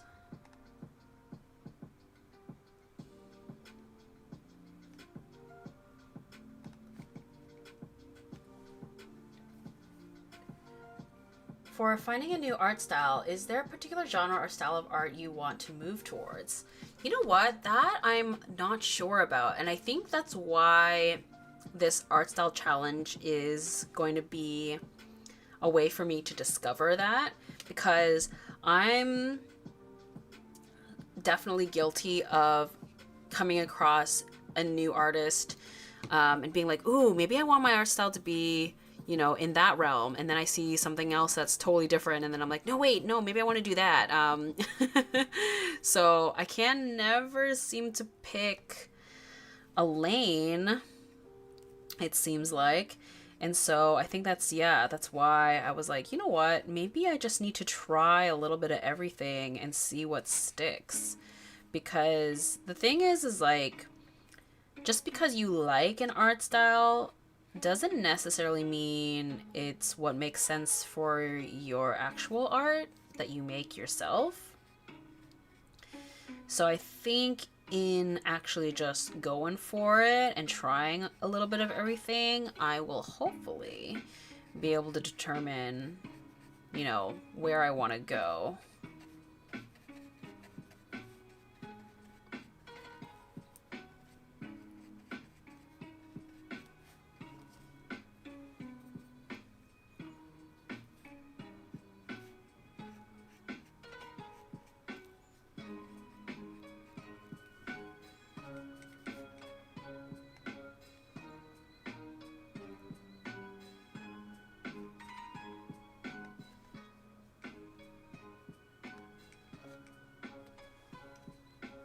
I keep falling into doom scrolling trap.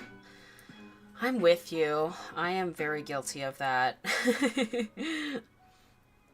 When I first downloaded TikTok, I was like, oh, it's so overwhelming. Why is it so aggressive? Why is everyone yelling? And now I'm guilty of spending hours on TikTok. It's not good.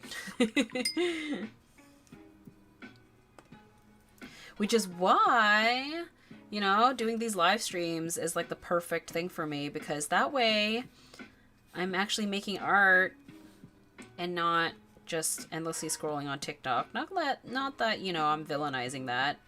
I still do it all the time, but, you know, there's a balance to be struck.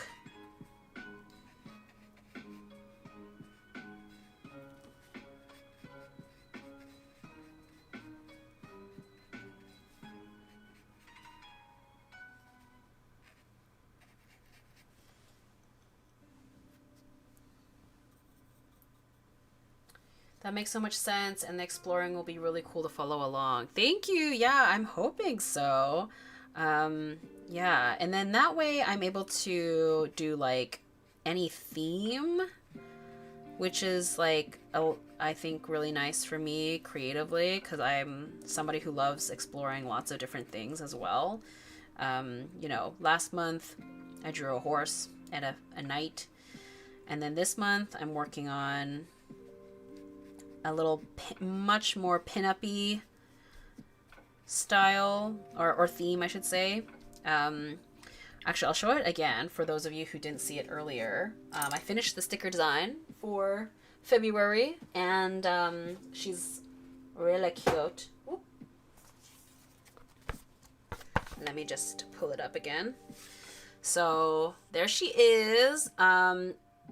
Admittedly, the sticker design is not following the prompt because obviously we have line art here. I originally did try to do it without line art, but it just wasn't working. And I think my little cheat for myself, because you know this is my own making, the print artwork, like the postcard for Patreon, will be following the prompt, and then the sticker design I will be a little bit more loosey-goosey about it. Maybe I'll aim for it but not beholden myself to it necessarily. So yeah, I love how the corset came out. I had so much fun with the hair. Yeah, I love her. I think she's so adorable. And then actually,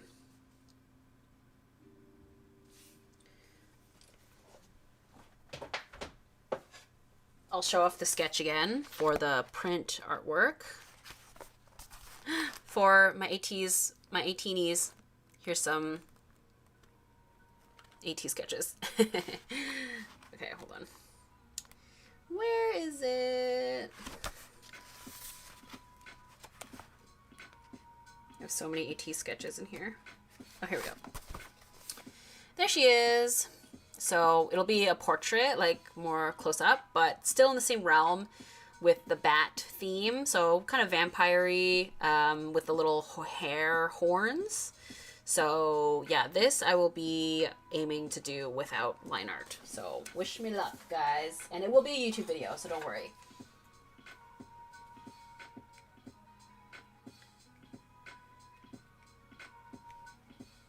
Love, stunning, so pretty. Thanks, guys. Very cool. Thank you, thank you. Yeah, I love a pinup. I love a good pinup, so it's fun to be able to do that again. I don't know if anyone here has been with me long enough to know that I used to make like a little bit more spicy artwork. Nothing like explicit, but I used to do like demon pinup girls a lot more often. And, you know, it feels good to return to that for a little bit. Okay, let's do...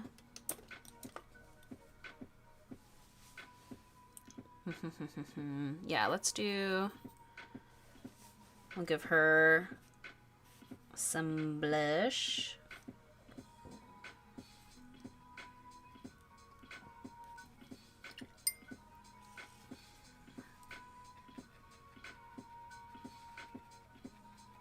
You know what's so funny? I made that whole video last year about like, I'm not gonna be able to make as many YouTube videos as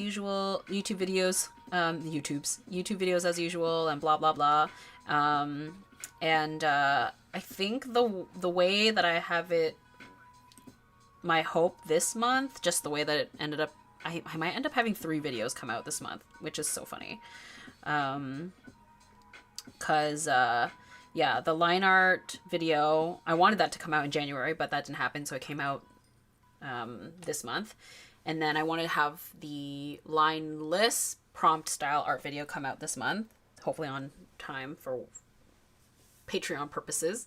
And then I want to edit a studio vlog to come out this month as well. So yeah, it's you might end up getting 2 more videos this month. Maybe. Hopefully.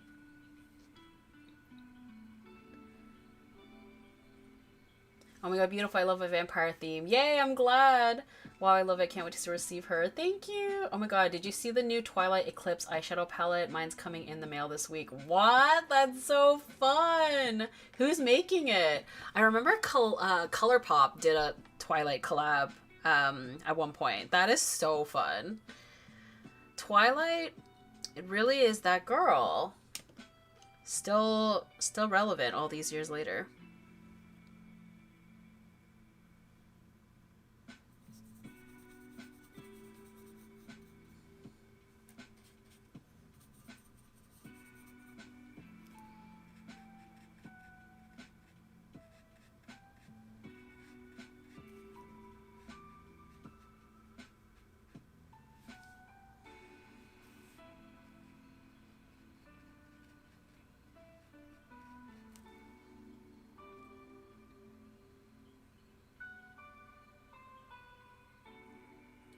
Oh, it is ColourPop. Amazing. Yay, Studio Vlog. They're currently on their 3rd Twilight collab collection. Amazing. Oh my gosh, that's so fun. Yay, I love a studio vlog. Yay, I'm glad. It's been so long since I've done one for just like YouTube. I did one kind of for Patreon, but yeah, it's been a while. So it's basically going to be like my month of January is kind of the timeline for it.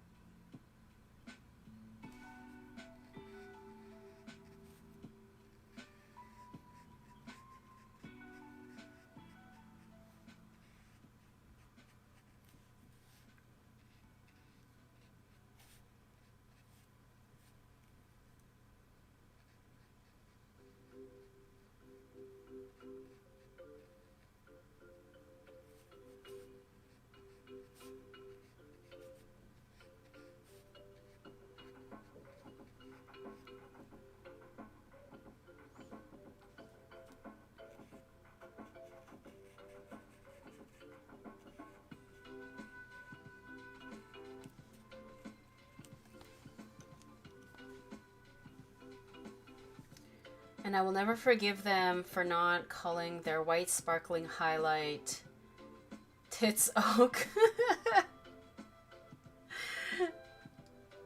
This is the skin of a killer, Bella.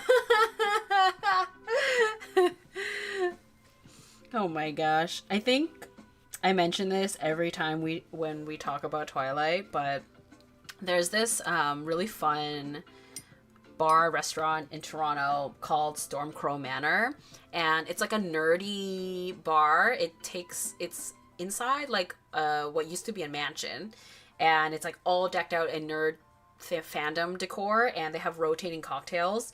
And a couple summers ago they had a cocktail called Skin of a Killer, and they did like drops of grenadine to be like blood, and there was like edible glitter, and they did like dry ice. It was so ridiculous but so fun.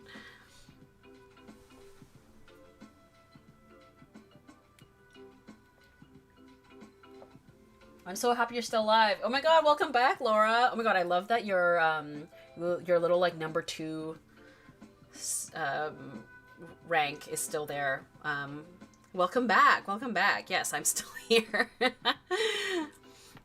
We're talking about Twilight.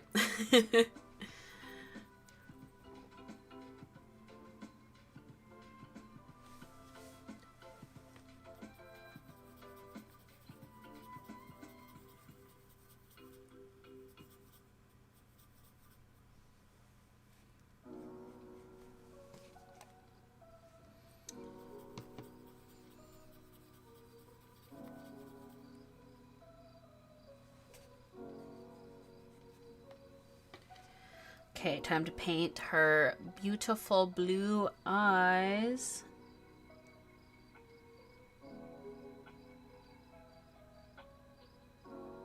Although I just realized I probably should have done her, like, the whites of the eyes first, but that's okay. I got excited.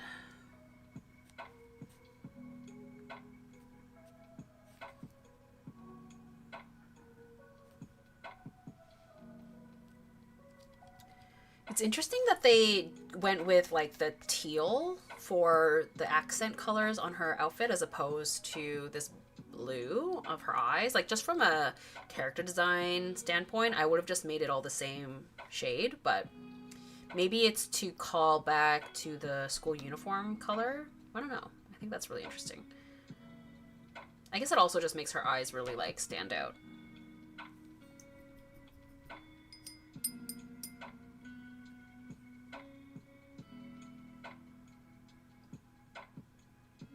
Actually, I think maybe I should do the yellow parts.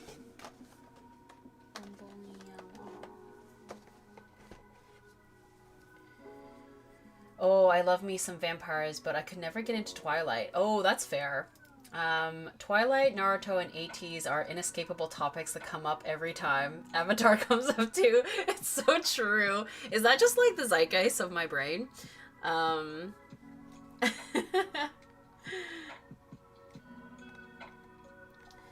Were you ever into, what else? There was the Vampire Diaries, there was True Blood. Um,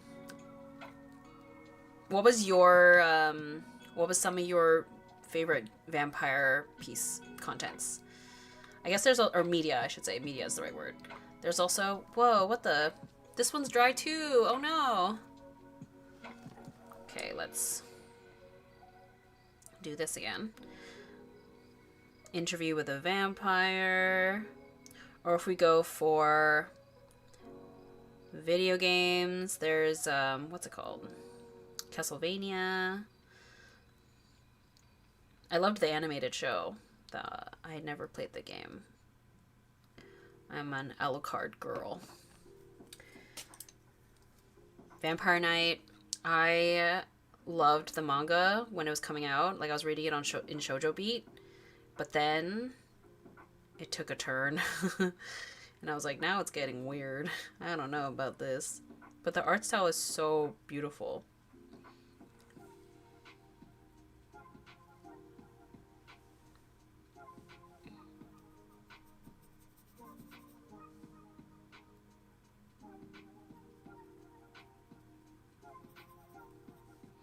I still have to watch Vampire Hunter Bloodlust. I still have to watch that, but it looks really cool.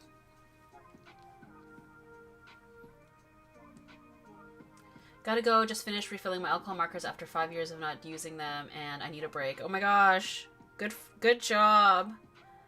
Thanks for joining. They live in your head rent-free.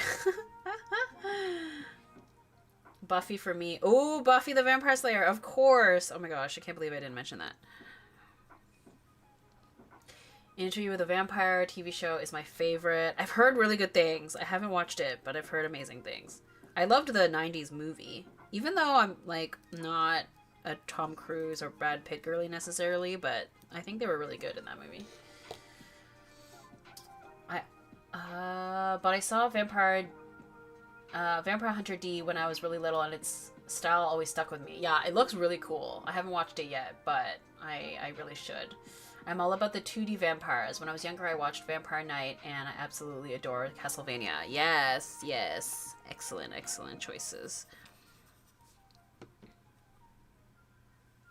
Oh, you need to see the show. It's so good. Do I watch the show first or the movie? Are they correlated or are they separate things?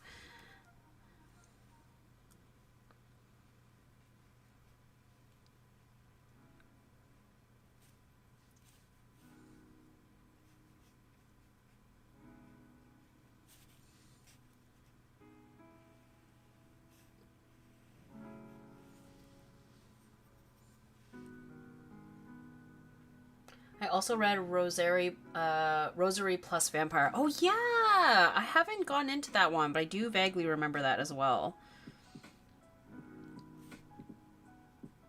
The vampire genre is just, it's so fascinating how popular it is.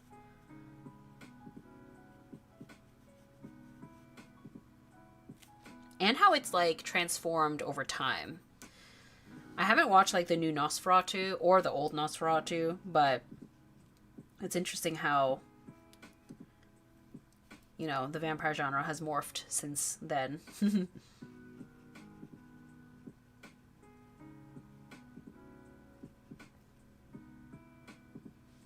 Is Anne Rice the reason why it became sexy? I feel like I watched a video essay about this, but I don't remember.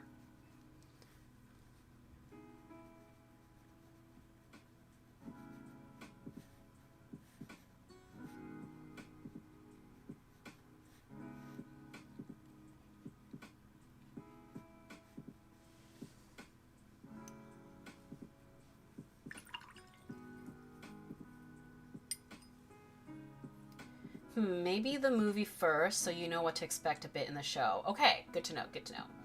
I also liked Blood Plus when it came out. I was trying to find where I can watch it or buy recently, but it's not on streaming and it's out of print. No, that's so sad. Dang. Yeah, physical media. I do appreciate seeing that physical media is like kind of, you know, people are bringing that back, but it is really depressing when you just can't find it.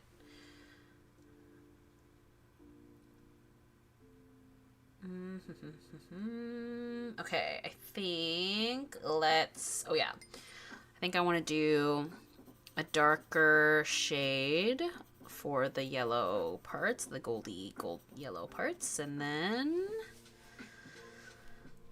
we'll get into, I think, the kind of lilac part of her shirt.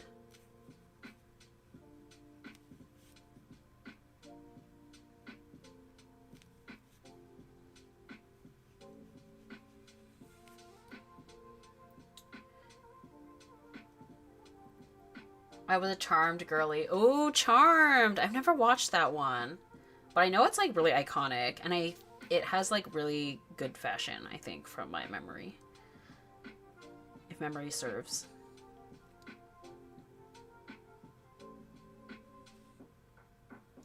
Buffy has great fashion as well. Oh, to the diehard Buffy fans, what do you think about they're bringing it back for like a continuation or a sequel or whatever? I don't know about that. I think it will never compare to the charm of the 90s.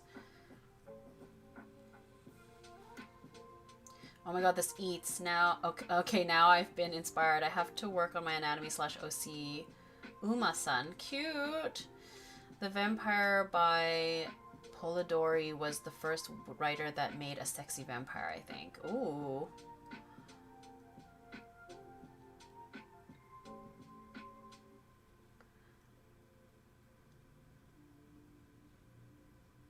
Oh, I love Charmed. A+ fashion. Yes, the fashion. Oh, I love. Okay, what did I say we were gonna work on next? Yes, the shirt. Yes. Okay, I have.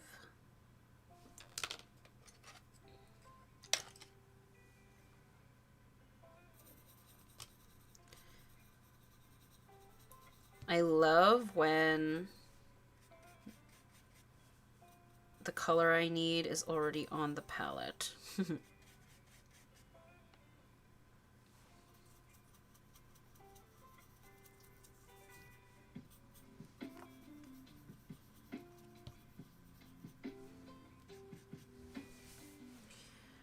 Okay.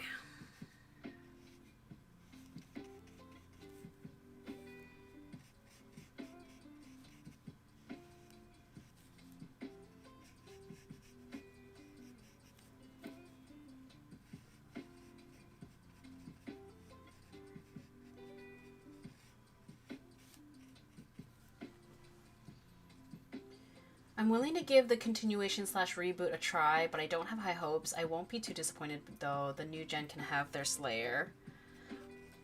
I think that is a very healthy way to look at it.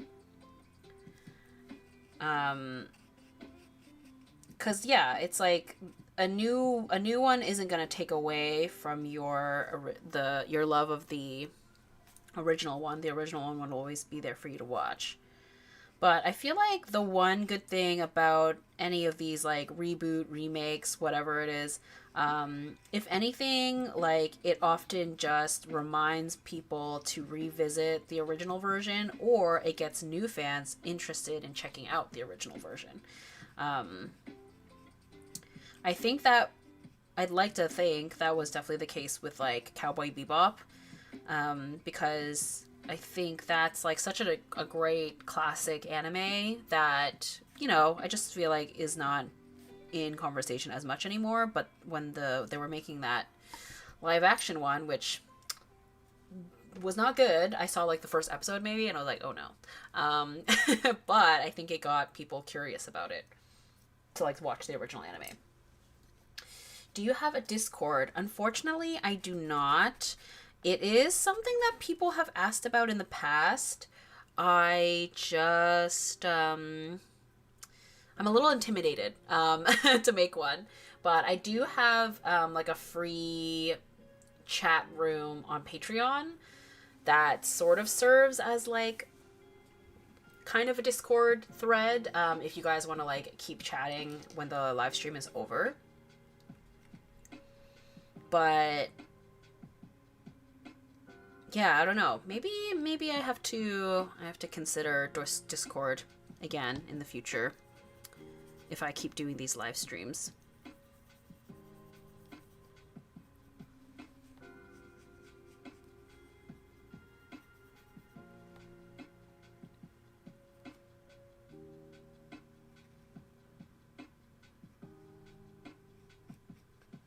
But yeah, right now the group chats on my Patreon is like the closest thing.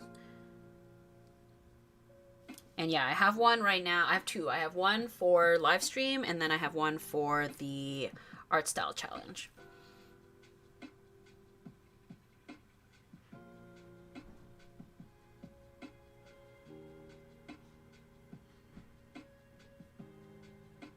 The color of the shirt wasn't quite right. I'll have to do another pass with a bit of a more saturated, I think, purple. But for now, it will do.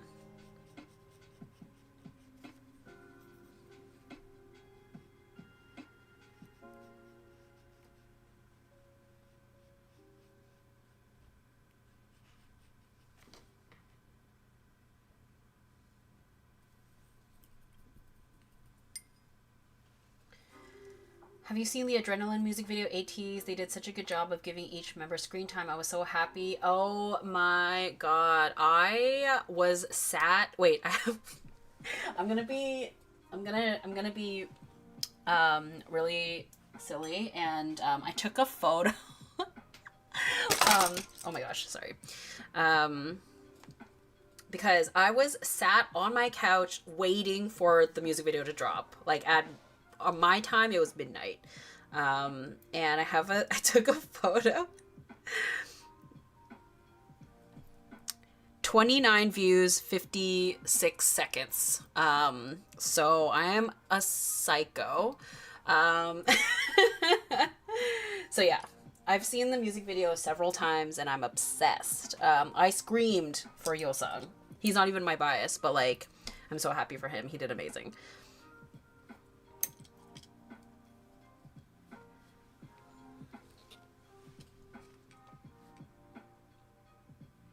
These colors are so good. Makes me want to bring out my paints. Yay, I'm so glad. Painting, honestly, like, there's just nothing like it. It's just so magical. Like, mixing the paints, you know, watching, like, the way it transforms on the page. I love it. It can be, obviously, extremely frustrating sometimes, but it's so magical. It's magical.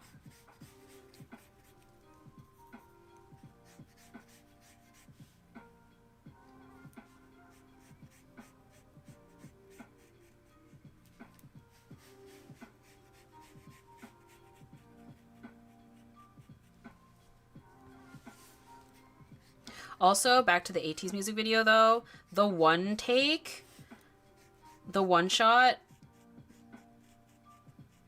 so cool. The way it was like slow-mo and the way they like blocked it when it was like Yosang, Sangwa, Yuno, San. So cool. The build-up, like whoever storyboarded it, like it's so good.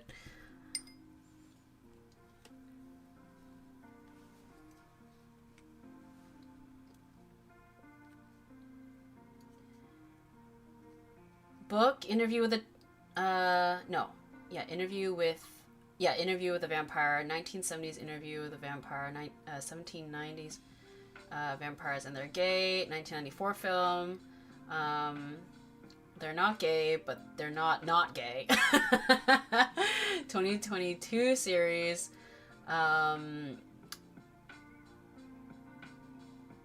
Following up following up the book's 1970s interview.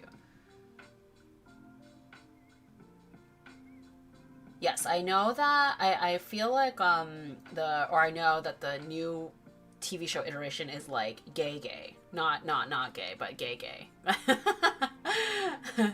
I'm currently working on a digital painting for an art challenge, but I decided to do spotlight lighting, and it's so difficult to figure out the shading and light highlights.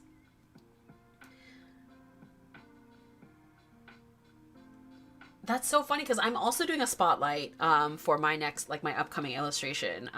That's really exciting. I think it's such a cool look.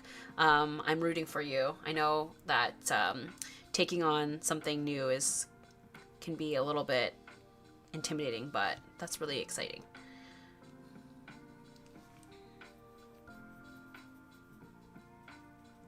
Something that I'm trying to be better about is like accepting that sometimes it's not going to be perfectly accurate, and that's okay. Sometimes I like get so hung up on, you know, like, is this accurate? Is this like true to real life? But it's like, it doesn't have to be, you know? Art is an interpretation of real life. And that interpretation can be as close or loose as you want it to be.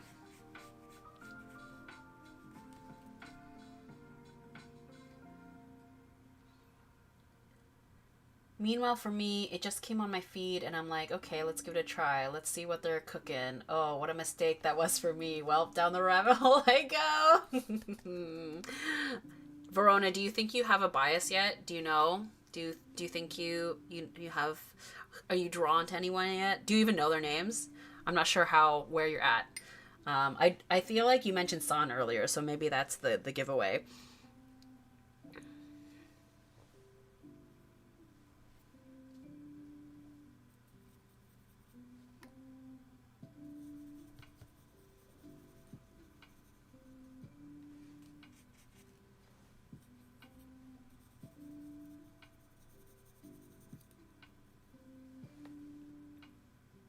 San, nobody else.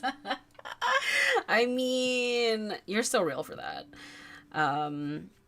That's like a very common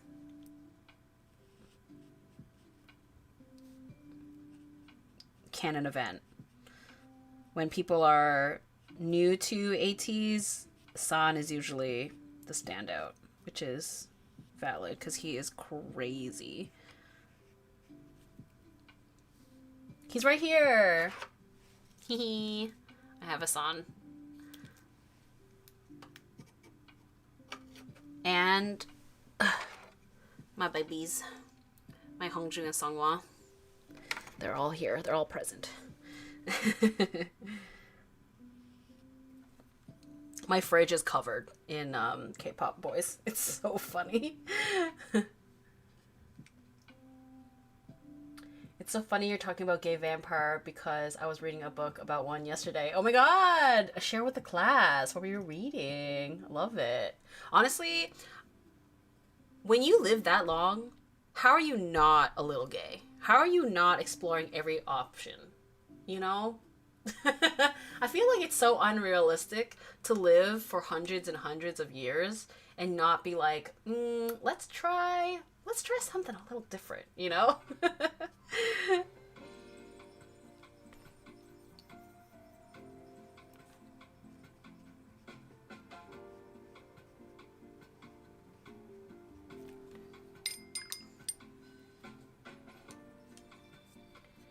Sorry to the boys, I'm sure I'll love them as I go down the rabbit hole, but now it's him and him alone.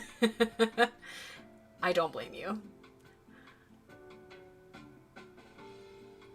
I did my dog drawing 99% in watercolors and 1% acrylic marker. I also laminated it and gave it to my sister because the dog that we put down was her dog. Aww, that's so sweet. I'm sure she'll love it.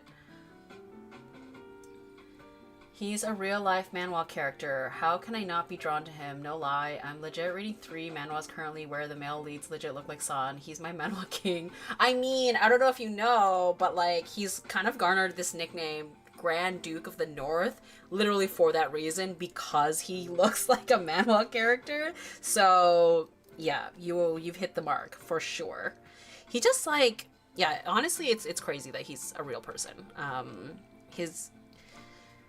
his face, like, he's so sculpted, and his Dorito physique is crazy, crazy, crazy. The aura, the energy, he's, ugh.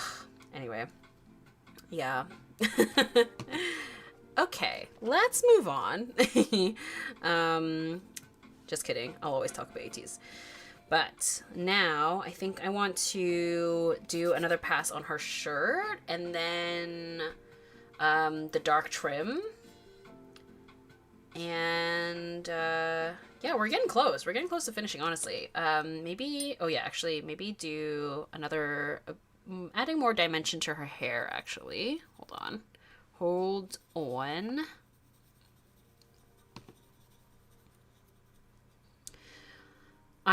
Sometimes I'm so impressed that you guys want to hang out with me, because whenever I'm like obsessed with something, I just like make it everybody's problem. So thank you for indulging me.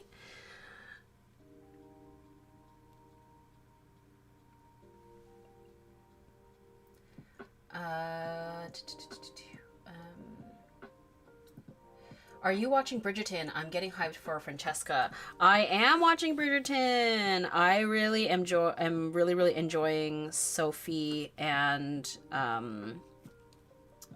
Benedict's story right now. It is obviously Cinderella, but I'm not mad at that. I think it's fun. I think Sophie is just so, I think exploring the servants and maids is such a great, like, refreshing take for the series right now. It just like gives more dimension to the world, like the Bridgerton lore universe, whatever you want to call it. And yeah, I think just like commentary on class is really important and interesting.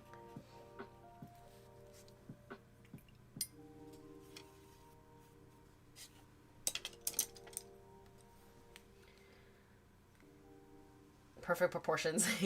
I love how they played with depth of field in the music video, and Songwa's moment with the rotating camera was so good. Yes! Oh my god. With Songwa in that slow-mo part, his expression, the way that, like, the charisma is just, like, oozing, and the glasses. Oh my god, it's so good. Yeah, the cinematography of the Adrenaline music video is very cool. The transitions in the beginning when they're running across the screen, I think was really, really cool. The zooms and stuff, like whoever, storyboarded it, like, it was really, really thorough. I think it's amazing. It's called Fang and it's spicy. Oh my god, Laura! I've read that one. I love it. I know exactly what you're talking about. The artwork is so good. And I love the story. It's yeah. I'm with you. I'm with you on that.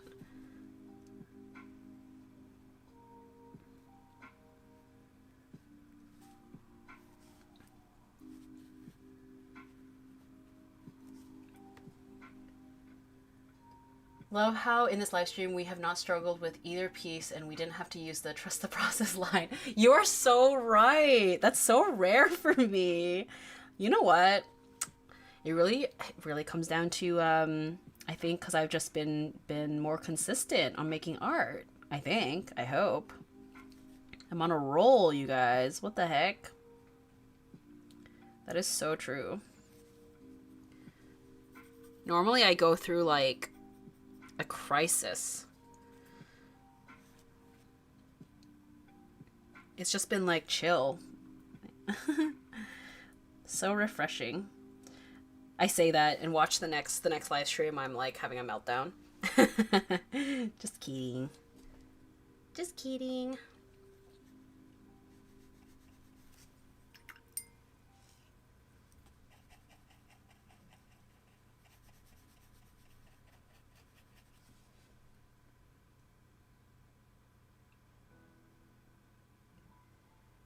Yes, I love Sophie's story. I hope they can end up together. I know. Oh my gosh, I know. No spoilers, because I know some people haven't watched it yet. But that last line that Benedict said, Jail. Jail. I know, obviously, the context of the world and everything, but jail. But no spoilers for the people who haven't seen it yet.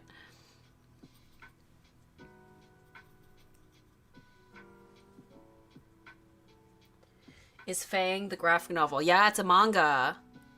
You guys, if you like gay vampire spicy, if those things appeal to you, Fangs. Is it Fangs? Yeah, Fangs. Yeah, the fashion, you're so right. Yes, the fashion is really good. The style is so good. Like the art style, stunning. I'm like so mesmerized at how they draw hair specifically. And like the expressions and the paneling. And sticker sheet complete. Woo! I've got so much to do for this con in 2 weeks. Thanks for making me want to draw. Oh my god, so exciting! What convention is it?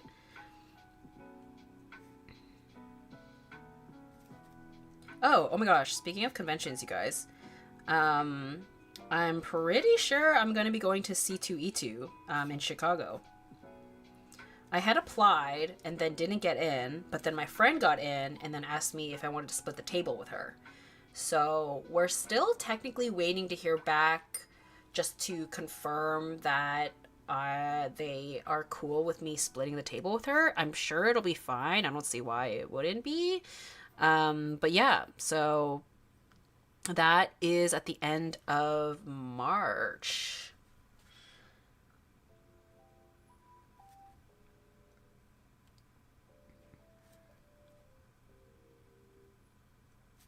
And then for the Canadian people, if there are any Canadian people still with us in the chat, I am going to be doing Anime Ottawa at the beginning of April. So they're like back to back, I think, which will be really hectic, but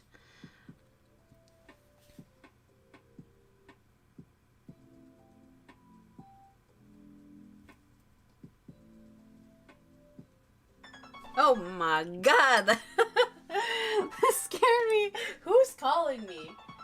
What? My buzzer? I'm not expecting anyone, but maybe it's a package.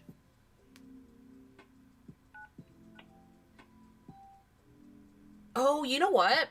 I think it's my Patreon rewards. I think it's the January Patreon rewards. Yeah, that's probably what it is.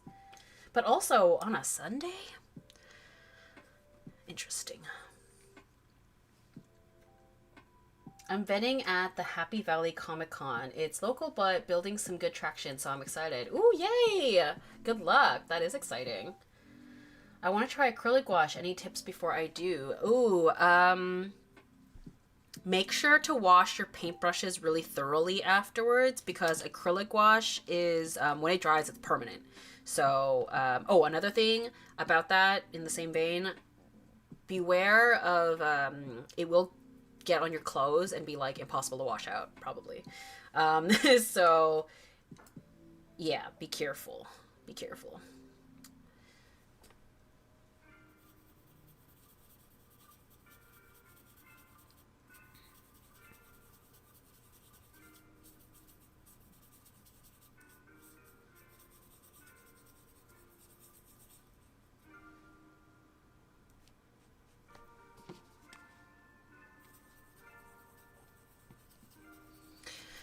Oh, but it's good that I'm pretty sure it's the Patreon reward, so I can finally pack those up and ship them out. I can't believe it's the 8th already. What the heck?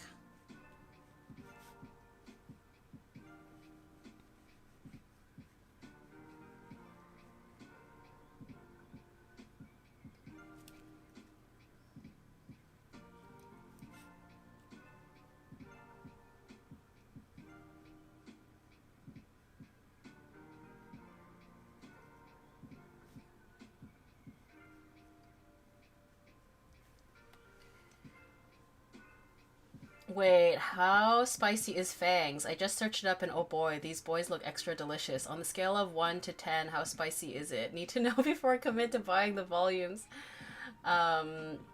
Pretty spicy. It's pretty spicy. 1 to 10. I don't know, Laura. What do you think?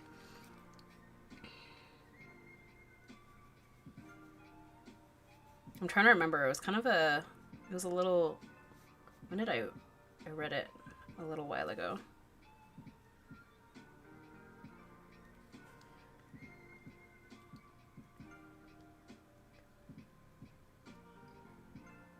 Last vampire mentioned, but Case Study of Anita's is also really good, and the art style is to die for. Oh my god, I tried watching the anime, or like started watching the anime like ages ago, because I think, I don't know if it was you or somebody mentioned it to me a while back. And I started watching it, and then I was like, wait, it's not gay? I thought it was gonna be gay! And then so I lost steam, but I should pick it up again. What brand of acrylic gouache do you recommend I get? My personal favorite is the Holbein acrylic gouache, but depending on where you live, I mean, I think actually, honestly, it's probably expensive everywhere except for Japan. But that's, yeah, so that's my personal favorite, but Turner's is also a nice brand that I think is more affordable. I'm not sure what the accessibility is for you depending on like where you live, but those are my two picks. Oh my god, I love the Fangs manga. It's pretty spicy, maybe like a 7. Yes, okay. I was thinking 8, 7, 8 as well. I think that's fair. We out here only for the gay. Correct. Gay vampires.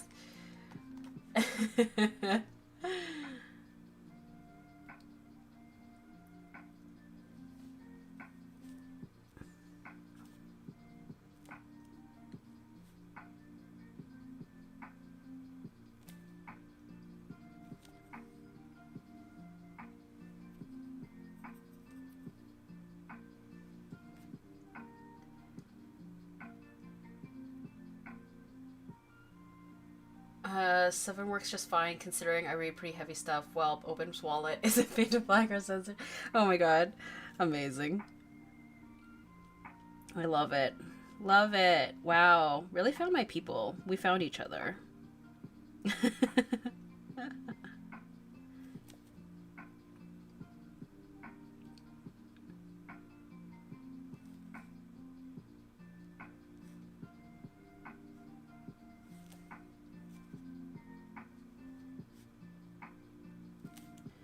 This is so funny. I was at like a friend's gathering a couple of weeks ago, and we were talking about like, oh, what we've been reading lately, and I was like, oh yeah, I've been reading I've been reading manga lately, and someone was like, oh, what are you reading? Or maybe the topic of vampires came up or something. I don't know. And at the time, I was reading Fangs, and they were like, "Oh, what are you reading?" And I was like, I was just like, I don't know. Is this the right space to mention this spicy vampire manga?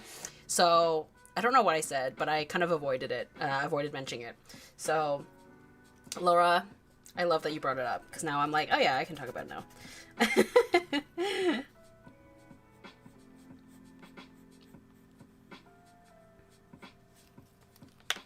Okay. Oh wait, I need to do the little shadow bits on her shirt. I think earlier I had mentioned I wanted to do like another color, but like another pass on the light parts, but I'm okay with it now. I think I need a smaller brush.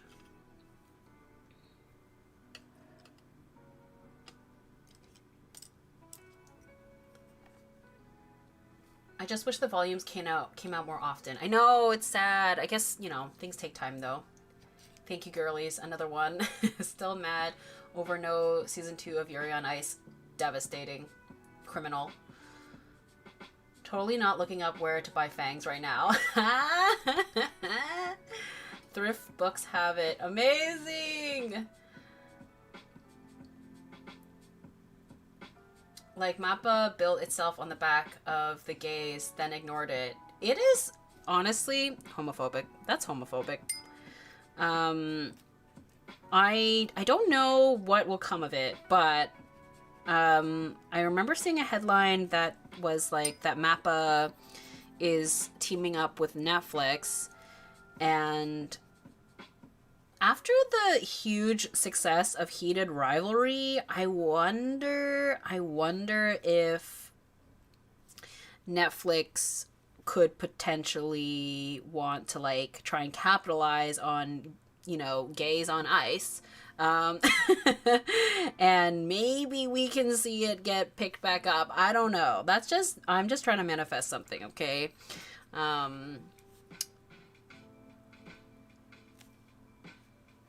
You never know. You never know.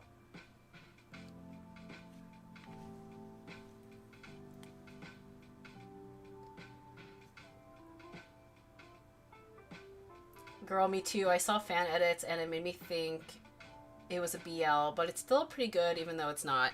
I did hear that like the case of Vanitas, it's like subtle, like you could interpret it to be gay, but it's not explicitly so. But yeah, I was hoping it was gonna be gay.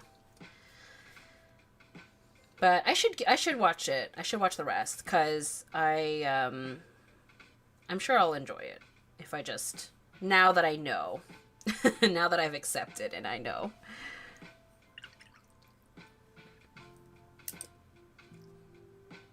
Okay, I think basically now I can do line art and background. So do we do line art then background, background then line art?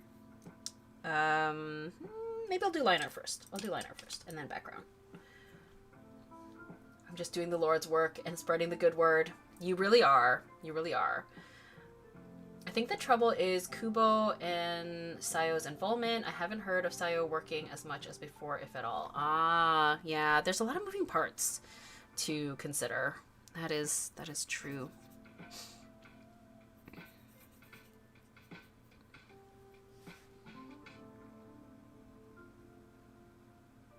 You know what? Me working on a Revolutionary Girl Utena screenshot redraw while we talk about gay media, it feels so fitting. For those of you who don't know, Revolutionary Girl Utena is also gay. Or, you know, sapphic. Gay.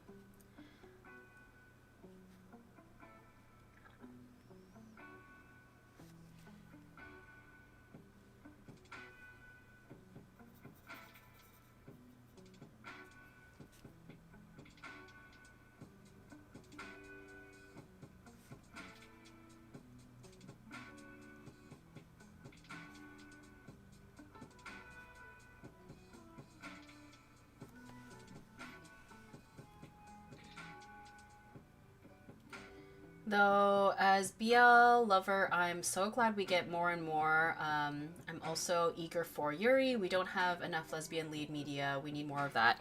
Yes, I started reading. I didn't get super far, and I haven't, like, I'm not super far into it, but I was reading, the Green Yuri manga. What's it called again?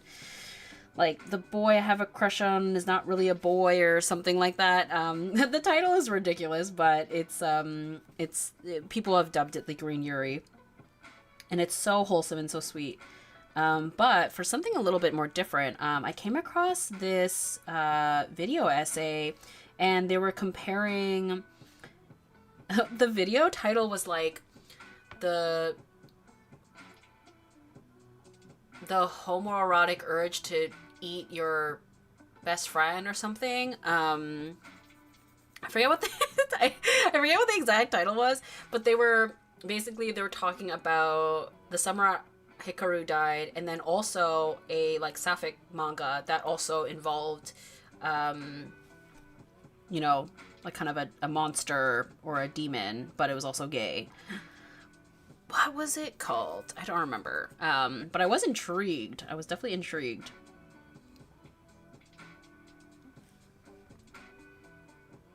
Now, on the other hand, there's the werewolf BL manga, Coyote. It's very good. I have also read Coyote. I enjoyed that one too. And the mangaka for Coyote, I really, really love. Now that you guys have opened Pandora's box, okay? Now we're just getting into it. I thought I was gonna take this to my grave, you guys, or at least like amongst like my 3 friends. Whatever, it's fine. I love this. This is so funny. What is it called? The Birds of Shangri-La, I think is the other title that they're working on, and I love that one. A little darker, but it's so compelling.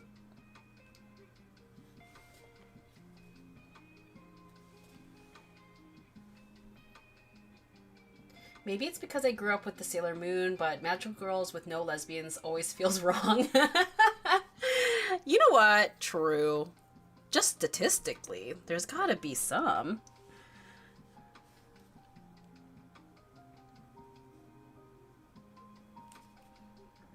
Okay, this is a really deep cut. I don't know if anyone's gonna know what I'm talking about, but does anyone remember Cyber 6? It was a animated series that I was just completely enamored by when I was younger, but confused. It's it was not an American made series, I don't think. And it was like only 12 episodes, I think. And I recently found out that it was based off a comic originally, which I didn't know at the time.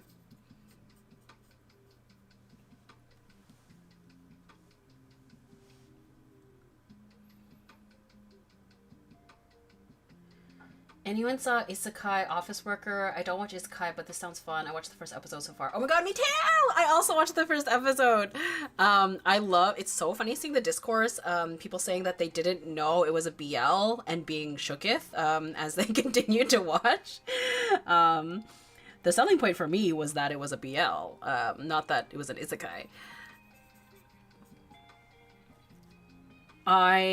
So I watched the first episode, and then I was like, do I hold off on watching the rest? Because wouldn't this be so fun to watch on Patreon?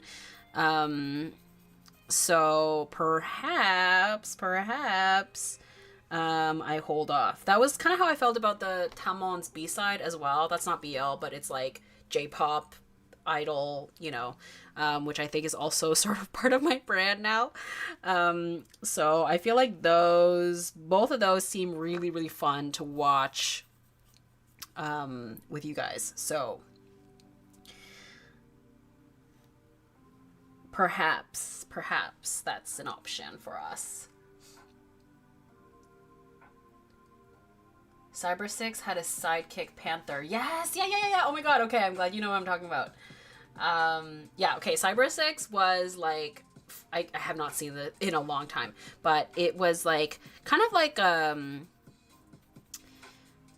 she essentially was like a superhero, she was kind of a superhero at night, but then a male teacher by day. So she was, gender fluid, basically. She was doing boy drag in the day, and then she was a cunty superhero at night.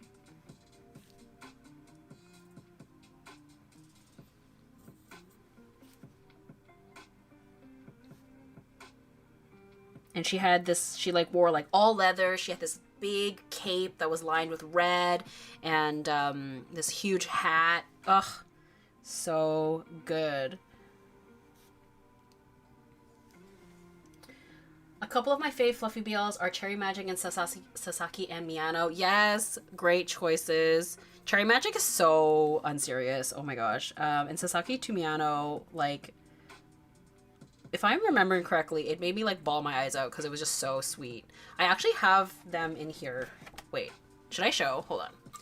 Interruption for the boys. but they were in my monthly favorites a couple of years ago. Oh wait, oh my god, we were talking about Interview with a Vampire. This was also another monthly favorite of mine. This was supposed to be Brad Pitt's character. Okay, hold on. Let me find Sasaki and Miyano. Where are they? They were here. Oh my gosh. Yeah, they were part of my July favorites a couple years ago. Yeah, good times. I still haven't watched the movie though. I should though.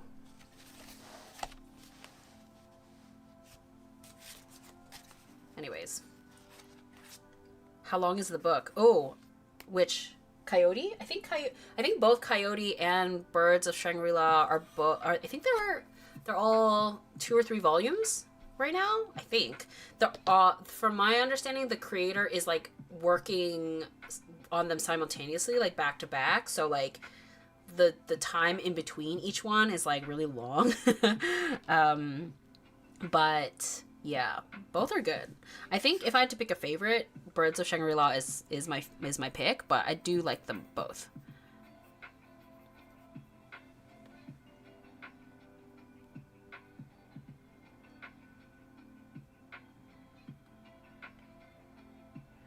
I remember when I was a kid, one of my favorite book series has always been Baby Mouse. Has anyone else heard that? I haven't heard of that one. Maybe, I hope someone in the chat knows so you can bond. So cute. The art in Mignon, Mignon, right? I think is how it's pronounced. Korean vampire anime and Painter of the Night Korean manga is amazing and both BL. Yes. Have I read Painter of the Night? I think I have. I think so. Mignon? I have watched that. I have indeed. So good. Also vampire. Yes. Or no, I think you mentioned that. Yes. It's also being turned into a manhwa now, which is so cool. We're getting into it, guys. I love it. Wow. Okay, let's...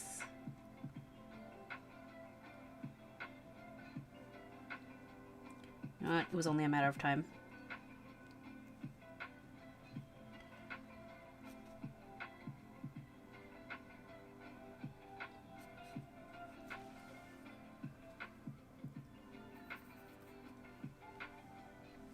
I'm writing down all these recs. Yes! Oh my gosh. Bless.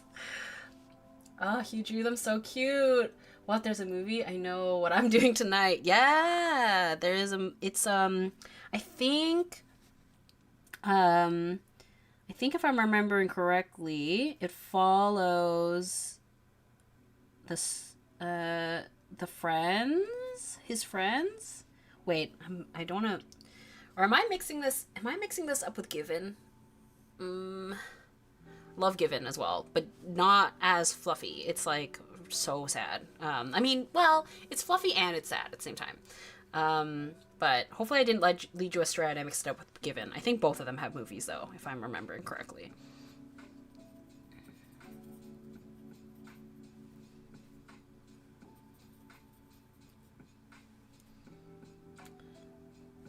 But both I have not watched yet.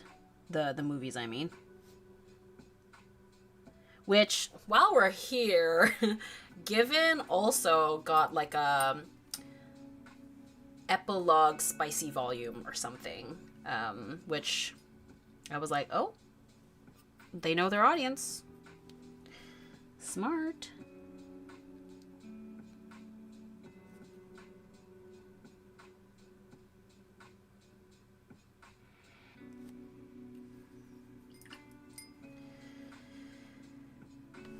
Okay, I think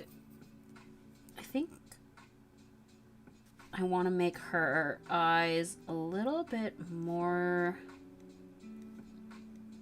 dramatic. Yeah, I'll get those lashes in there.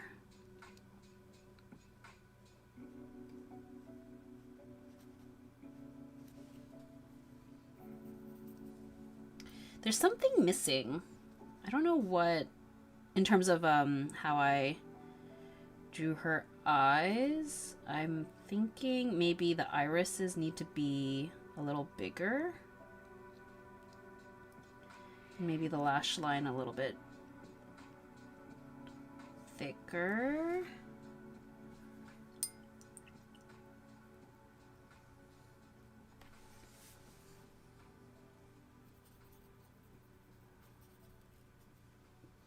Yeah, I think I'm going to try and make the irises a little bit bigger and see.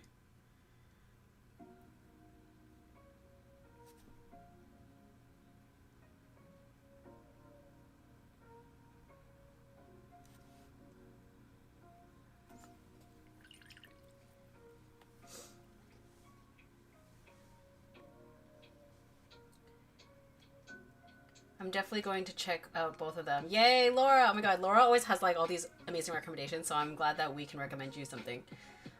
There is a graduation movie for Sasaki and Miyano. Oh, okay, I was right. I don't know if y'all know this, but let me drop my absolute favorite Korean spicy BL manhwa, The Ghost Nocturne. Both male leads are just to die for. I had heart palpitations every time they be doing the deed. I have heard of this one. I don't think I've read that one yet. I haven't seen the Given movie. I know I haven't seen it yet either. I don't know if my heart can handle it. Given like made me depressed for like 2 weeks.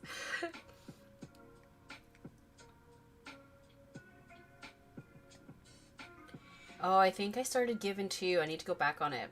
Oh, I forget about the Given movie. Yeah, right? Did Utena die in the end, or was she free? You know what? I don't remember. Was it one of those open endings? Because she turns into a car, right? And they drive off into the sunset. So it's kind of vague, right? Am I remembering this right? It's been so long. I'm telling you guys, it's very surreal. It sounds insane, but that's legitimately what happens in the movie.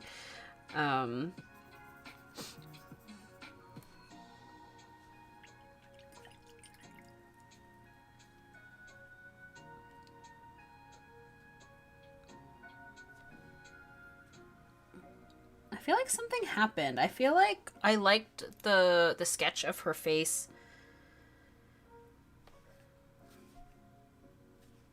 more than what we ended up with. I don't know what happened, but maybe I'm just being too quick to judge. Maybe I just need to finish. Just keep going.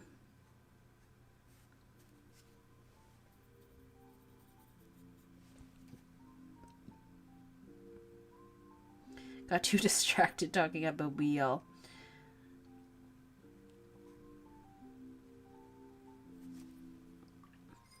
Which, you know what? Valid.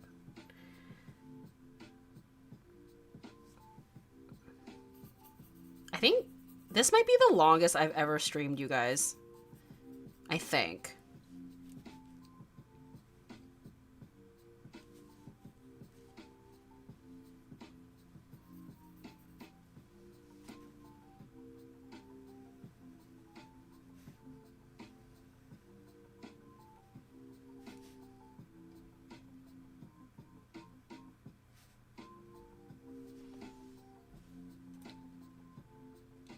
Something that is truly for the girls, gays, and theys is Bayonetta.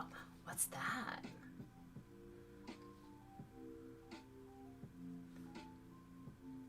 If you like dramas, don't miss Revenged Love. Oh my god, so many recs. So many recommendations. Revenge Love just recently got licensed by 7C, so we're getting it in book form. Ooh, exciting! Do I need to write these down? Oh my gosh, you guys.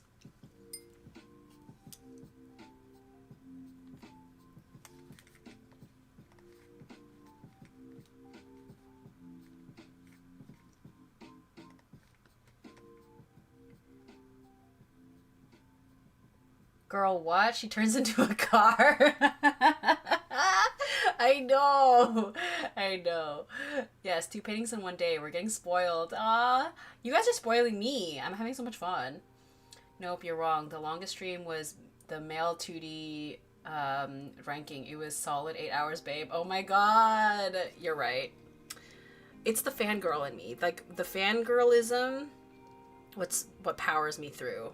I forgot. I think I ate. Yeah, I ate food at one point because that's literally what like ends up doing me in with these live streams is like I'm like I have to eat and then I head out.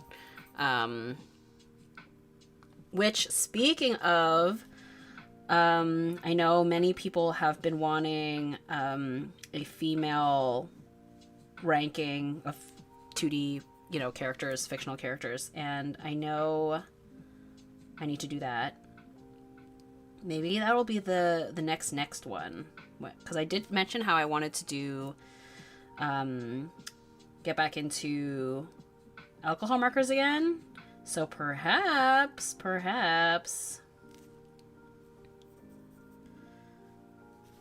for those of you who have no idea what I'm talking about, I did a live stream, well, I think, was it last year? Prior to the live stream, I asked on Instagram, YouTube, and Patreon to submit their fictional male husbands 2D. I said 2D, but you know, like, I just didn't want like live action people. And then I tallied up the most popular mentions, and then I ranked them and drew some of them. It was, yeah. Verona, your memory is amazing, but allegedly 8-hour live stream. Just crazy. That is crazy. Anyway, people have been wanting for a girly version.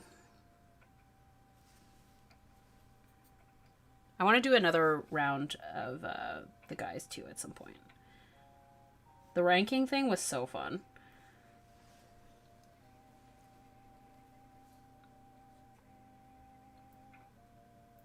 The power of hot anime boys kept us occupied for 8 hours. Yep, it's true. It's so true.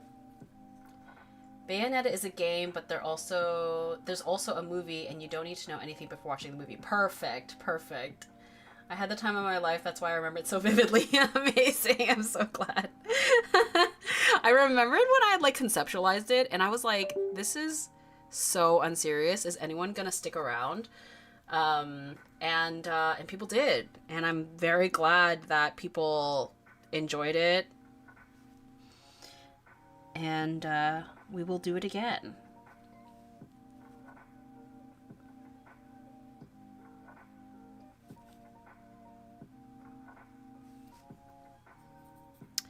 So if anyone has ever been like nervous about trying something new, this is your sign to try the new thing, because you never know. You might find your people.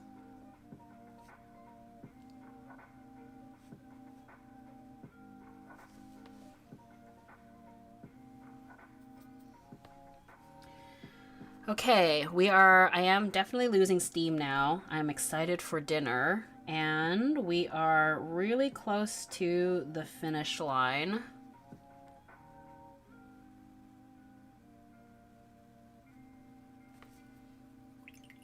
So, let's do this background, shall we? Okay, I know earlier we had mentioned making the background like a lighter blue. Let's see. I'm gonna... I don't know. I think we'll see. I'm gonna just go for it and see what happens. I think... nah, well, I might not make it like a light blue like the Sakura one, but I do think that perhaps I will lean into the dark blue of it all. Or maybe not. It's actually a lot more purple. That's okay. I just want to like use what's on the palette, basically. I don't want to have to bust out too many new colors, basically.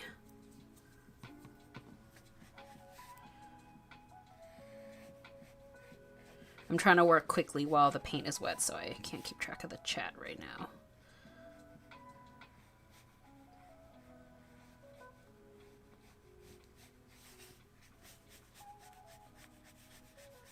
Yeah, what I love in the screenshot here, you can like see the brush strokes. I think that's really fun.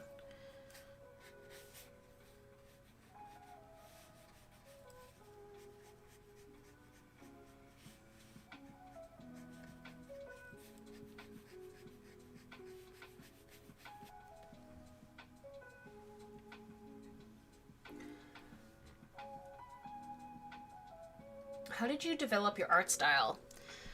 Many years. Many years. In fact, I actually have been wanting to change my art style to a degree.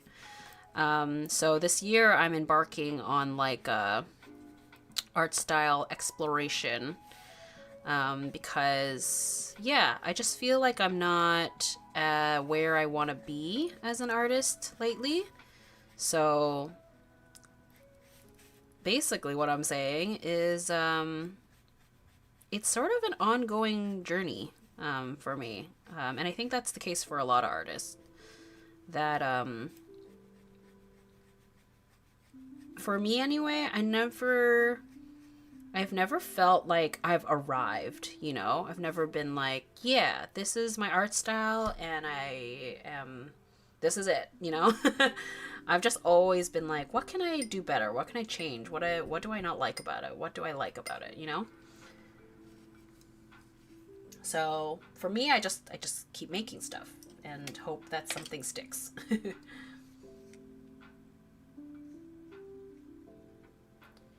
I might watch Chainsaw Man for the Aki Angel ship. Love to watch the reels of it. Oh my god. Oh my god. You are me. I am you. I literally watched the Chainsaw Man movie because of the Aki Angel content. I mean, I watched Chainsaw Man like the first season just because I was like curious about it, but the movie, oh my god, I'm actually working on an angel drawing. Hold on.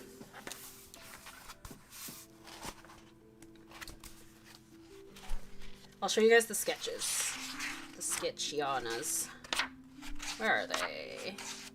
I love how I was like, I need to wrap up, I'm hungry, but hold on. Okay.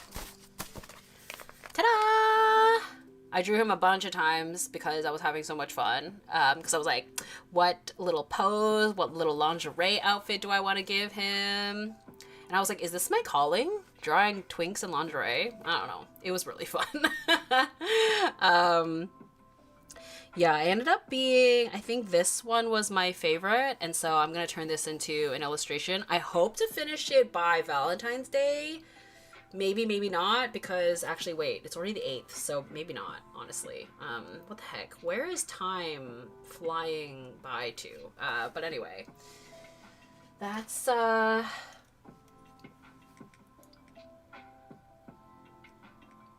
where I'm at. You definitely have to look up a picture of her because she is that girl. Okay, yes. Bayonetta. Wait, does she have... You know what? I think I might be for some reason, I'm like, it's coming to me. I think I know what you're talking about. Yes. 100%. Yeah. She is that girl. Wow. You know what? Now that it's coming back to me, I realize it's because I saw a video compilation edit of her on TikTok. Yes. Amazing. Okay, let's keep this rolling. We're getting close to finishing. Oh my gosh, dinner is gonna be delicioso. And I get to watch my 80s content. Yay! Of them being goofballs in Latte World. I'm so excited.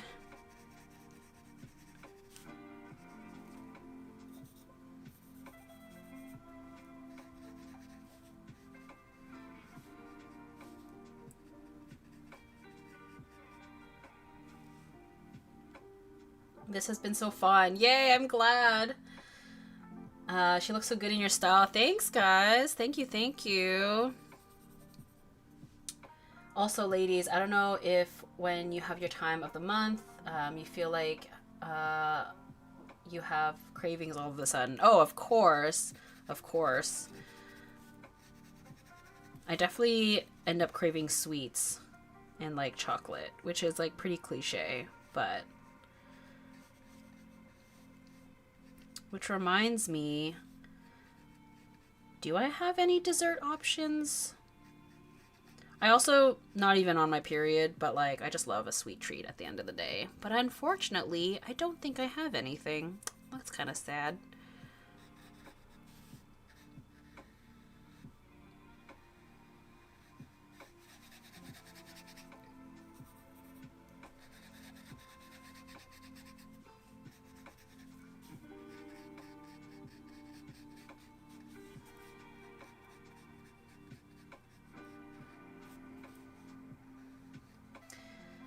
Originally I had said blue, but I think the purple makes more sense in it being sort of in the same color palette as her shirt, so... And more in line with the color palette in the screenshot we did up top as well, a little bit more. So that's okay.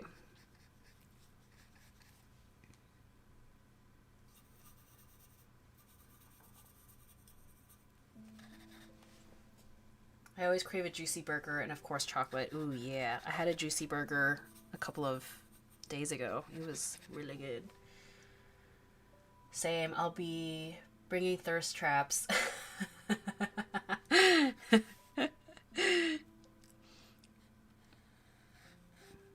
Love a good thirst trap. Here's a link to the video paying tribute to my sister's dog that we put down this week.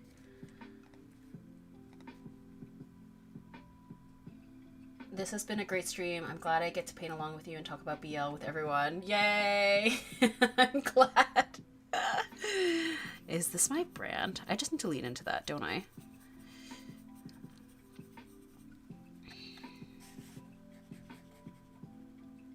Have we unlocked something?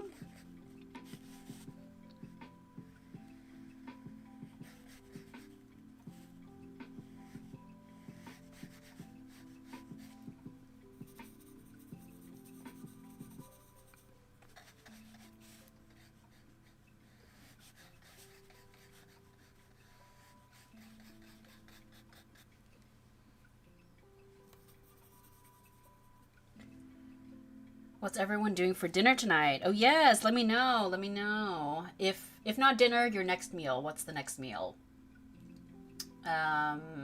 Chicken enchiladas. Ooh, that sounds so good. I just have leftovers that I made the other day.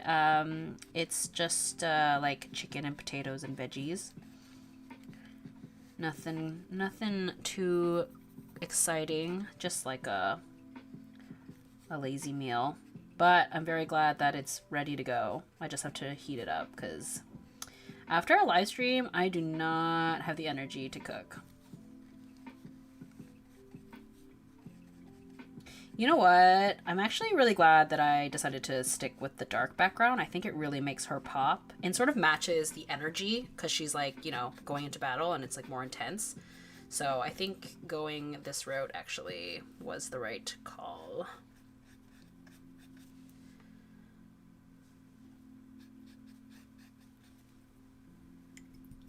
We're almost there, you guys!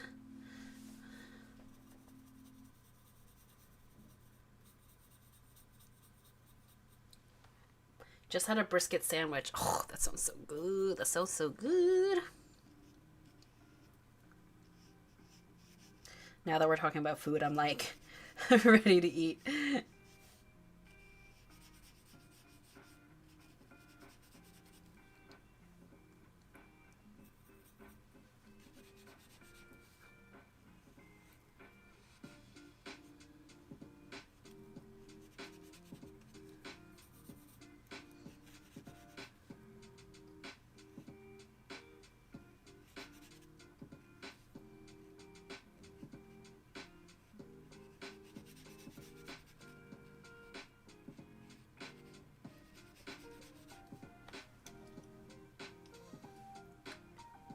your speed painting so you can chow down 100%. I gotta finish before I get hangry. We don't want that.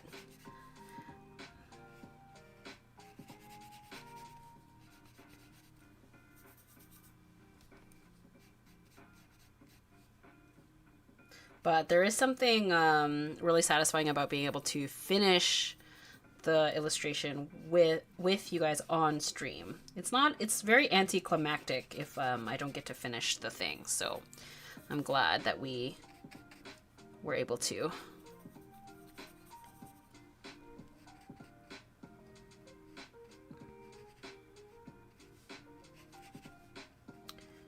Just slap it in there. Doot, doot, doot. And I'm glad that I was able to just use whatever colors were on the palette. That's always nice. I guess it's gonna be breakfast, and yesterday I found a loaf of ciabatta, which I completely forgot about. Luckily it's not completely stiff yet, so I reheat it and eat it with some butter and apple jam. Ooh, that sounds so good. I just love bread. Bread is just yum, yum, yum. Yeah, I've never had brisket before, but I've seen videos and it always looks so good. Yeah, yeah, it is. It is. Hope you get to try it one day. What's everyone's favorite type of bread? I think mine's a brioche. It's just so buttery.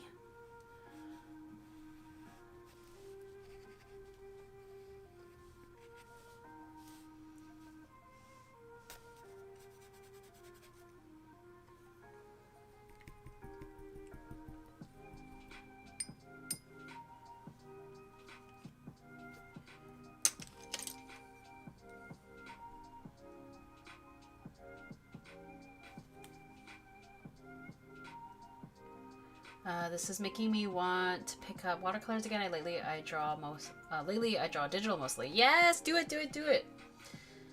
Yeah, brioche or sourdough.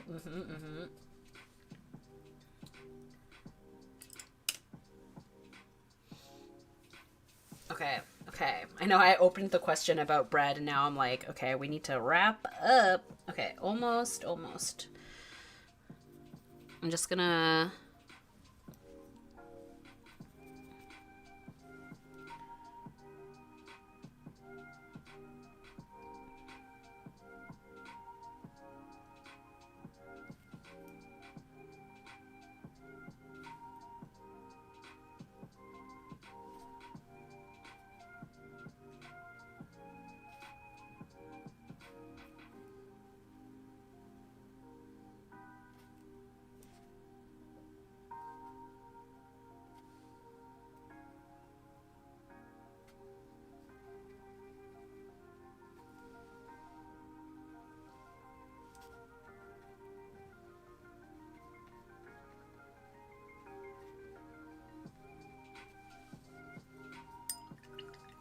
Okay, friends, we are done. Woohoo! Yay! Okay, let me just pull this out of the way so you can see the whole thing.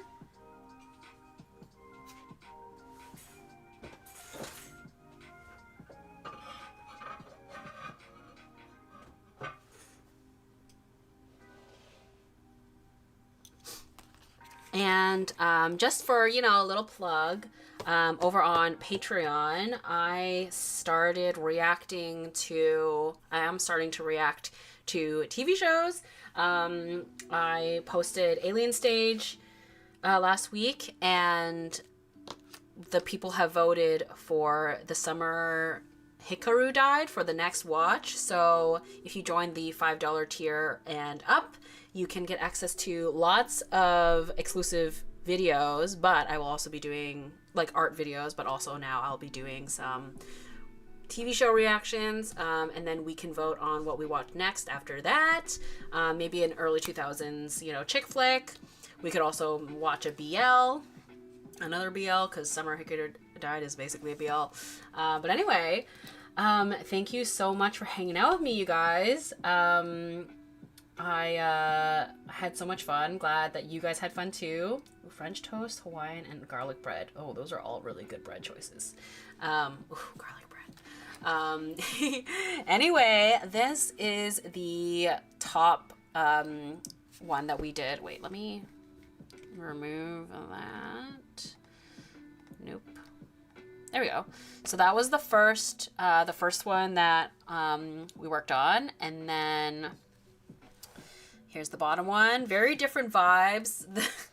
This Utena right at the bottom is definitely you know, kind of doing its own thing color palette wise on the whole spread, but that's okay. I think it feels representative of the series. So yeah, thank you so much for hanging out with me, you guys. I posted a new YouTube video a few days ago, so if you haven't seen that, it's up on the channel. And for those of you who joined late, I'll have this up for you to watch from the beginning if you would like. And yeah, I had so much fun. Did not expect for us to talk about Spicy BL, but I love that for us. And as always, Instagram, YouTube, Patreon, I will announce when the next live stream is. Don't know when that will be, but yeah, keep your eyes peeled for that. And have an amazing day or evening wherever you're at. And I'll see you in the next one. Bye bye.